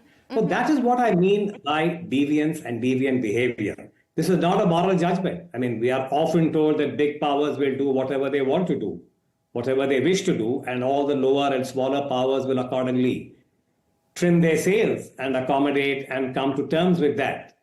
But so we are looking at a new medium. That's one. And I want to come back to climate if there's time, Melinda, but if I should wait, I'll wait my turn. Let's put a pin in that for the moment, and we'll come back to it, because I want to make sure we get across another couple of topics as well. Before I move us on to being a bit more centred on Europe's relationship with the US. So, Michael, I just want to ask you, before we do move on, what do you make of that idea that perhaps this is creative destruction, as we saw referenced in a report from the Security Conference? Is it maybe needed that we kind of do things differently, whether they be good or bad, as the Commodore there was saying, not the way we would expect the US to comport itself, but is this creative destruction? Well, I think Gaza is an unfortunate, example to choose. I don't think it would have been possible for the Americans to have intervened on the Israeli response to what was a terrorist outrage of a scale that they themselves had suffered in 9/11. And they'd have been pretty cross if anybody else had tried to prevent them dealing with 9/11. So I don't think that's a particularly good example to choose. I think there are better examples. The Allies have come alongside America in toughening up the sanctions on Iran, indeed being party to the bombing of the nuclear facilities in Iran. That was very important. Sitting alongside American ships in the Strait of Hormuz, helping the Americans police sanctions on oil tankers. These are current examples of where the Allies have been working together. When you look through the rhetoric. But in terms of your very direct question, there is certainly an awful lot for the Europeans to be doing, and they've been promising to do it for a very long time. And if you may recall von der Leyen's speech in Munich, where she said we've got to get going and replace our dependence on American enablers, the air-to-air refueling, the missile systems, the heavy lift, and the stuff that we always need the Americans to help us on. Well, why aren't we doing that? Why aren't we getting European companies to cooperate on that? We're notoriously bad at that. We're not just underspending. Our forces are undernumbered. They're underpowered at the moment, and they're not. They don't claim a rightful place alongside the Americans in the Western alliance. So we have much to do as a result. I want to pick up on that and open up this next chapter of our debate into more of a focus on the US-European relationship, because this was the first major gathering of world leaders since President Trump openly threatened Greenland's sovereignty. Leading into this year's event, the conference chairman said allies were less certain they could rely on the United States. And a major report released by the conference organisers said US wrecking ball politics, and I quote there, was threatening established principles of cooperation. Nadia, during the conference, the French President Emmanuel Macron said Europe must be prepared for independence from the US. Do you think the US is interested in repairing its transatlantic trust, or has that ship sailed and the US has now firmly put its attentions elsewhere? I think Secretary Rubio's speech made it clear that we are firmly entrenched in Europe, and that the relationship is an entrenched one and an important one and a central one. And the key parts of the national security strategy, the national defense strategy, reinforce that. There's a lot of attention to this pivot, but both strategies articulate a concept of balance of power, regional balances of power, and Europe is central in both documents. Because there's more attention paid to the Western Hemisphere doesn't mean it diminishes the role of Europe, I think. And I think this is something also that Bridge Colby reiterated.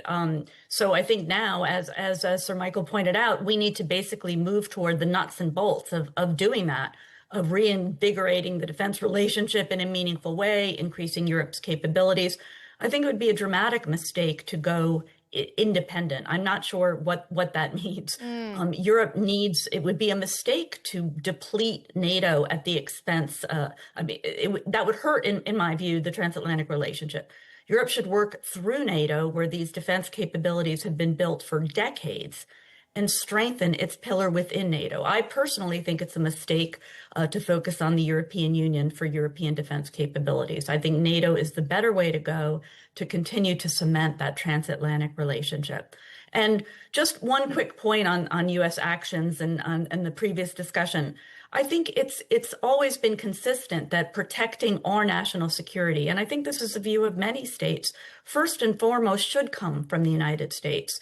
That actions to do that should not be beholden to the international community. That in an ideal world, you want that dialogue, but in the end, if the U.S. thinks it's in its benefit to take action, I think that that's sort of the norm, and that's the way national security works. Well, doesn't mean you don't need allies and partners, but it means if the broader community doesn't agree, you're still beholden to what you believe is your national security in your best national security, and you should have the capabilities to protect that. And I think that's how the current White House sees things. So, Michael. Well, I agree with most of that. I mean, I think, of course, the rhetoric that Trump has used about, he could even use force with Greenland, I think we have to discount a lot of that. It's perfectly right that if America believes it's in its national security to negotiate bigger bases or more mineral rights, or even some leasing arrangement for parts of Greenland, sure, it's nearer to its homeland than we are in in our part of Europe, and therefore that's something that certainly should be considered. Where I slightly differ from Elbridge Colby, and I've said this to him when he's been in London, is that I think the Americans also need to understand that these conflicts we're in at the moment are all interlinked. There are Chinese and North Koreans involvement in Ukraine at the moment. There are Iranian weapons over there. The Hamas leaders have been to Moscow.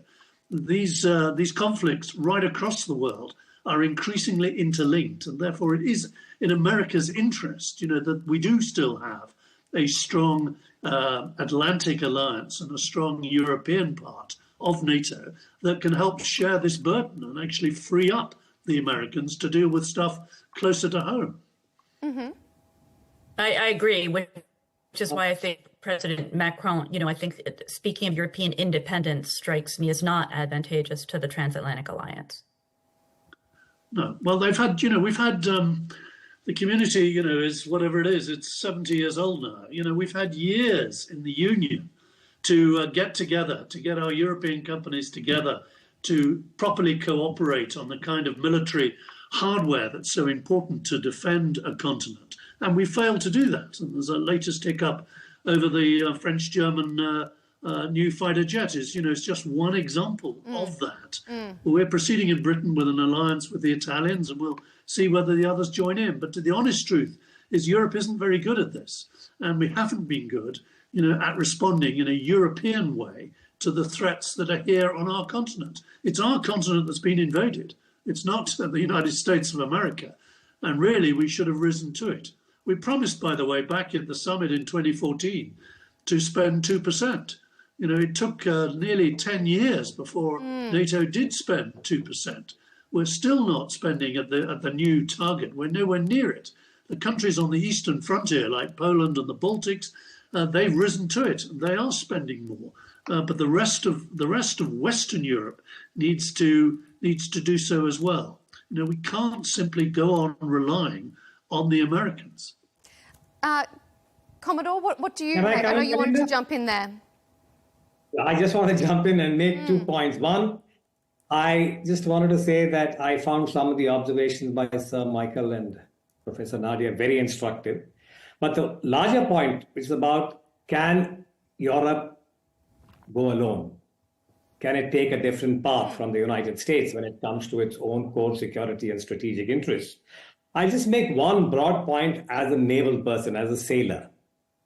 To the extent that major powers are invested in strategic deterrence, and this strategic deterrent is the ballistic missile submarine, the SSBN.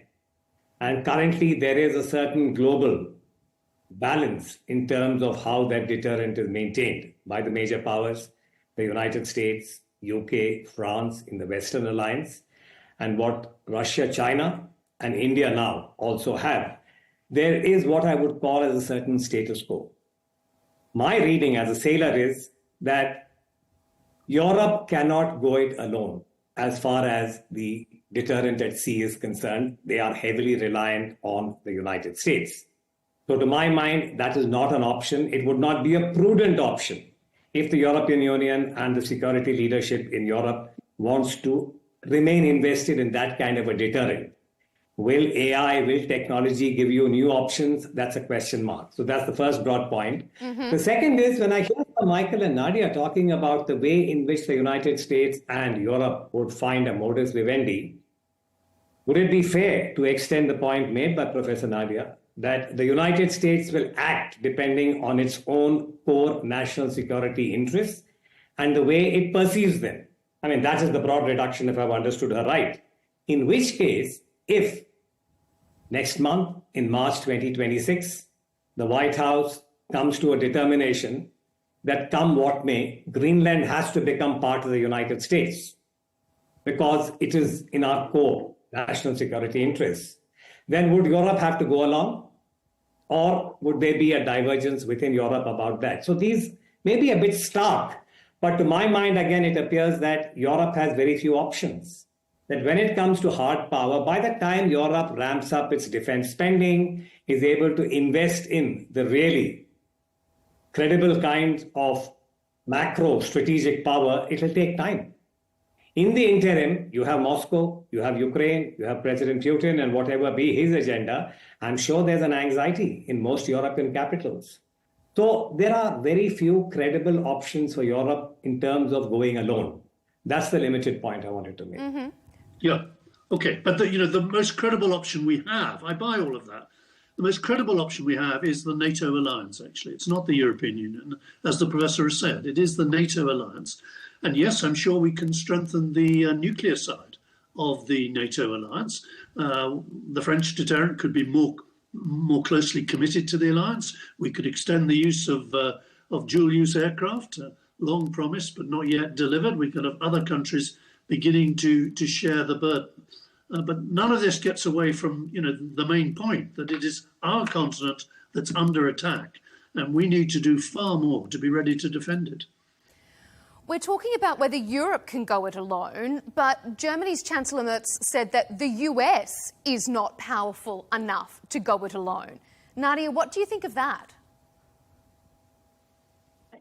I don't think we want, I guess it depends what measures of power. I mean, certainly I think we do have, we're close to having the most powerful military in the world. I mean, it depends. China is clearly up there in terms of its significant capabilities, and Russia.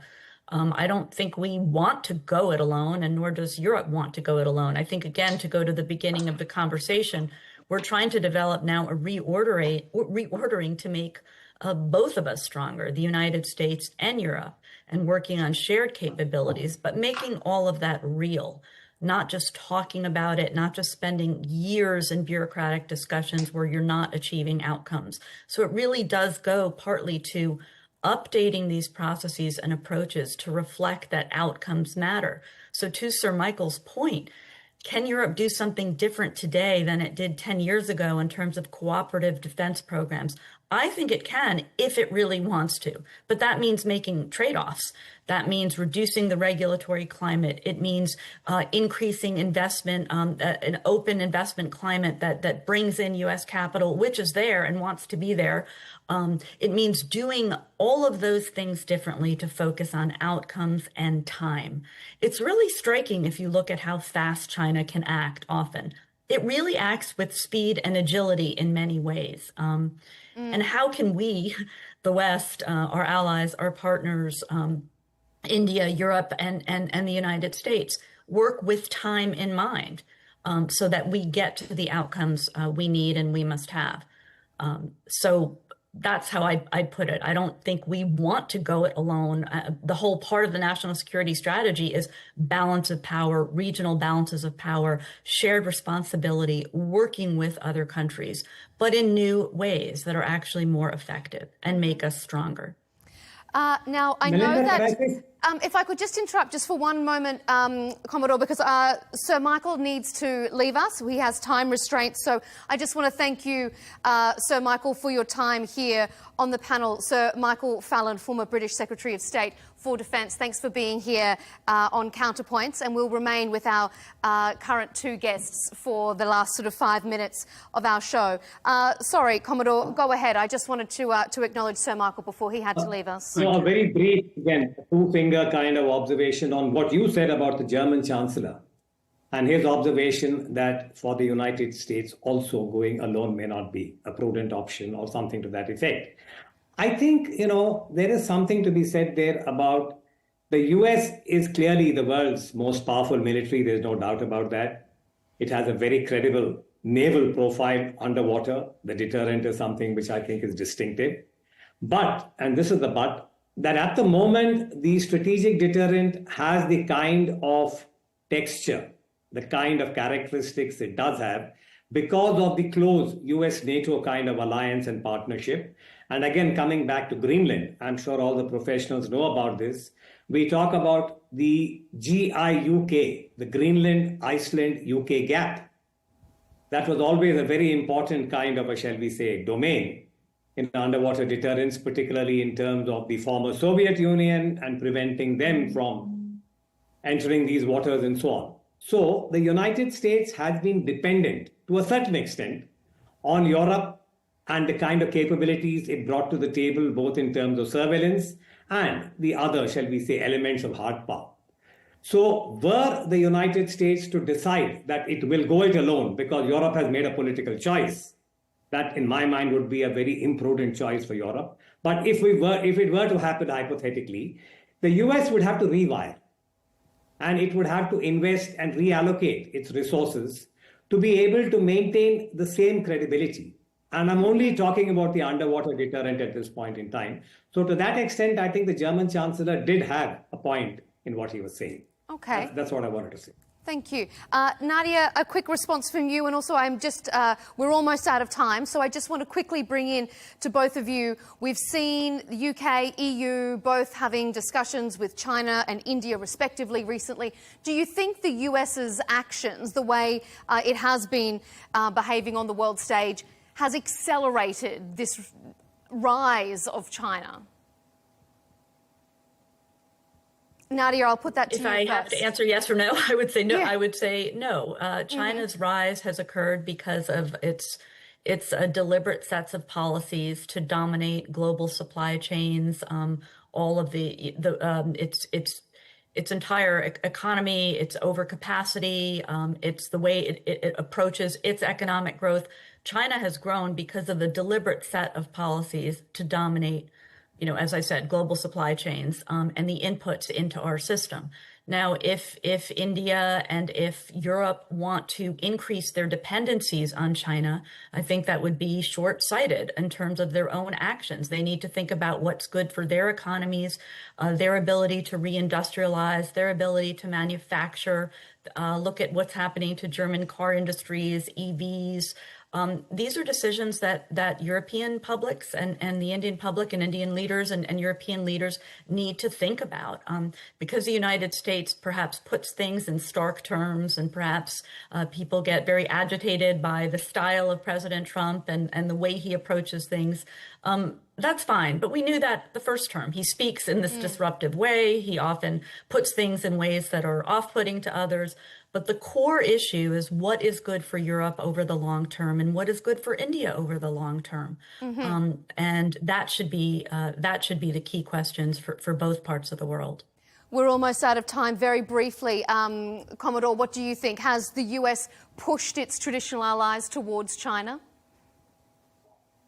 Yeah, I think a Twitter response would be that the rise of China, is it linked to Donald Trump? The answer is no. I think the rise of China was following its own trajectory. But what has definitely happened is that the appeal of China as an option has increased. Definitely in the last 1 year, many countries outside of Europe, outside of North America, have seen the fickleness of the US president, the inconsistency, the policy lurches, and have looked at China to see whether it can provide something in terms of the larger collective good. And I want to circle back to climate change. There isn't enough time. I don't Very agree with briefly, if Nadia's you can, point. Commodore, we're almost out of time. Very briefly, I think this question about outcomes and processes. Now people are, outside of these two countries, the US and Europe, are looking at China. Can it provide leadership, for instance, in climate change?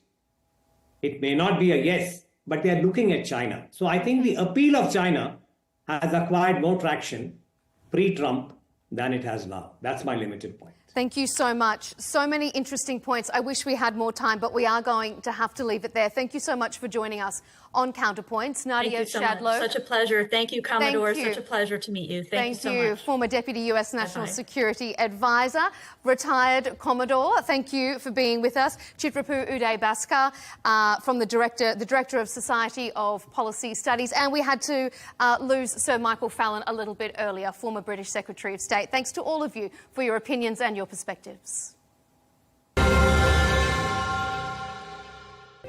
And always, we are nothing without your viewership from home. Thank you for tuning in to this episode of Counterpoints. Keep up to date with our latest debates and interviews by subscribing to Al Arabiya English on YouTube. And don't forget to follow us on X and TikTok. We'll see you next time.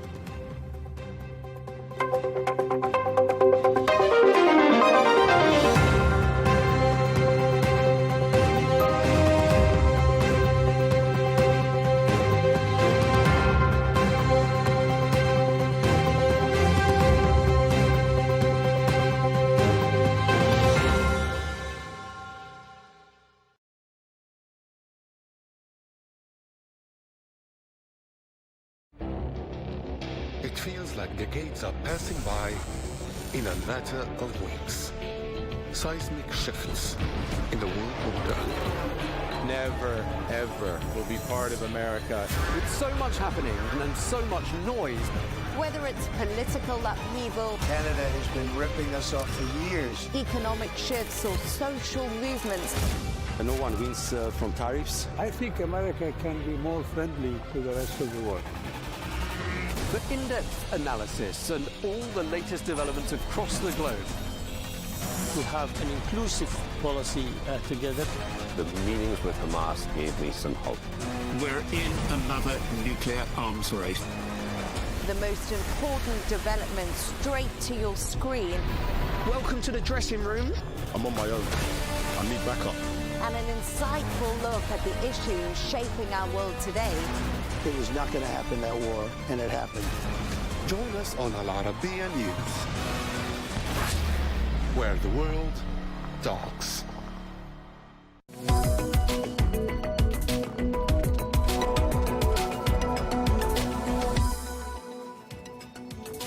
Hello and welcome to this special edition of the Real Deal Plus here on Al Arabiya English. I'm Tom Burges Watson. Now, Formula E is the world's first all-electric world championship, bringing together high-speed racing and cutting-edge technology. Well, now in its 12th season, the series has just made history as the first sport ever to achieve B Corp certification, underlying its commitment to sustainability and innovation. Well, with the championship in Jeddah for the E-Prix, we're joined now by the CEO of E-Prix, Jeff Dodds, to talk about the future of electric racing and what it means for Saudi Arabia and the world. Jeff Dodds, thank you very much indeed for joining us here on Al Arabiya English. I'd like to ask you, first of all, what makes racing in Jeddah and in particular in Saudi Arabia so special for Formula E? Tom, well, first of all, thank you for having me. Delighted to be on the show. We've raced in Saudi, I think, since 2018. So we've been coming here for a while, but we previously raced in Diriyah, Riyadh, and we only moved across to Jeddah last year. So even between those two locations in Saudi Arabia, it's been incredibly different. The kind of pure street circuit in Riyadh with the sand blowing across the track and making it very difficult for the cars, to this incredible purpose-built facility here in Jeddah on the Corniche. So we come here, the weather's perfect, It's always, the hospitality is always wonderful, and the setup here, the road circuit here, is incredibly fast and incredibly technical. So it's a real favourite of our drivers, and seems to set up very well for our style of electric racing, which is very close combat, very sharp elbowed, and yeah, always delivers a really exciting race. I think last year the winner in the second race here went on to win the World Championship, so it's also a good indicator of who's likely to do well across the season. Okay, thanks for that, Jeff. I mean, how important is Saudi Arabia to Formula E and to your long-term growth prospects? We've been racing here for a long time. The Saudi partners have been incredibly important to us. So we have sponsors that are Saudia, the airline, SABIC, the chemical company, and the PIF, the Public Investment Fund of Saudi Arabia. So we're well supported by not just the businesses in Saudi, but also by the Saudi government here, who allow us to come and race on this incredible circuit. So we've had many enjoyable years here, and our hope would be to have the Kingdom of Saudi Arabia as part of our race schedule for many, many years to come. So no, incredibly important part. It's also the first night race we do in every season. So we go from these kind of more traditional styles of Grand Prix, or E-Prix as we call them, to this first night race, which is two races on Friday and Saturday night in Saudi, at night, with the drones and the fireworks and this incredible backdrop here. So it marks a real spectacle in the calendar for us. Yeah, I mean, sort of made for television, isn't it? And you've got a night race in Tokyo coming up as well, haven't you? Yeah, so Tokyo's a really interesting city, Tom. So Tokyo only ever closes the city for one other sporting event, which is the Tokyo Marathon.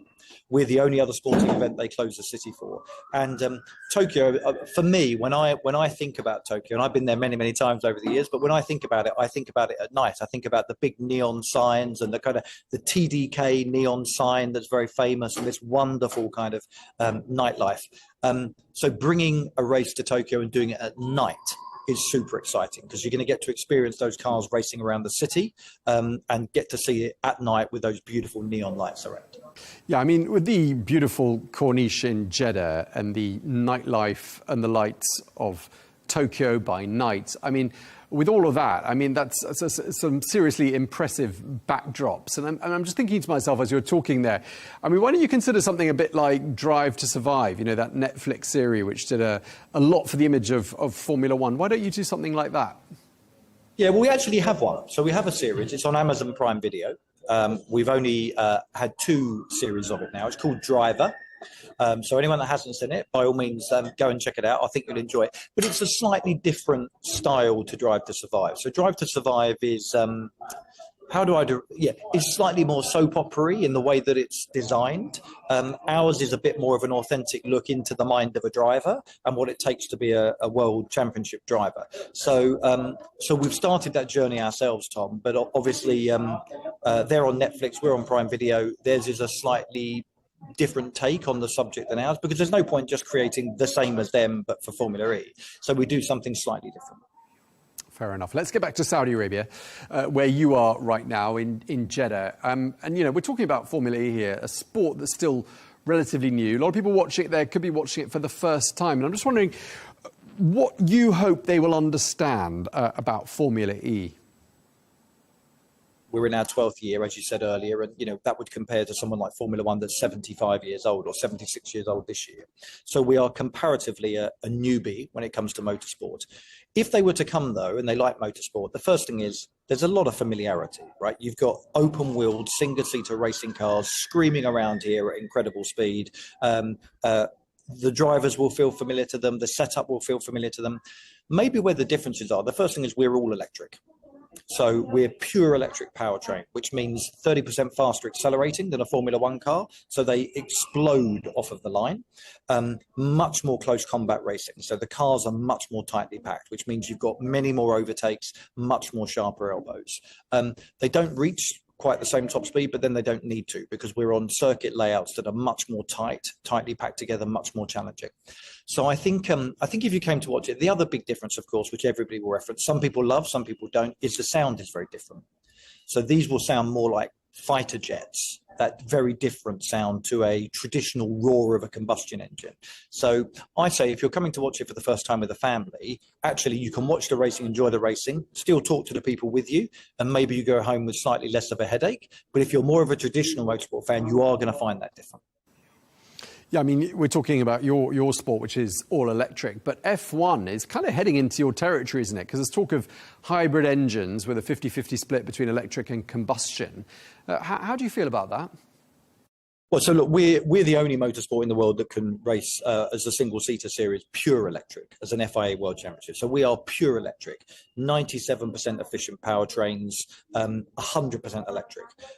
Formula One are, I mean, I use this word, but I don't use it in a particularly negative way, but it's true. They're kind of combining and compromising with two technologies together. So they have combustion engine technology, so a combustion engine, and then they'll have a powertrain and a battery to allow them to have an electric element. They're 50-50 at the moment, half the power coming from combustion, half the power coming from electric. As a result of making that change, the cars are actually a bit slower, or likely to be a bit slower this year than they were in the previous regulation. But I think that's probably as far as they go, because if they wish to add more electric, because they can't get rid of the combustion engine, they're likely just to get slower and slower over time. So I think this is probably about the right mix for them in their eyes. But yes, you're right in a sense that we started as a street racing championship, and Formula One have been adding street races to their setup, and we're a pure electric racing championship, and they're adding more electric to their infrastructure. So maybe we should be a little more flattered by that, but yeah, they're certainly moving more towards this direction. Now, Jeff, I just want to ask you about something I was saying in the introduction, the fact that Formula E has just become the first sport to achieve B Corp certification. And I wondered, in simple terms, what does that mean and why does that matter? So it matters because sport is a relatively low bar when it comes to environmental and social sustainability. Formula E was founded not just to be an amazing motorsport, but also to support the energy transition towards electric vehicles, but also to show that sports can also be sustainable properties. So under the old definition, we have been net zero from day zero. So the focus on sustainability here is built into the way that we run a business. When I arrived just under 3 years ago, my challenge to the team was, we were talking about being the most sustainable sport in the world and the most socially, #1 ESG sport in the world, but sport shouldn't be our benchmark, because sport notoriously is not that high in terms of its watermark. So to become a B Corp, and there's only 9,000 companies in the world that are B Corps, you really have to go through an incredibly intensive audit process, and it looks at every facet of your business, not just the core business, but how you work with your staff, how you treat your fans or your customers. It looks at every part of it. So to achieve that status and that certification is incredibly hard, but it's a very good discipline to go through for a business that prides itself on being sustainable. So we rewarded it very recently. We announced it just a few weeks ago, and it's an incredible testament to every member of the team here that makes sure everything we do in this business is as sustainable as possible. Okay, now, Jeff, just picking up on what you were saying there, I mean, it echoes something else you've said, which is that Formula E is a bit like a living laboratory. And I just want to know whether, what happens on the racetrack. Does it really affect electric cars, the cars that people drive in the real world? And have you had any sort of energy storage or other kind of breakthroughs as part of all of that? Yeah, so look, because we're relatively new technology, so the combustion technology is roughly 130 years old. So it's been in cars for a very, very long time. So any real benefits that can come out of that technology have largely been extracted. Battery electric vehicle technology is really only about 15 years old in terms of being on the road. So we're still unlocking benefits to that technology very, very, particularly in things like batteries. So the stories are not ours, but the stories belong to the individual manufacturer teams that are in this championship. So whether it's Porsche or Jaguar or Nissan or Stellantis, it's Mahindra, it's them that are unlocking the benefits. And you could talk to someone like Jaguar. Jaguar tell a lovely story of, they discovered something in the way that the software worked between the battery and the powertrain on the racetrack, that they were able to update their road cars over the air with that upgrade in the software. And almost overnight, I think you had, it unlocked kind of 20, 30 kilometers more battery availability and range from something they learnt on the racing track. If you look at the new Porsche Cayenne, for example, the new all-electric Cayenne, it is stuffed full of incredible technology, a lot of which has been developed here in their racing program. So yeah, we're very much still seeing tech move its way from the racetrack into the road cars of our manufacturers. Okay, let's talk a bit about Saudi Arabia as a venue and a place to stage an event like this. I mean, what's it like organising something in the kingdom as opposed to in Europe or the US, especially when it comes to regulation? Well, all I can say is from our side, it's very straightforward, but that's possibly because we work with a local business here called CBX.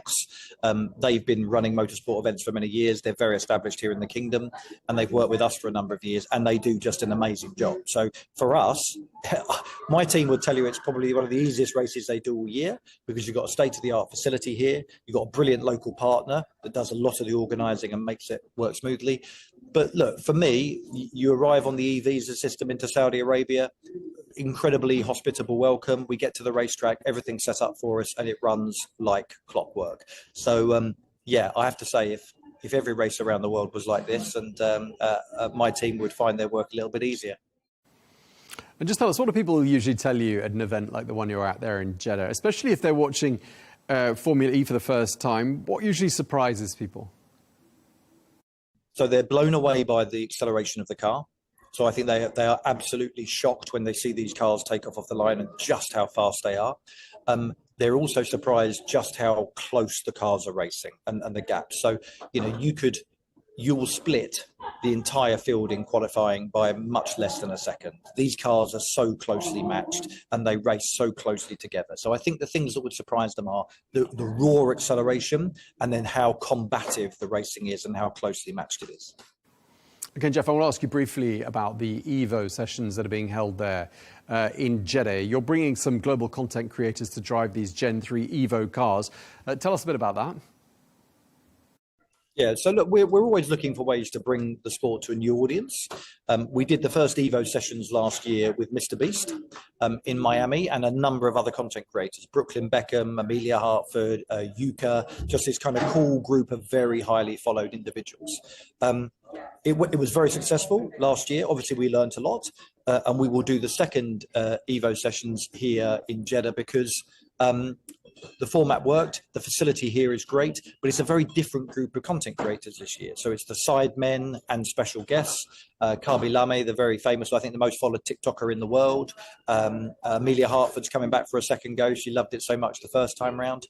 But yeah, different group of creators, and they will take this product to their fan base, to their followership, and hopefully it brings us a new group of fans as a result of it. That's exactly what happened last year.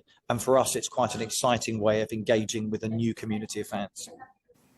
Okay, Jeff, and just lastly, to wrap up this conversation, what sort of general direction is Formula E heading in? And where do you see it moving ahead and positioning itself within the wider world of global motorsport? So we're a sports entertainment product. That's the first thing. So we're of course a world champion of sport, a very serious sport, but we recognize sport and entertainment do not need to be different things. They're not mutually exclusive. Each generation of our car gets faster and faster. So the Gen 4 car, which will be launched later this calendar year, will be 70% more powerful than the current car, much higher top speed, much lower lap times. So the direction of travel around the car is to get faster and faster. Obviously, we're looking to continue growing fan base and media audience and to attract new fans, new manufacturers, new teams over time. So look, we're on a very steep upward trajectory. I think we're the second most successful sport launched this century after the IPL, the Indian Premier League, the cricket league, obviously massively popular in India. Yeah, but we're riding the tailwind of electrification. So we also expect, I think there'll be between 15 and 20 electric vehicles sold this year around the world. By 2030, the forecasts say that should be between 30 and 40 million. So we ride this tailwind of electrification.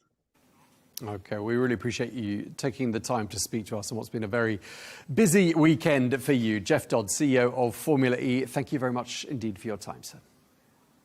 Yeah, absolute pleasure. Thank you very much. Thanks for having me. Okay, and thank you very much indeed to you for joining us for this special edition of The Real Deal Plus here on Arabiya English. Do stay tuned.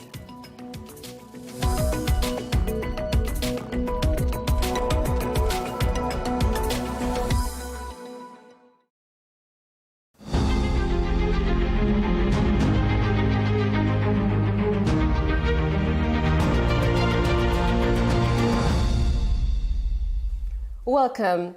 Joining us now on Al Arabiya is UK Trade Minister Chris Bryant, visiting Saudi Arabia. Your Excellency, welcome to Saudi Arabia, and it's an honor to have you here with us today. It's an honor to be in Riyadh. It's my very first time. Welcome. So let's start with the big picture. How would you describe the current state of trade relations between the United Kingdom and Saudi Arabia? It's a very strong relationship. I mean, it's a relationship between people in the end, but we have a very strong trade in goods and in services. It could be stronger. It rose to 17 billion pounds of trade between our two countries last year, which is up 2% on the year before. And as part of the GCC, the Gulf Cooperation Council, which is now standing at 57 billion pounds a year, it's a very significant chunk of that deal. So it's strong, but could be stronger. It is strong. Where do you see the biggest opportunities right now, Your Excellency? Which sectors hold the greatest potential for expanding the trade and investment between our two countries? So trade and investment, these are two different things in a way. And there's roughly 101 billion pounds of Saudi investment in the UK in all sorts of different sectors. That's very strong. We also have investments in Saudi Arabia. Last year, our Chancellor of the Exchequer was here, and she was able to launch £5 billion worth of investment from the UK Export Finance Fund, which is part of our government investment here in Saudi Arabia. We have 8 key industrial sectors where we think that we are particularly strong, and we want to build our trade with Saudi Arabia. So starting with clean energies, with advanced manufacturing, with the creative industries, and of course we are very good at finance. That's one of the things that we sometimes leverage into Saudi Arabia as well. So financial services, one of the areas that we want to build on. Yeah. So, Your Excellency, you are in the kingdom at a critical time. What message does this visit send about the UK's government's commitment to strengthening its economic partnership with Saudi Arabia? We are very keen to build on our relationship. I'm not the only person coming from the governments in the UK over the next few months here to Saudi Arabia. We've had several ministers in the past few months, and there will be more coming on later this year. I've been quite directly engaged with Minister, His Excellency Dr. Majid Al-Kasabi, for some time, because we've been looking at our Great Futures campaign, which we had our second round in September in London. We're looking to another round of that later on this year, trying to expand trade. But it's not just a trade relationship. It's also a defence and security relationship. We want to build on the number of international tourists that come from the UK to Saudi Arabia and Saudi Arabia to the UK. We've seen large numbers of young Saudi Arabians coming to the UK to train in hospitality services and to come back and work here in the growing tourism industry. Yeah. So let's talk numbers.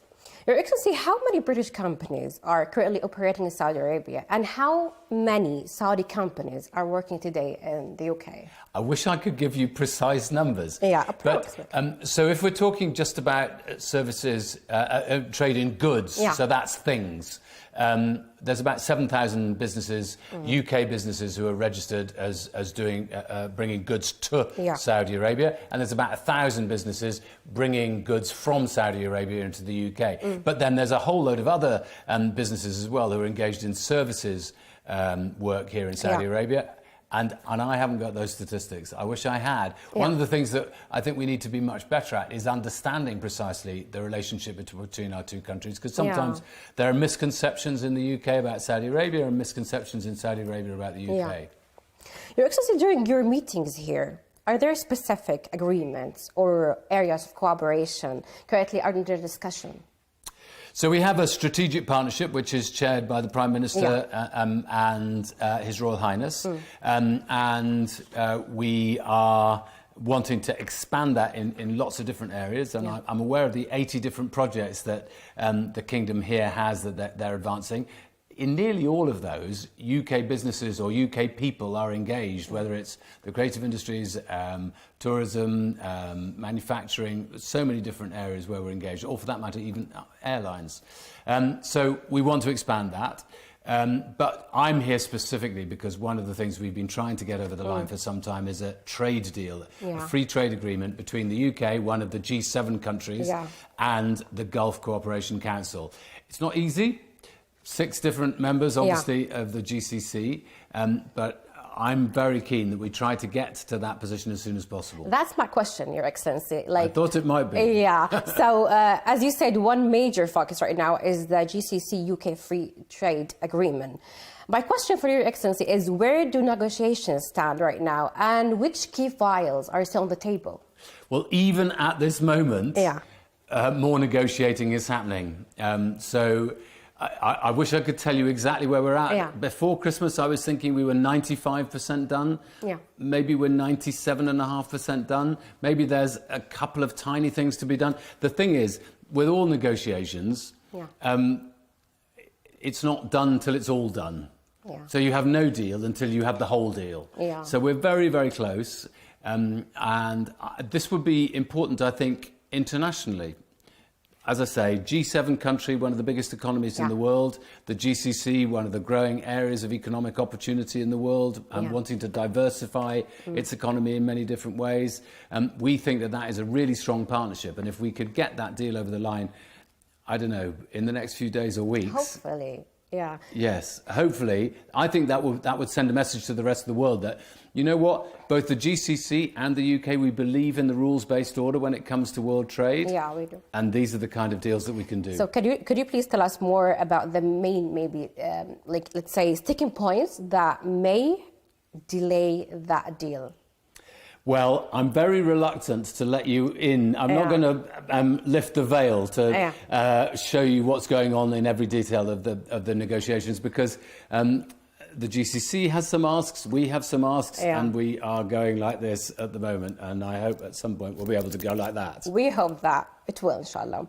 So definitely, inshallah. As you said, is there? Let's say if there is a realistic timeline, you hope that the deal is finally will be done. Like specifically, can you give us maybe soon? Soon. I wish like very soon. When politicians say soon, sometimes it doesn't mean anything. I know, and I had hoped that we would have got this done by Christmas.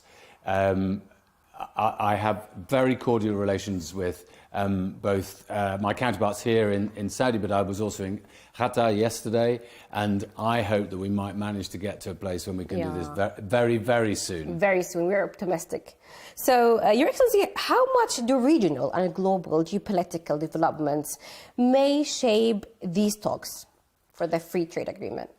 So trade, in one sense, stands on its own. Yeah. You know, I've got milk, you've got eggs, somebody else has got flour, and if the three of us trade together, we can all make pancakes. So you would hope that whatever happens in the world, you can still continue to trade.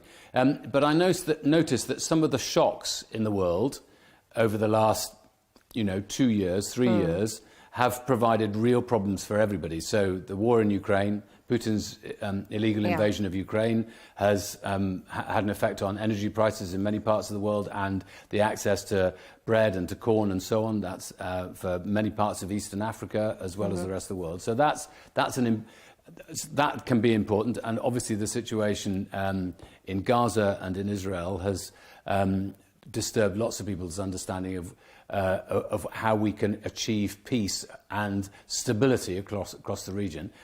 Peace and stability is always good for trade. But I'm the trade minister, I'm not the peace minister.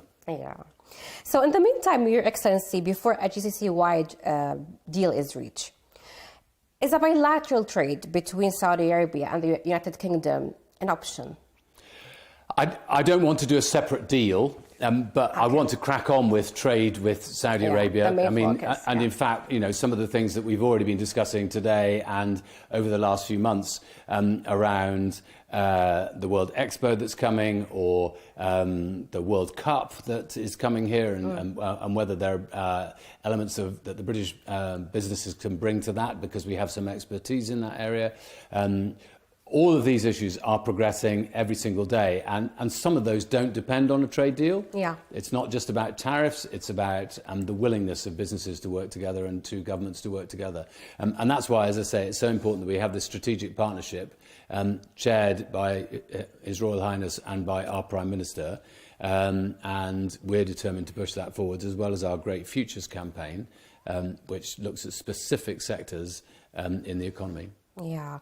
At a time of global economic and geopolitical uncertainty, Your Excellency, how can the UK and Saudi Arabia work together to strengthen supply chains and support global trade stability? So in a few weeks' time, we will have the World Trade Organization big ministerial meeting in Cameroon. Yeah. And I think the whole of the Gulf, and in particular Saudi Arabia, has an important role to play in that, because as I was saying to my counterpart earlier today, we believe in the rules-based order. We believe that you can't just have chaos. It doesn't work for anybody. And in fact, if you lost the World Trade Organization, or if it sort of fell into disrepute and into disrepair for the future, the danger is that that would affect many countries such as ours in a way that would undermine our future prosperity. So we need to do that. We also need to make sure that, in relation to critical minerals, for instance, that there are supply chains that enable the diversification of the economy here in Saudi Arabia, as well as in the UK. Just one tiny issue: the access to lithium around the world for electric vehicles. Is a really important part of enabling green technologies, which is one of the areas where Saudi Arabia and the UK, I think, have an opportunity to build more work. Your Excellency, building on that, so why don't we just warm up our talk with a message from you to Saudi and British investors on our future together, our trade future together? So there are so many ways in which we have been such long-standing partners. There are so many aspects of the world that we see in a very similar way, even though we might have lots of cultural differences about the way we approach work and so on. But the fundamental truth is that the relationship between Saudi Arabia and the United Kingdom is based on trust. That's right. Long-standing trust. I know our king, for instance, has been to Saudi Arabia many, many times, has many friends here. And of course, many Saudis have friends and relatives who studied in the United Kingdom and have done so and come back to Saudi Arabia and been able to found businesses or progress in their careers because of the experience that they had training in our system. And of course, we both have legal systems that we know that we can trust. Thank you so much, Your Excellency, for your time. It's an honor to have you here with us today. Do you mind if I just say one other thing? Yeah, sure. So I think sometimes if you just look at social media, you might get a terribly wrong impression about the United Kingdom. The truth is that crime has fallen in recent years in the UK. London now has the lowest murder rate it's had for 5 decades. Yeah. People are safe in London, and we recently, the Metropolitan Police recently had a big campaign against mobile phone theft, and they've managed to seize a big gang. And I just look at some of the social media, and you would think the UK and London are troubled. Yeah. We're not. We're a very stable, safe country. And I know that Saudis often worry about the false impression of Saudi Arabia that is given in other countries as well. And so I would just say to people, you're safe in the United Kingdom, your investment is safe in the United Kingdom, business is safe, we are open for business. Thank you so much. We do love your country, and Saudi Arabia has a great relation with your country. Thank you so much, Your Excellency. Thank you very much. Thank you.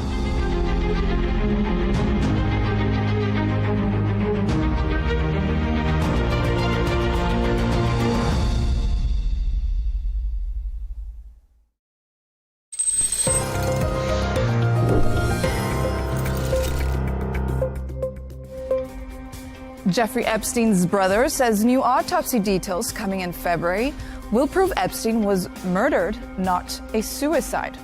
Epstein, the convicted sex offender, died in his New York jail cell on August 10th, 2019, while awaiting trial. His death was officially ruled a suicide. His brother Mark Epstein identified the body and has questioned the ruling ever since. What does that tell us about this? Oh, it's a scary thought that you could be killed in prison by the government. Mark claims there's evidence of murder. He even hired former NYC chief medical examiner Dr. Michael Baden, who said the injuries point to homicide rather than suicide. Never seen 3 fractures like this in a suicidal hanging. Going over 1,000 jail hangings, suicides, in the New York City state prisons over the past 40, 50 years, no one had 3 fractures.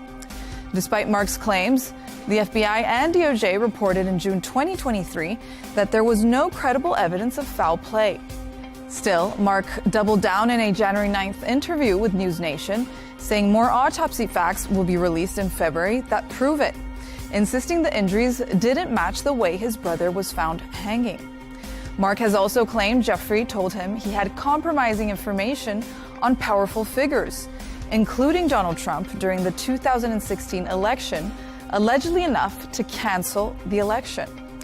In a recent December 2025 interview with Chris Cuomo, Mark went even further, suggesting Trump could have been involved in his brother's death. You really believe that Donald Trump is capable of having your brother murdered to spare himself embarrassment? Absolutely. Based on what? From meeting him years ago and just watching his performance the last 20 years. Seeing he doesn't seem to have a limit on what he would do to help himself. Now, a vocal critic of the Justice Department's investigation, Mark says he won't show his face publicly due to safety concerns. His continued claims and the promised new autopsy details are reigniting debate and conspiracy theories surrounding one of the most controversial deaths in recent history.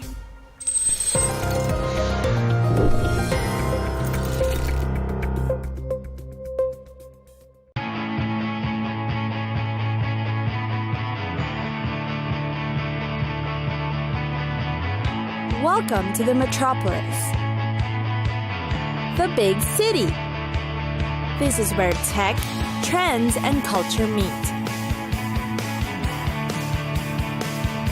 Meet the people.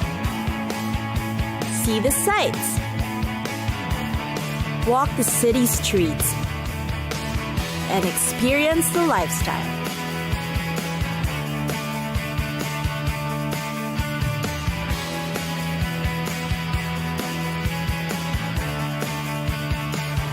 This is your first-class ticket to the cities of the world.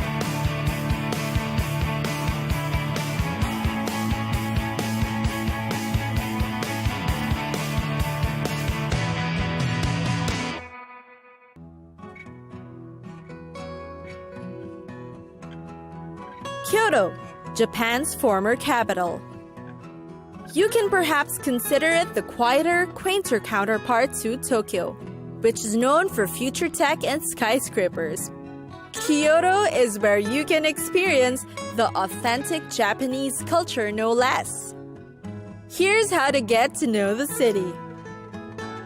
First are the temples. The city is famous for its beautiful temples, and there are a lot of them you can visit. Kyoto, in fact, is called the City of 10,000 Shrines. The Kinkakuji, the Golden Pavilion, is perhaps the most notable one. It is considered Kyoto's most celebrated landmark. It has gold leaf walls that reflect the peaceful ambiance around it, in the middle of a park of cherry trees. Next up is the Fushimi Inari Shrine, which is worthy in your must-visit list too. It is dedicated to Inari, the god of rice and business. You'll find it at the foot of Mount Inari, with woodland paths leading up to the mountain. Indulge in the breathtaking city views while you're at it too. Walk around the historic district called Higashiyama. This is where you'll find Kyoto's traditional wooden architecture. You can buy local crafts and feast on food stall snacks. What you won't find here are elements that symbolize the 21st century lifestyle, such as telephone cables and poles. Quite interesting. And then there's the Philosopher's Walk. This is named after the 20th century philosopher Nishida Kitaro, who liked to stroll down the lane. The walk actually runs between the Ginkakuji, the Silver Temple, actually made of wood, and Nanzenji Temple. Walking through it will take about half an hour, but worth it especially during cherry blossom season. Delicate pink flowers are sometimes thrown over the canal. Last but not least is Kiyomizudera. This place is considered the star attraction of the Higashiyama district.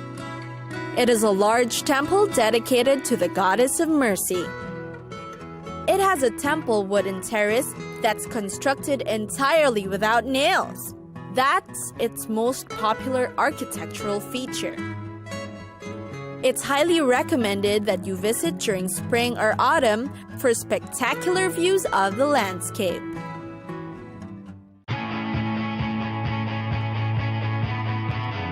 It's time for us to go. Pack your bags and get your tickets ready. And we'll see you on the next destination. Catch us again next time on Cities of the World.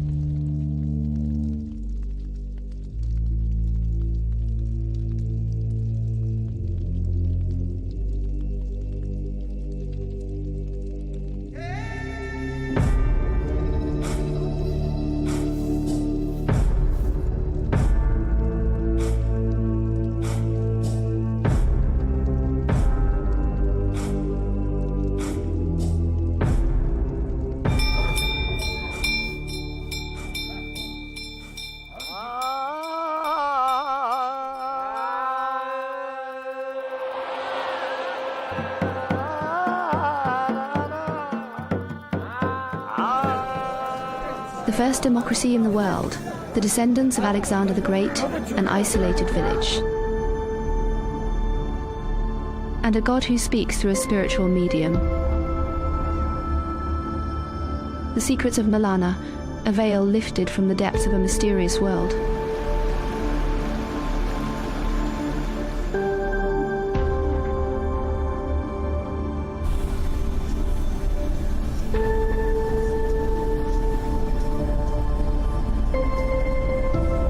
The village of Malana, nestled in the enchanting Himalayas, sits at a high altitude of about 2,652 meters above sea level in India's Himachal Pradesh state, surrounded by breathtaking beauty.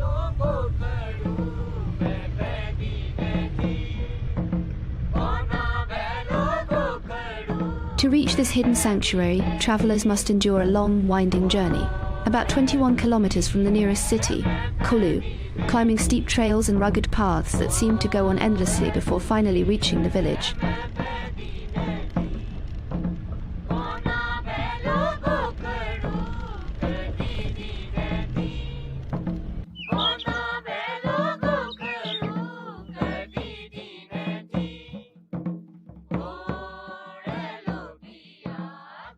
Tourists endure great hardship to reach this village due to its remote location, which modern transport cannot access.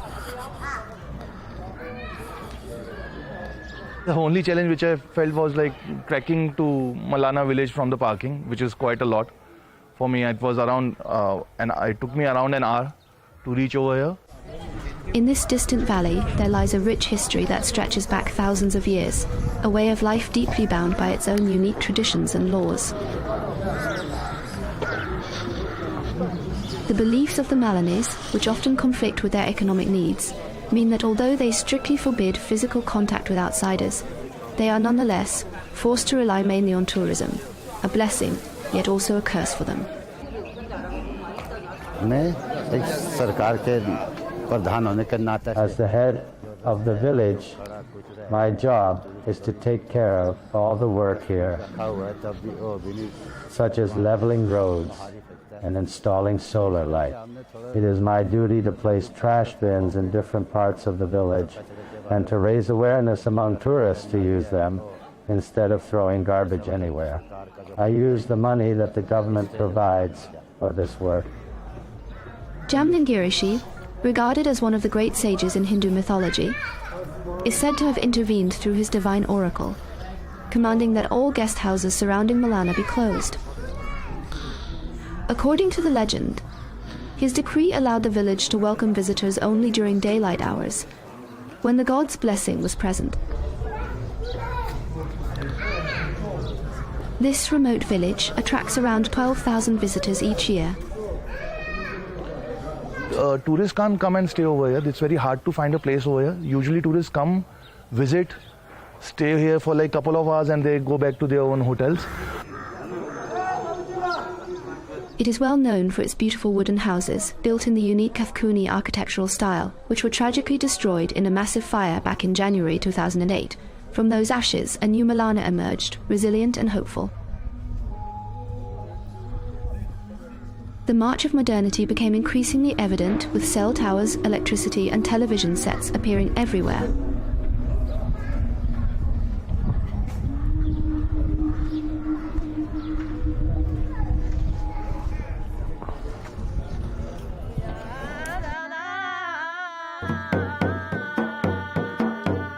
Throughout Himachal Pradesh, people will tell you that the residents of this ancient village, known for their deeply rooted customs, avoid even the lightest physical contact with outsiders. They remain cautious and distant, especially when it comes to any direct touch. The children of the village do not hesitate to hug or shake hands. But most of the people here still firmly uphold the rule of no physical contact with foreigners.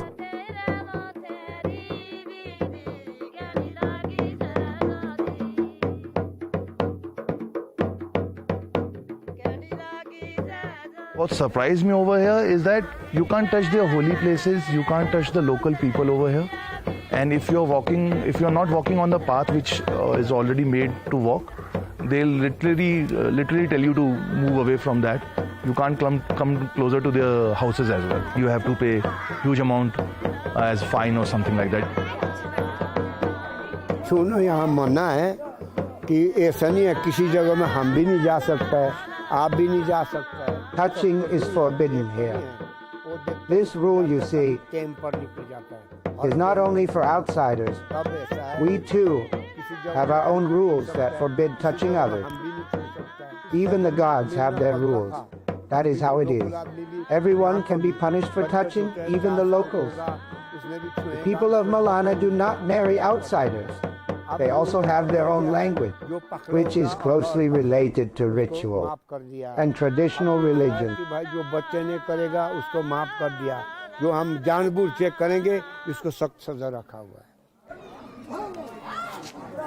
The people of Malana do not marry outsiders.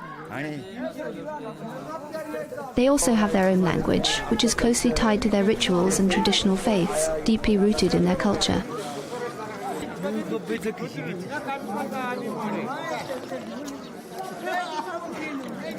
The people of Malana speak a sacred tongue known as Kanashi, a language never taught to outsiders, whispered only within the village itself.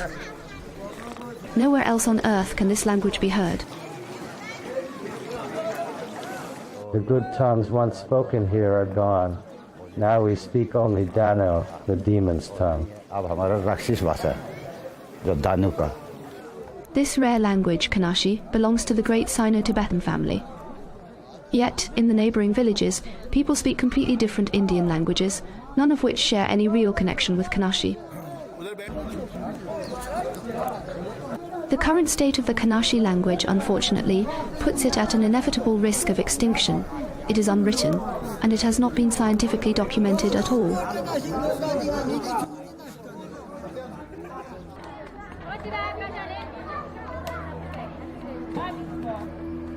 The people of Malana are distinguished by their light brown hair and eyes. Their noses are long. Their skin is wheat-coloured. They resemble the inhabitants of the Mediterranean basin more than those who live in Himachal. Many stories and legends surround this mountain village. One ancient tale tells how soldiers from Alexander the Great's army sought refuge here in 326 BC, wounded after fierce battles with King Porus, ruler of what is now Punjab in India. Their memory still lingers in the myths of Malana. It is said that these soldiers were the ancestors of today's Malana people, warriors who, after fierce battles long ago, chose these mountains as their final refuge. Artifacts found in the village seem to echo that legend. Yet, there is no study which confirms a link to Alexander's army, and many locals simply call it an old tale. ये जो है जो सिकंदर का जो फौज था ना वहाँ का कोई It is not true that a man came here. It isn't true that a man named Alexander came here. We are and have always been the sons of Jamadagni, Rishi, nothing else. All that is a lie. There is no lineage of Alexander here. We come from Balkan, Rangri, Lugai, and Shela, and Kulu has its lineage too. It makes no sense for there to be a link to Alexander. In fact, Alexander's descendants also came, but none of them remained as we wiped them out.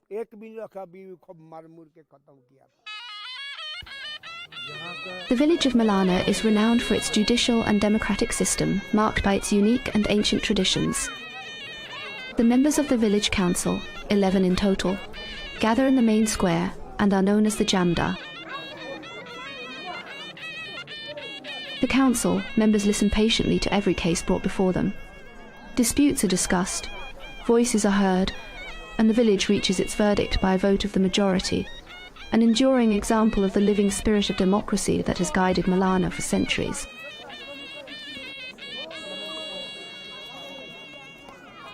This scene reflects the village's adherence to its own laws and its independence from India's formal judicial system.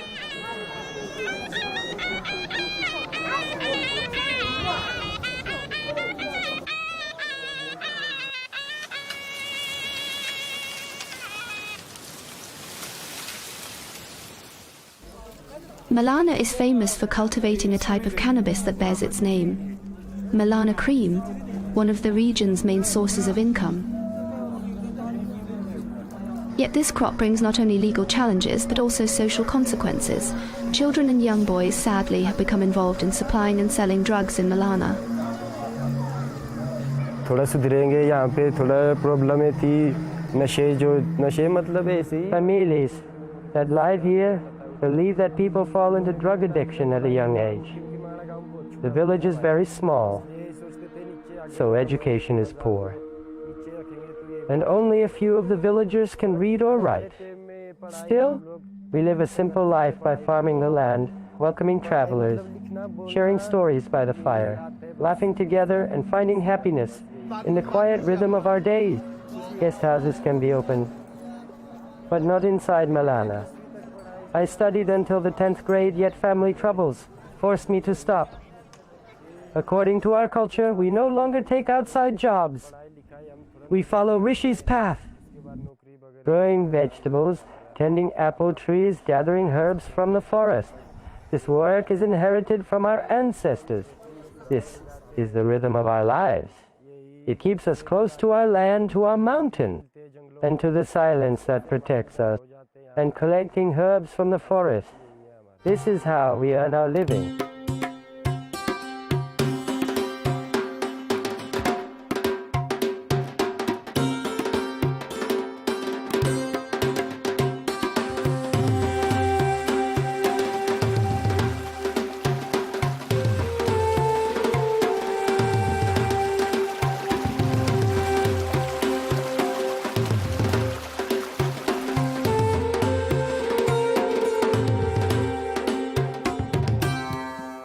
Here, women work more, and men work less. Women do many tasks like collecting honey and going to the forest to gather earth.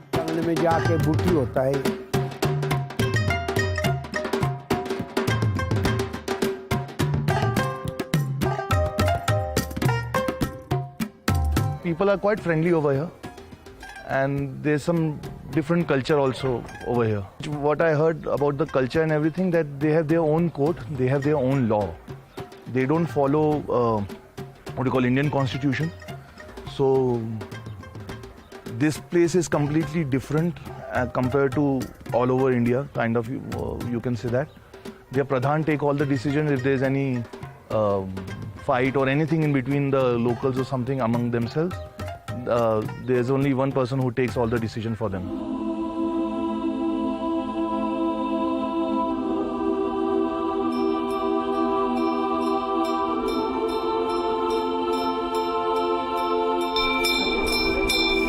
The unique democratic system practiced in Malana is considered one of the oldest in the world. It closely resembles the model of ancient Greece. It consists of two councils, a lower and an upper house, where matters are discussed carefully.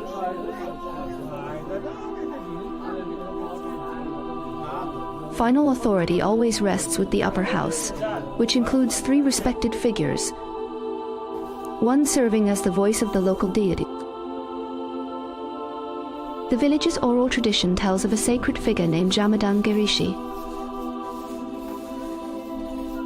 He lived in this mountain village centuries ago, known for his wisdom and deep contemplation. He is believed to have helped establish the laws and customs that the people of Malana have followed through the ages.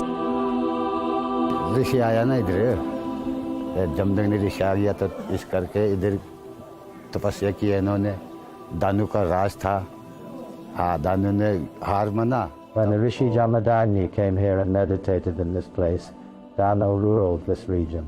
Danu agreed to hand the village over to Jamadagni. In Hindi, we call him Jamadagni. We call him Jamlu. 2 brothers first came and ruled here. After that, their number grew to 100 people. And now, there are many. बात और भी आते आते आते आते तब इधर पूरा गाँव बस गया. यहाँ का कल्चर अलग ही है. The story of Jamdan Girishi forms an inseparable part of Malana's rich cultural heritage. New generations are constantly reminded of the importance of wisdom and a deep reverence for history and tradition. This divine figure truly symbolizes a guiding spirit within Malana's unique system of governance. This political framework, indeed, has raised many questions among researchers and visitors alike, who often struggle to understand how such an advanced form of governance can exist in this remote, yet peculiar village. Jandamji Rishi, he worshipped Shivji for a long time, and Shivji came and gave Vardhan to Rishiji to stay here or something like that. It was there. That drew my attention. And if you can see, there's behind there's a railing which ground is there. So they said that Rishiji used to worship over here.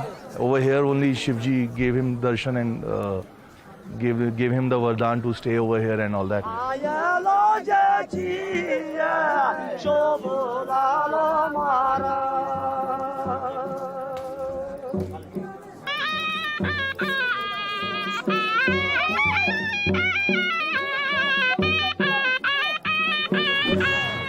There's some festival today for which I came.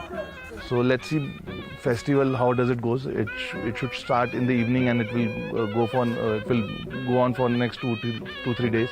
They dance and all that, and they do prayers and all that.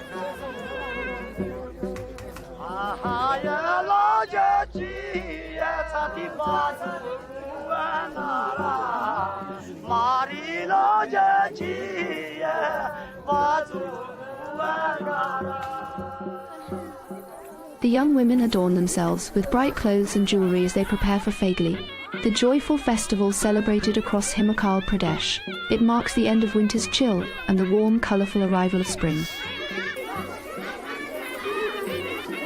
It is an important and colourful celebration of music and traditional dance that unites the community.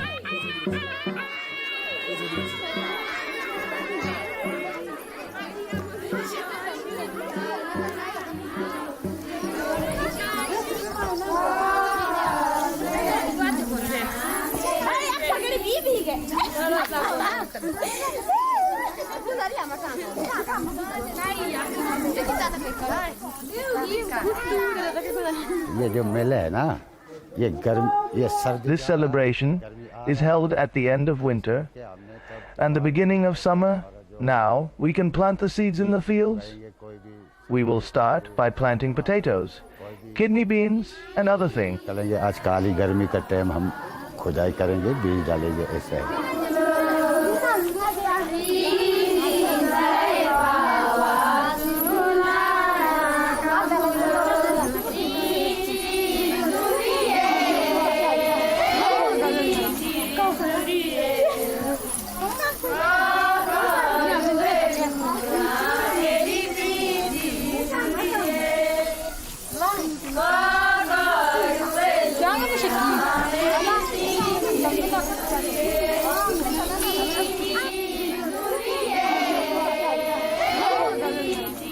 Girls will come from all the villages wearing their best dresses.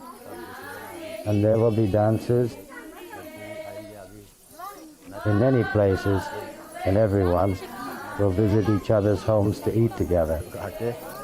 Aaj ladki mele hai.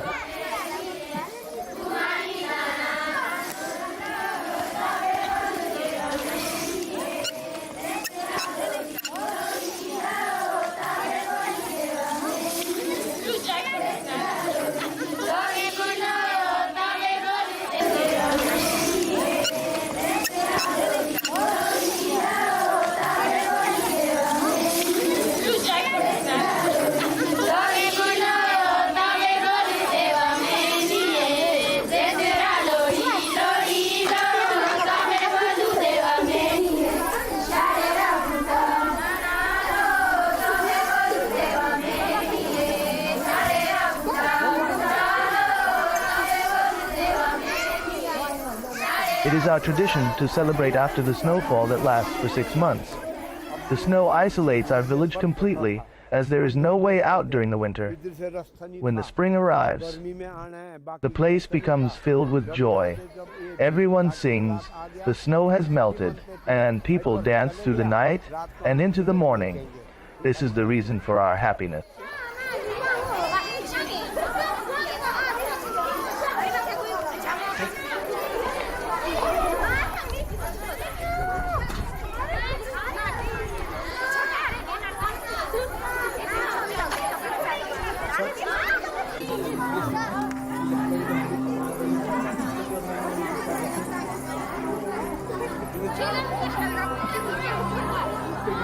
I guess the village has to take care of the things. There are lots of garbage on the entrance of the village, and there are lots of stuff is scattered over here and there. So I guess it can get much better. They can clean it properly.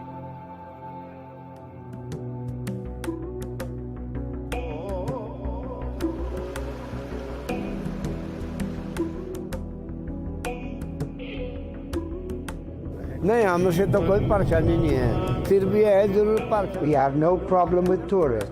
The only problem we face with them is that when they come here, they throw litter on the road like chocolate wrappers, biscuits, and empty bottles.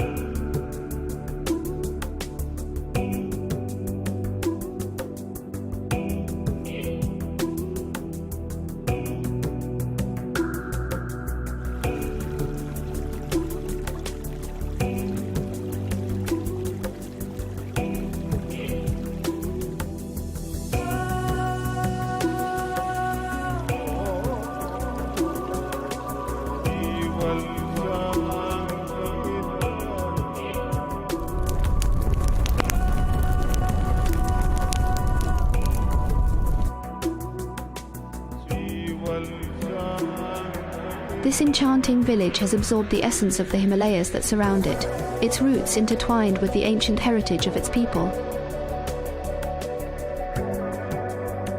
Despite warnings against foreigners and the strict rule of no physical contact, the village radiates warmth. It remains a mysterious haven for many adventure seekers.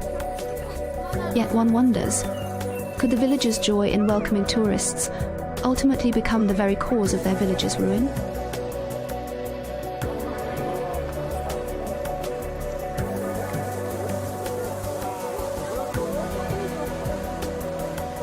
बस यहाँ पे future यही है अब future तो अब पहाड़ ही है ये फ्यूचर सब These mountains are our future because in the days to come they will remain beautiful. The world below us is not so good. Tourism is not welcomed here. What can we do? We are the sons of the wise, and it is our duty to carry on the work of the sages. बस अपना खाते जीते बस यही है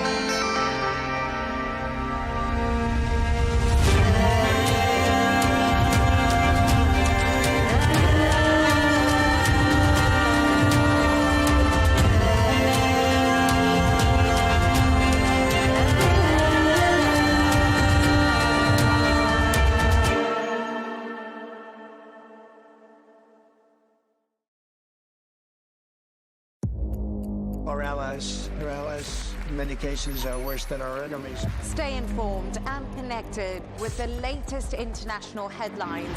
There obviously is a risk. From breaking news to in-depth analysis, it would appear that this war is coming to an end. Who buys this stuff? Investors, pension funds. we deliver the most important developments straight to your screen. Iran always wanted to deal with militia. Join us for compelling, expert-driven conversations. A curfew order has been established. And an insightful look at the issues shaping our world today. There are a lot of proposals about European architecture for security. I'm Leigh Ann Gerrans, and this is W News. We dealt with this when I was Chief of Staff in the first term. Where you don't just hear the headlines, you get the full story.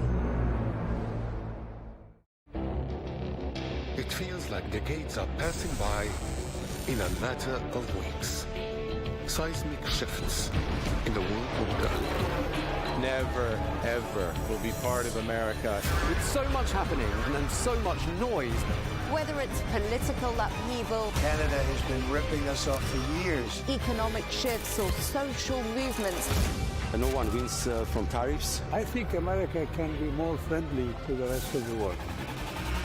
For in-depth analysis and all the latest developments across the globe. To have an inclusive policy together. The meetings with Hamas gave me some hope. We're in another nuclear arms race. The most important developments straight to your screen. Welcome to the dressing room. I'm on my own. I need backup. And an insightful look at the issues shaping our world today. It was not going to happen, that war, and it happened. Join us on Arabiya News, where the world talks.